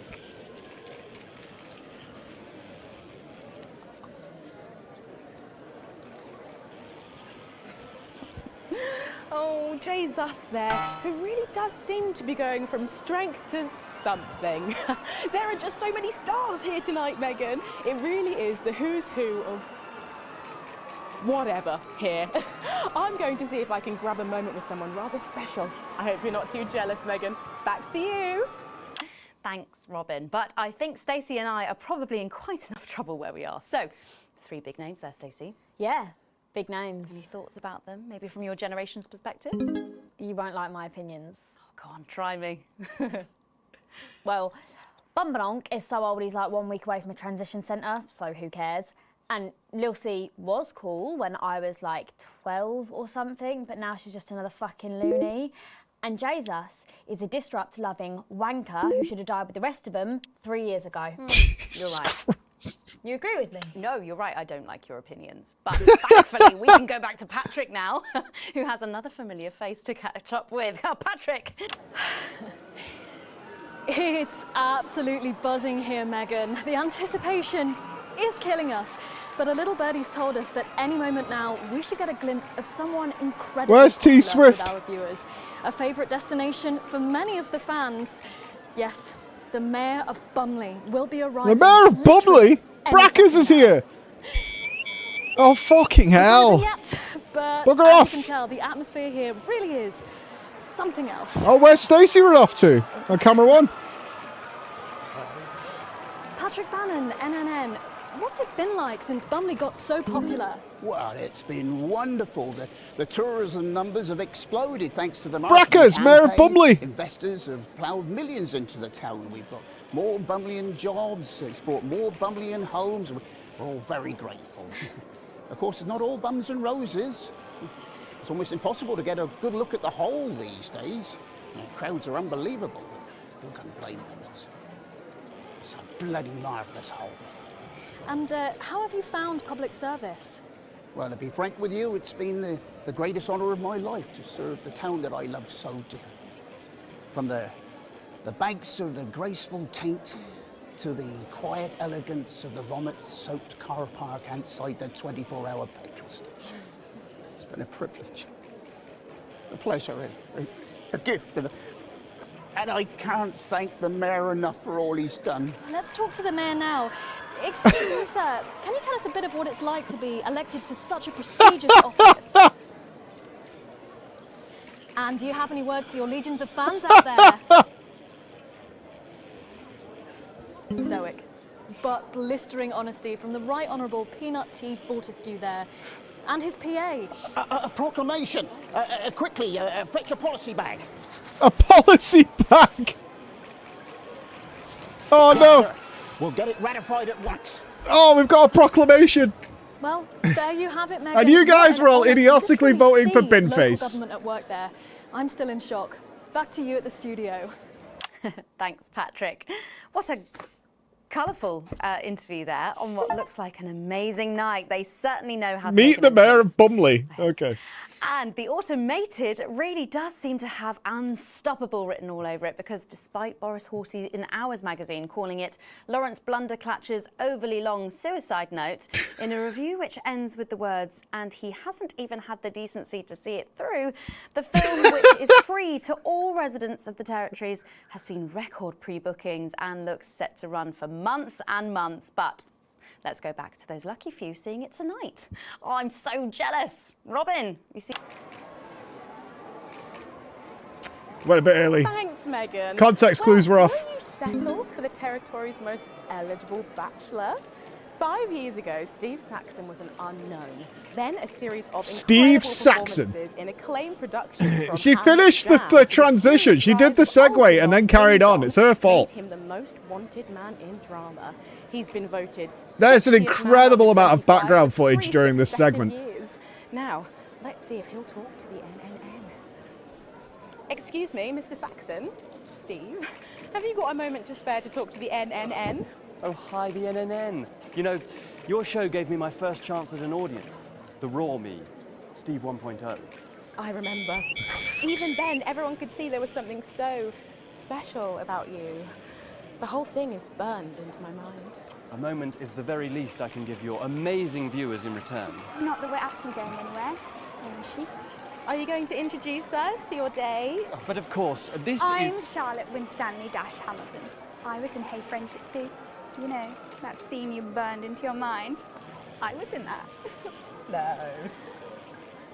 Sorry. Don't remember you at all. Are you sure you were in that? Yes, I was the pretty one. Tell her, Steve. Looks are really important. Well, if you say so, Steve. So it's been a big year for you. I believe you've been tackling the Bard.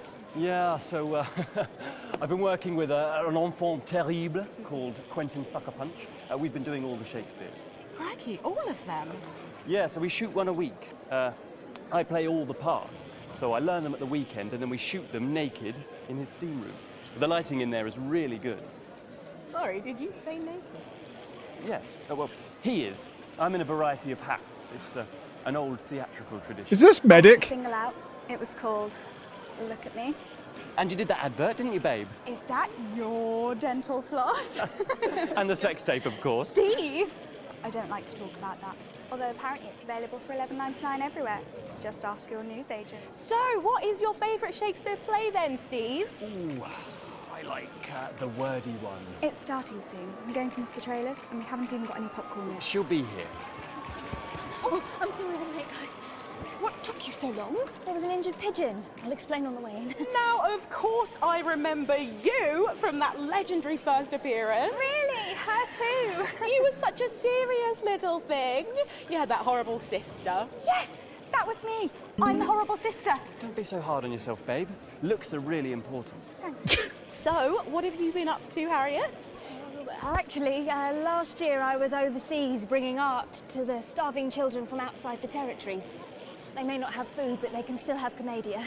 Good for you. And now I'm in an experimental physical theatre piece about the existential angst of Wicker. Amazing. So artsy. We do it above a pub on Thursdays. I was also the girl who got murdered in the bath in Night Slasher 3. Haven't seen it. But she was brilliant. Thanks, Steve. Fucking hilarious. Yeah. Thanks, Steve. Shah, I think it's starting soon and I really need a tinkle. Oh my God, you need the loo now? We're going to completely miss the trailers. You were so selfish. Sorry. We've got to go. Oh, of course. Thank you so much for talking with us and enjoy the movie. Thanks. Love the NNN. I love you guys. Stop showing off. Sorry. Oh my God, Megan, I can't believe that. Steve Saxon, Harriet Winstanley-Hamilton, and someone else, can't remember her name for the life of me. I'm too starstruck. Why are they shitting on this girl? I've just come. Back to you, Megan. Thanks, Robin. Lucky you, and enjoy the movie. The Automated opens in cinemas across the territories this weekend. What a star-studded event, eh, Stacey? Who cares? I go to the cinema these days. Of course. We'll be back after these messages. I still go to the cinema. You should get yourself a video recorder, like the one at the home. Well, yeah, I've got a video recorder. It's just not the same, is it? You're right, it's better. No unevens chatting and chewing all the way through. Oh, what about Unevens? puddle on the back row? Doesn't that happen anymore? In public? What's wrong with you? Nothing's wrong with me. Feeling better? All right, you are. We've got to get set up for heat rash. I think Ronnie's on something. I know he is. It was on his rider. Apparently it's medicinal. Ronnie's always high. Give him orange juice. My God, she speaks. He's a stupid cunt. Just like that, you wish she wouldn't. I mean, you know. Satisfaction radiates from What the fuck is all this? producing more It's what now? and far.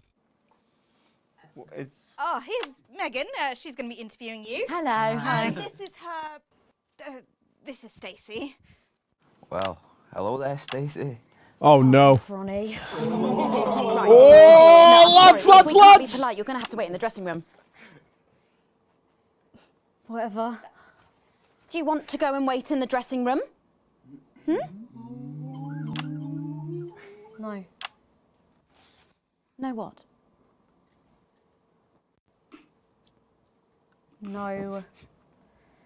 Thank you. Okay. And sit up straight. You're ruining my shot. That's 10 seconds, everybody. No, Co. Fucking right, Noko. What's that? What's no? Bring in 5, 4, 3. Welcome back. For our final segment tonight, Stacey and I are delighted to be joined by Heat Rash.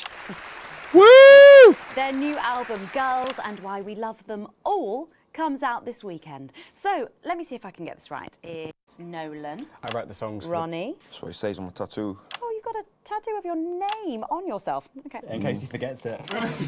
This raconteur, you must be Chinny. Stop. Why do they call you Chinny? It's because of this ugly old thing. I don't know what you mean. Oh God, you're so fucking embarrassing. Dale. Crikey, Dale, you do not look old enough to be in a band. I get that a lot. I'm actually 23, the oldest one. I have a growth disorder. So sorry, I didn't know that. It's so pretty. He's only messing with you. He's actually 58. Okay, right, I see. You're going to be a handful, aren't you, boys? Mum, gross. And you must be TP. What does TP stand for? Tiny prick. It stands for team player. Oh, See. my How heart. long have you had that nickname? Ever since Nolan decided Terry Prodance was a shit name for a member of a boy band. No co, Ronnie. Yeah, no co, Ronnie. Sorry, what does no-co mean? It's the opposite of SoCo. Ah. Fuck's sake. So-co. Yeah. So cohesive. You pretees say cool. Right, okay, thank you, Stacey. Sorry about her. Not your fault. She's uneven. So you guys met through a popular show on one of our rival channels, didn't you? Yeah, team players with a Z. So how did that work then? Well, actually, Dale and I knew each other from school. We were actually classmates. And Fuck's sake, Nolan, mate. Give someone else a chance. We all went to team players. We all auditioned. The judges put us into bands. And, yeah, we went to their houses and they just put us into bands. It's an example of how we're greater than the sum of our parts when we work in harmony. And occasionally singing it. So every week on the show, they get these bands and they give them a song that the producer just found from under the bin somewhere. Actually, I write the songs. And the public would phone in and decide which song they like best. Right, and then the losers would be eliminated. Yeah? Mum. What? No-co. Pretty. So no-co. The band who get the most approval get to play their song again. Sure.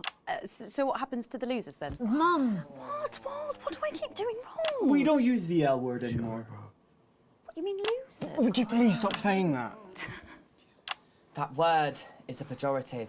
It's a word designed to diminish. At Go-Getters, I learned very early that we only win when everybody wins. But, sorry, that's not real life, is it? That's just sports board, no? Thought you were SoCo. Yeah, I am SoCo. Nah, you're a shrinker. Can't be friends with shrinkers.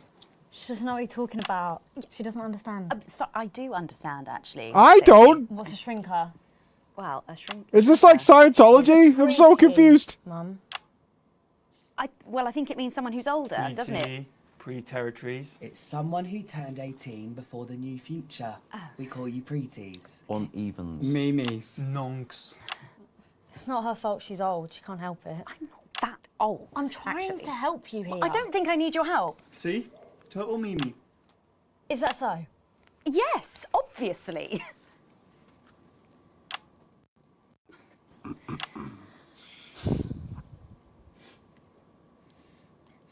You know what the real problem with you lot is?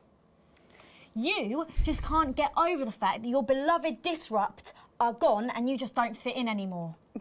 But the truth is, Disrupt were violent, no-co, pricks being led by a fucking psycho. I'm glad they lost, and you should be too. Listen, not everyone over 30 supported Disrupt, Stacey. Not everyone, no, but one fuck-off lot of you did. SoCo, Stacey. SoCo. Shoutouts. We've all learned maybe a little bit more than we expected to there. Any Brexiters? I'm genuinely delighted to have met Heat Rash. And before we end the show... Is that the tonight, interview? for us, aren't you? Yes, that's right. We're going to sing a song from Girls and Why We Love Them All called Pieces of My Heart, which is about a real relationship I had with an actual girl. Oh, Nolan, give it a rest, mate. No one cares. Go on, let's get on these stools, lads. Right.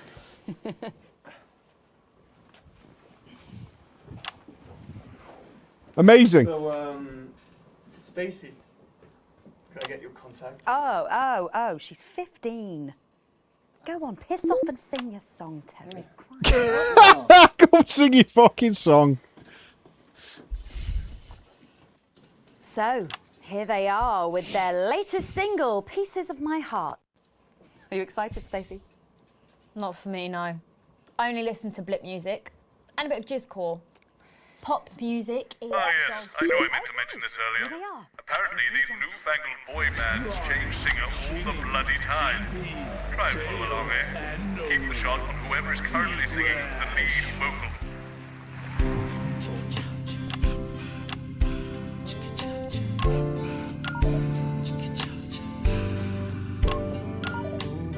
I saw you standing by the Oh god, this is gonna suck. with a brand new pair of Lakers, baby. Do you remember? You took the first of the pieces of my heart. We wandered into a bush and grabbed a vodka instead.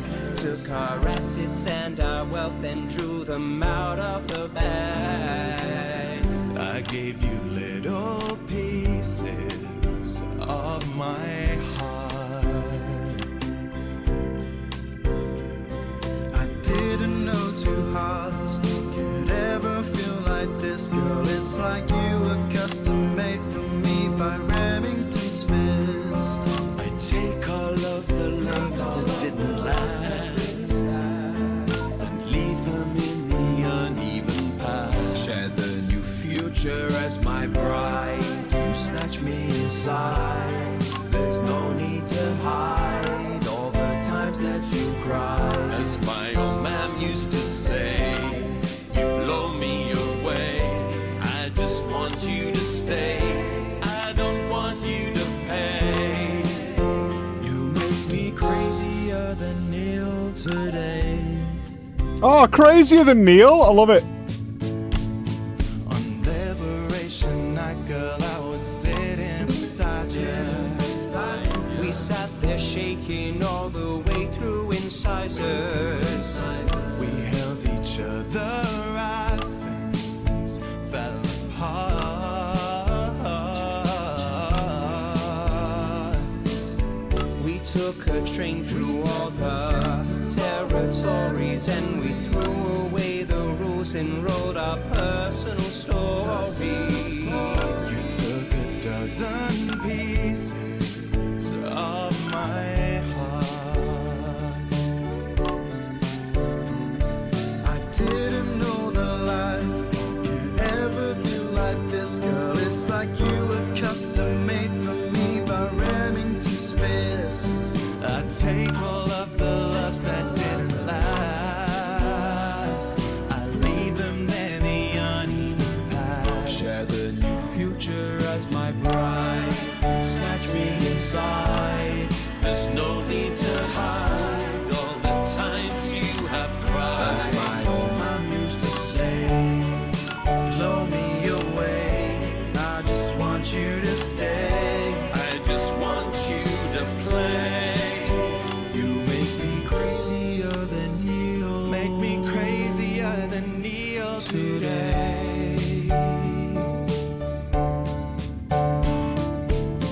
And now I'm staring at your membership card. There's your picture beaming brighter than a handful of flaws. I'm trying to find the pieces of my heart and leave them in the uneven parts. Share the new future as my bride. You snatch me inside. There's no need to hide all the times that you cried. As my old man used to say, You've got to admit, they gave it their all. I just want you to stay. They really got stuck in. You make me crazier than Neil. Crazier than Neil. Crazier than Neil today. This guy. That, I mean, look at that face. Oh shit. Fantastic. Thank you, Newsflash. That was actually really good. Best of luck. Thank you for coming in. Now it's almost time for final thoughts tonight. And I've actually asked Stacey to write a few, and they're just being programmed onto the auto cue now. I have no idea what she's going to say. So, fingers on that bleep button in the broadcast room, just in case. Take it away, Stacey. My name is Stacey. I guess you know that by now. Don't know why I put that in there. Anyway. I don't watch the news. There's no need. You hear all the important stuff from your mates, so I don't know what's considered important anymore. But I'm pretty sure that it's not rehashed movies and fucking boy bands, so anyway. I'm going to talk about what's important to me. When Advance were first elected 6 years ago, I was 9 and in a home. Not a family home like you call a home. This was a state children's home. It was fucking awful, actually. It was like a Charles Dickens book. The roof leaked and the walls were damp some mornings. The food was bad. Drugs and alcohol were everywhere. No one cared. You had to watch your back all the time because there weren't enough staff to manage it. And yes, as you'd imagine, there was a lot of... Some bad stuff went down there with some of the staff, okay? Not all of them, but the others knew, and they didn't stop it. And then Advance won the election. And like a miracle, things started to change. They got better. We had nicer food. The home was not just repaired, but redecorated and kitted out with books and sports stuff and musical instruments and video games. Most of the staff were fired, and the new ones, which there were more of, spent time talking and working with the bullies. And you know what? A second miracle. It worked. The bullying stopped. My life, got better. Because finally, there was enough money to do the good things, and Advance had the guts to do it. I joined Go-Getters, and on Liberation Night, that gave me a group of friends that I could talk with when the bombs went off and the power went out. Another miracle. I wasn't alone anymore. And that was the night I finally understood the importance of being in a team. So here's my final thought. I know the people who were doing better under the old system long to go back. You say, we were freer, but what you mean is, we were richer. But for every one of you, there is 100 of me. And even now, after all you've had taken away, you are still doing better than I am, than I likely ever will. You still have homes of your own and families of your own who love you. And I'll never have that.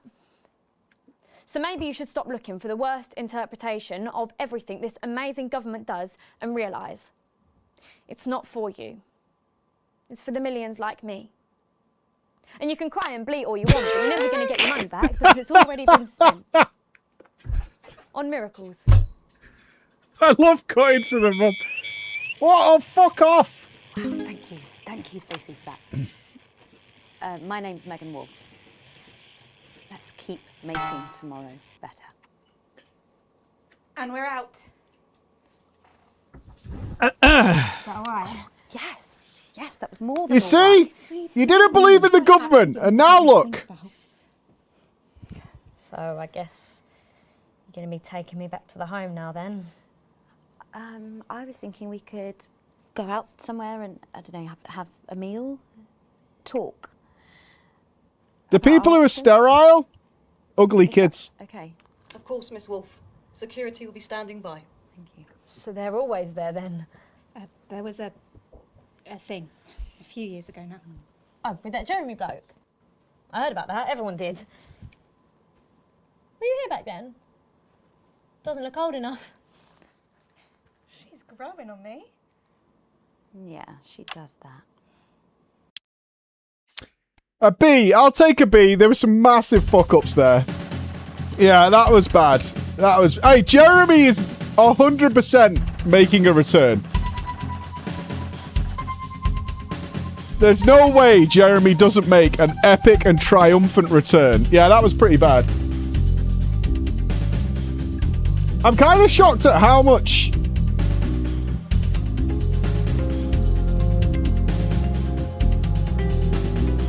Yeah, there was loads in there.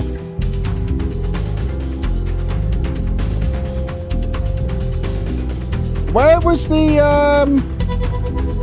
There was one I wanted to check. Let's not put Soko into the lexicon. Is it him? No, I can't see. Take a peek.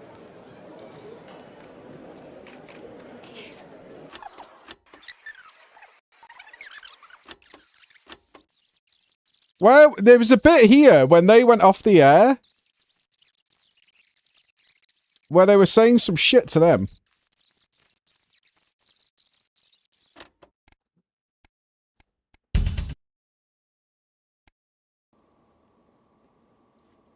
It might have been the end of this one. Now, do not get up from this seat again until the adverts. I'll send someone to find your temporarily adopted monster spawn. You do your job. It's the one before this. I thought we were getting somewhere. You were. Teenagers just use their parents as punching bags. Didn't you? I don't know. My parents were always at work. I definitely punched David a few times, though. You're doing better than me. She literally hasn't said a full word to me since she arrived. 10 seconds, everybody. I bet you're an annoyingly perfect teenager. Yeah, I think maybe I was. Going in 5, 4. Wait, who's Patrick been talking to? It's weird how well they've done the Have you got anything to say to the NNN? behind the scenes stuff before you go live. The shit that's going on. What are we doing? Okay. I would love to as well.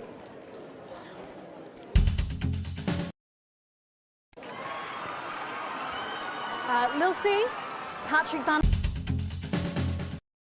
You do know why she's not here, don't you, Aaron? Where's the studio segment? It adds a lot of depth because it's so real about the shit that's happening. Patrick and Robin are just going to grab who they can, and then you've got these generic links on the auto cue to glue it all together. They do know I have a Queen's View degree in journalism. Bet you wish you'd studied something useful now, eh? All this bring your daughter to work day. What a joke. Where is our honoured guest? I don't know, she's probably sniffing around that boy band hot spot. Heat rash. Hotspot when it last. Yeah. Wishing she wasn't. Hold on. She is, and just in time too. That's 10 seconds, everybody. What have you been up to? What's it to you? And we are going in 5.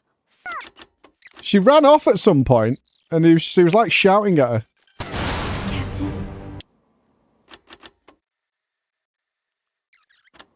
It was way better. I saw the first version of this on Pirate. We had it back at the home. It was way better. They fucking ruined it. Okay, well, I don't know, try and find something nice to say about this one. So you want me to lie? No, I just want you to find a palatable truth. There's a difference. A palatable truth. That's a phrase. A palatable truth.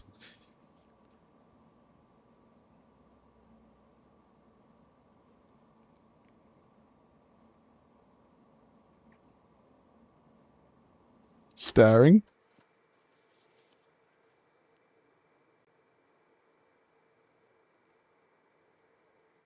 Throwing to Robin first on OB with Wonder Cunt. Stand by, everybody.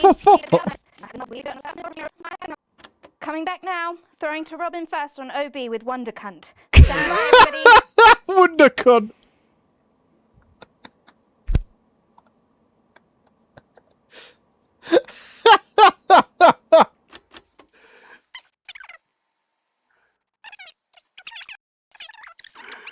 She is the Wonder Cunt.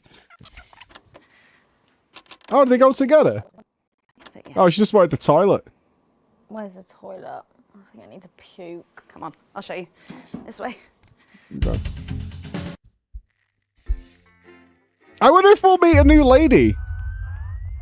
Day 2000.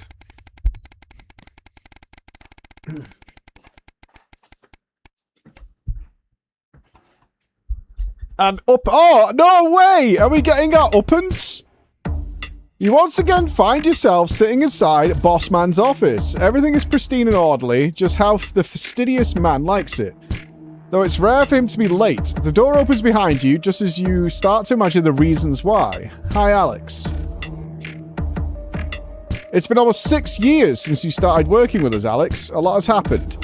From the unfortunate incident with Donaldson to the disrupt attack on this very building. He looks at you. The work you've done in that time has been exceptional, thank you. Not to mention your dedication and enthusiasm around the office. So I'm delighted to inform you that you've been approved for a promotion. As of today, you will be a senior broadcast engineer. Boss man is beaming. Cool! Of course, in addition to the pay rise, the role comes with additional responsibilities and you have longer hours. Sick! But you'll now be the primary engineer for weeknights, and in time, we may even put you in charge of engineering more shows. You have a bright future ahead. Congratulations. So I'm just doing what I'm doing now, I guess. Now get back to work, said with a smile.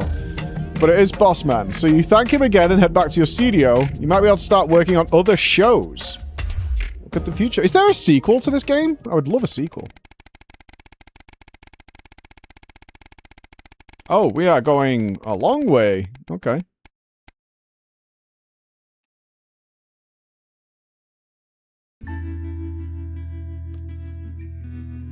It's late. Have we still not decorated our home? What is this? It's late. It's been snowing all day, and unlike everybody else, you've stayed inside as much as possible to keep warm. Normally you enjoy the snow, but today it's been nothing more than an irritant. Tomorrow's the day off, and you might be able to enjoy it. Okay. Sam always used to get excited when they saw snow. When they were younger, they'd always wrap the kids up and take them out to play. There won't be any more family days like that now. Dude, you've got to move on, man. Haven't we been divorced now for like 3 or 4 years? Something about the dark nights always makes you feel melancholy. Alright. Sat alone in your apartment, you can't help but wonder if things might have been different. Is there a world where you're still a happy family? Or was it inevitable that you'd end up here? Were you always going to end up alone? Or did you push them all away? With these thoughts whirling around your head, you decide to get an early night. Huh.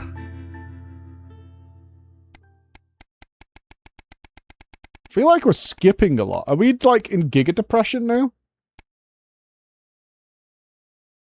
A time for reflection.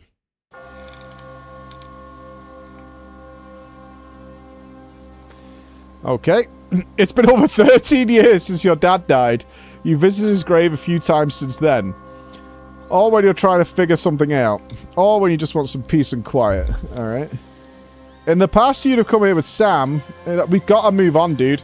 It always seemed to make things easier when they were by your side. No longer. The caw of the raven catches your attention. Charlie was only 8 when his grandfather died. He didn't really appreciate how big the loss was at the time, but as he got older, you did your best to pass on what your dad taught you. But now he's all grown up. He's actually starting to teach you, which is strange, but in a nice way. You're proud of the man he's become. He's a quality SS officer. Susie. Poor Susie. What you wouldn't give to have her back, even just to argue with you. She just wanted to explore the world, so curious, so full of life, until Liberation Night, everything changed then. So many lives destroyed. I mean, destroyed's a strong word. Since your and Sam's divorce, you haven't spoken much. Not that it's a great loss.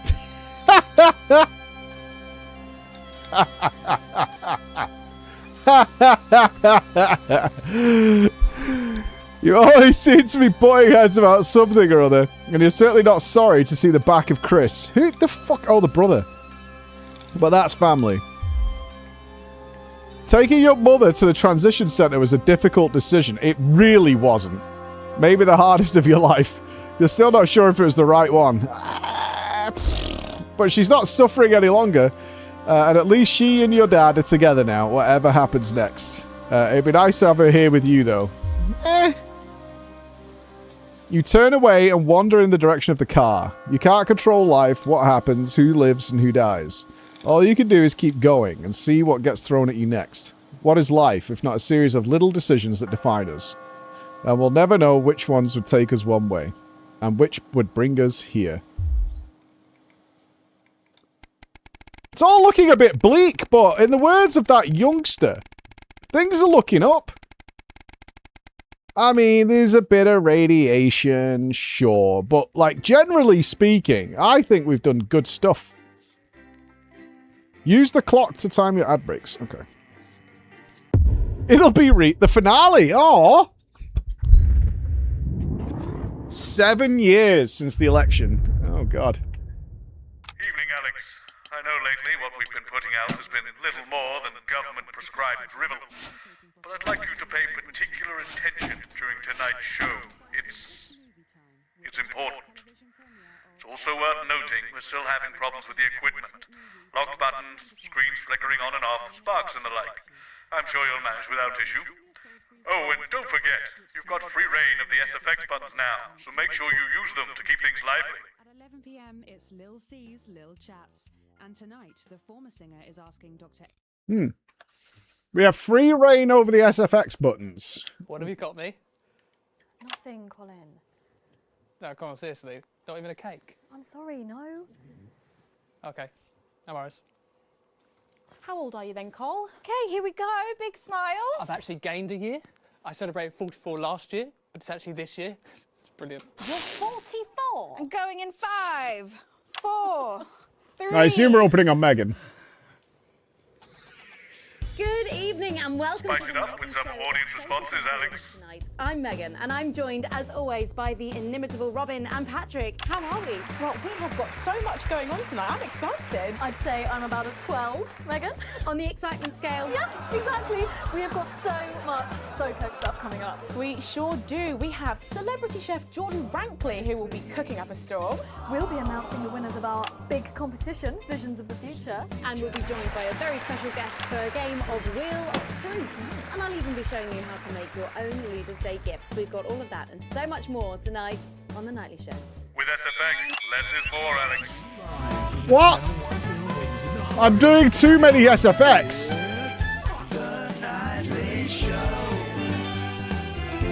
Why do I feel like I'm doing, what's that women's show where they natter? It's called, like, Women Talking, the show. What's it called? You don't know what I mean. Loose Women. Yeah, I feel like I'm doing Loose Women.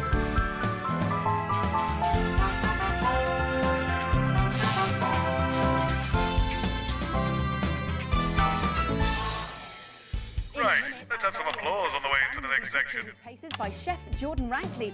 But first, we know you love them, so Robin's going to give us an update on our lovely Nightly Show pets in Pet Corner. Fine, suit yourself. Well, Megan, first up we have our hamster Lord Cheeks. Now, he's a squat winter grey with the scientific name Adipem stultus, and he lives here with us in this cage. Hamsters love hoarding, and they actually have special pouches in their cheeks for storing food. He loves carrots, apples, and chewing tobacco. Now, hamsters are nocturnal, so we'll do our best not to wake him up. But let's just see if we can... Oh. Well, the door has been left open. It looks as though Lord Cheeks has actually gone for a little wander.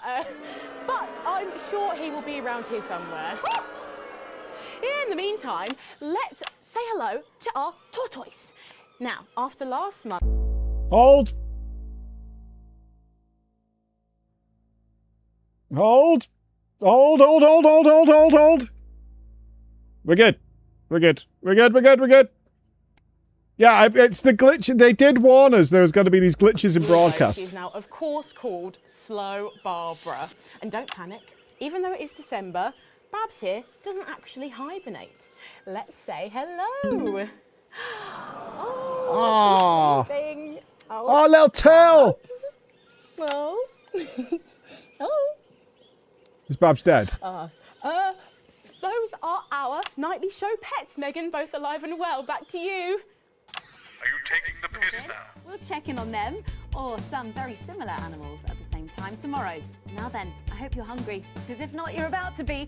Patrick Bannon is with Chef Jordan Rankley, and they're going to be showing us how to knock up a delicious apple pie.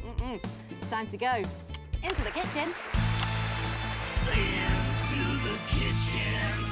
That's right, and I'm joined here by Chef Jordan Rankley. Welcome to the Nightly Show kitchen.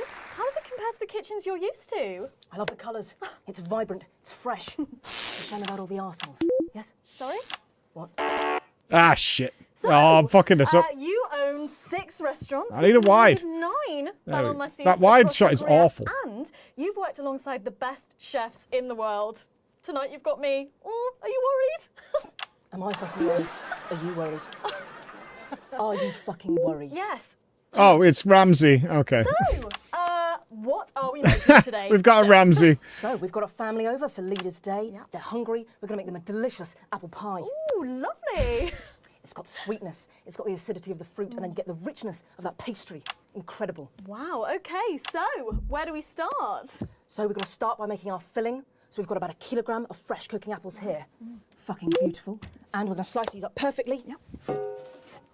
And then straight into the pan. Your new show, Demon Kitchen Heart Eater, starts on Friday here on Channel 1. So, tell us about that. So, teams of young chefs come into my kitchen, and one by one I destroy them emotionally. And if there's time, I teach them some basic knife skills. Fuck me, Patrick. What are you doing? What? Shit. Is that how you cut? Fuck, you'll lose a fucking finger. Oh, don't worry, I've got spares. Right, so once we've done that, we set these aside whilst we make the pastry. Yeah? Yep. Boom. Yeah? Okay. Sugar, butter. Boom. Yes. We mix that together, and then a whole egg. Yeah. Okay, egg. What are you doing, you fucking donkey? Are your brains the size of that fucking egg? Oh, no, chef. No. Shit. Right. No, okay. Work in that flour, okay? Work that into a nice ball of dough, just like that.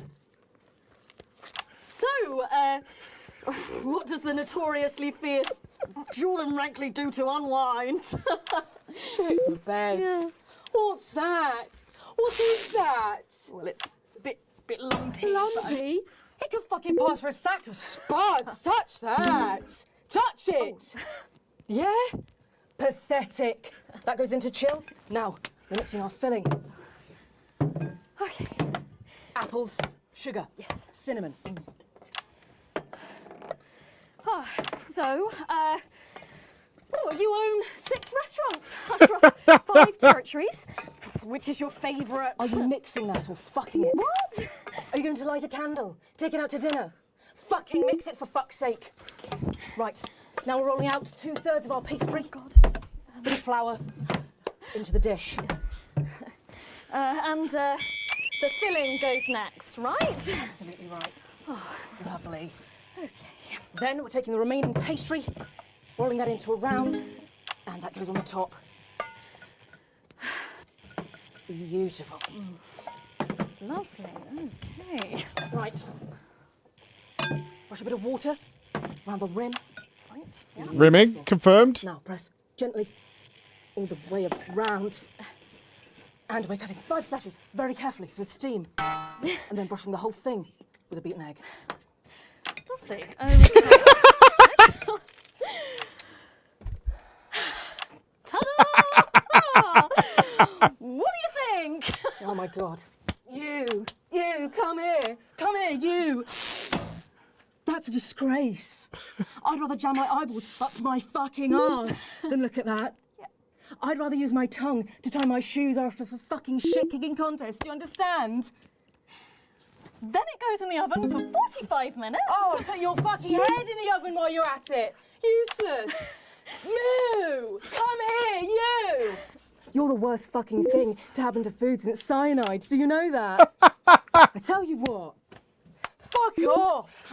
Get the fuck out of here! Fuck off! Yes, okay, well, while I do that, let's go now to Megan and Robin, who will be announcing the winners of our competition, Visions of the Future. Visions of the future. Well, that looks delicious. If you want to follow along at home, then make sure you write in with a stamped, addressed envelope and we'll send you the fact sheet. So, Robin, look at all these amazing entries to the Vision of the Future competition. Yes, we challenged you to show us your predictions of the... Stop! Stop! Oh. Oh, she's dead. Yeah, she's dead. She's dead, Jim.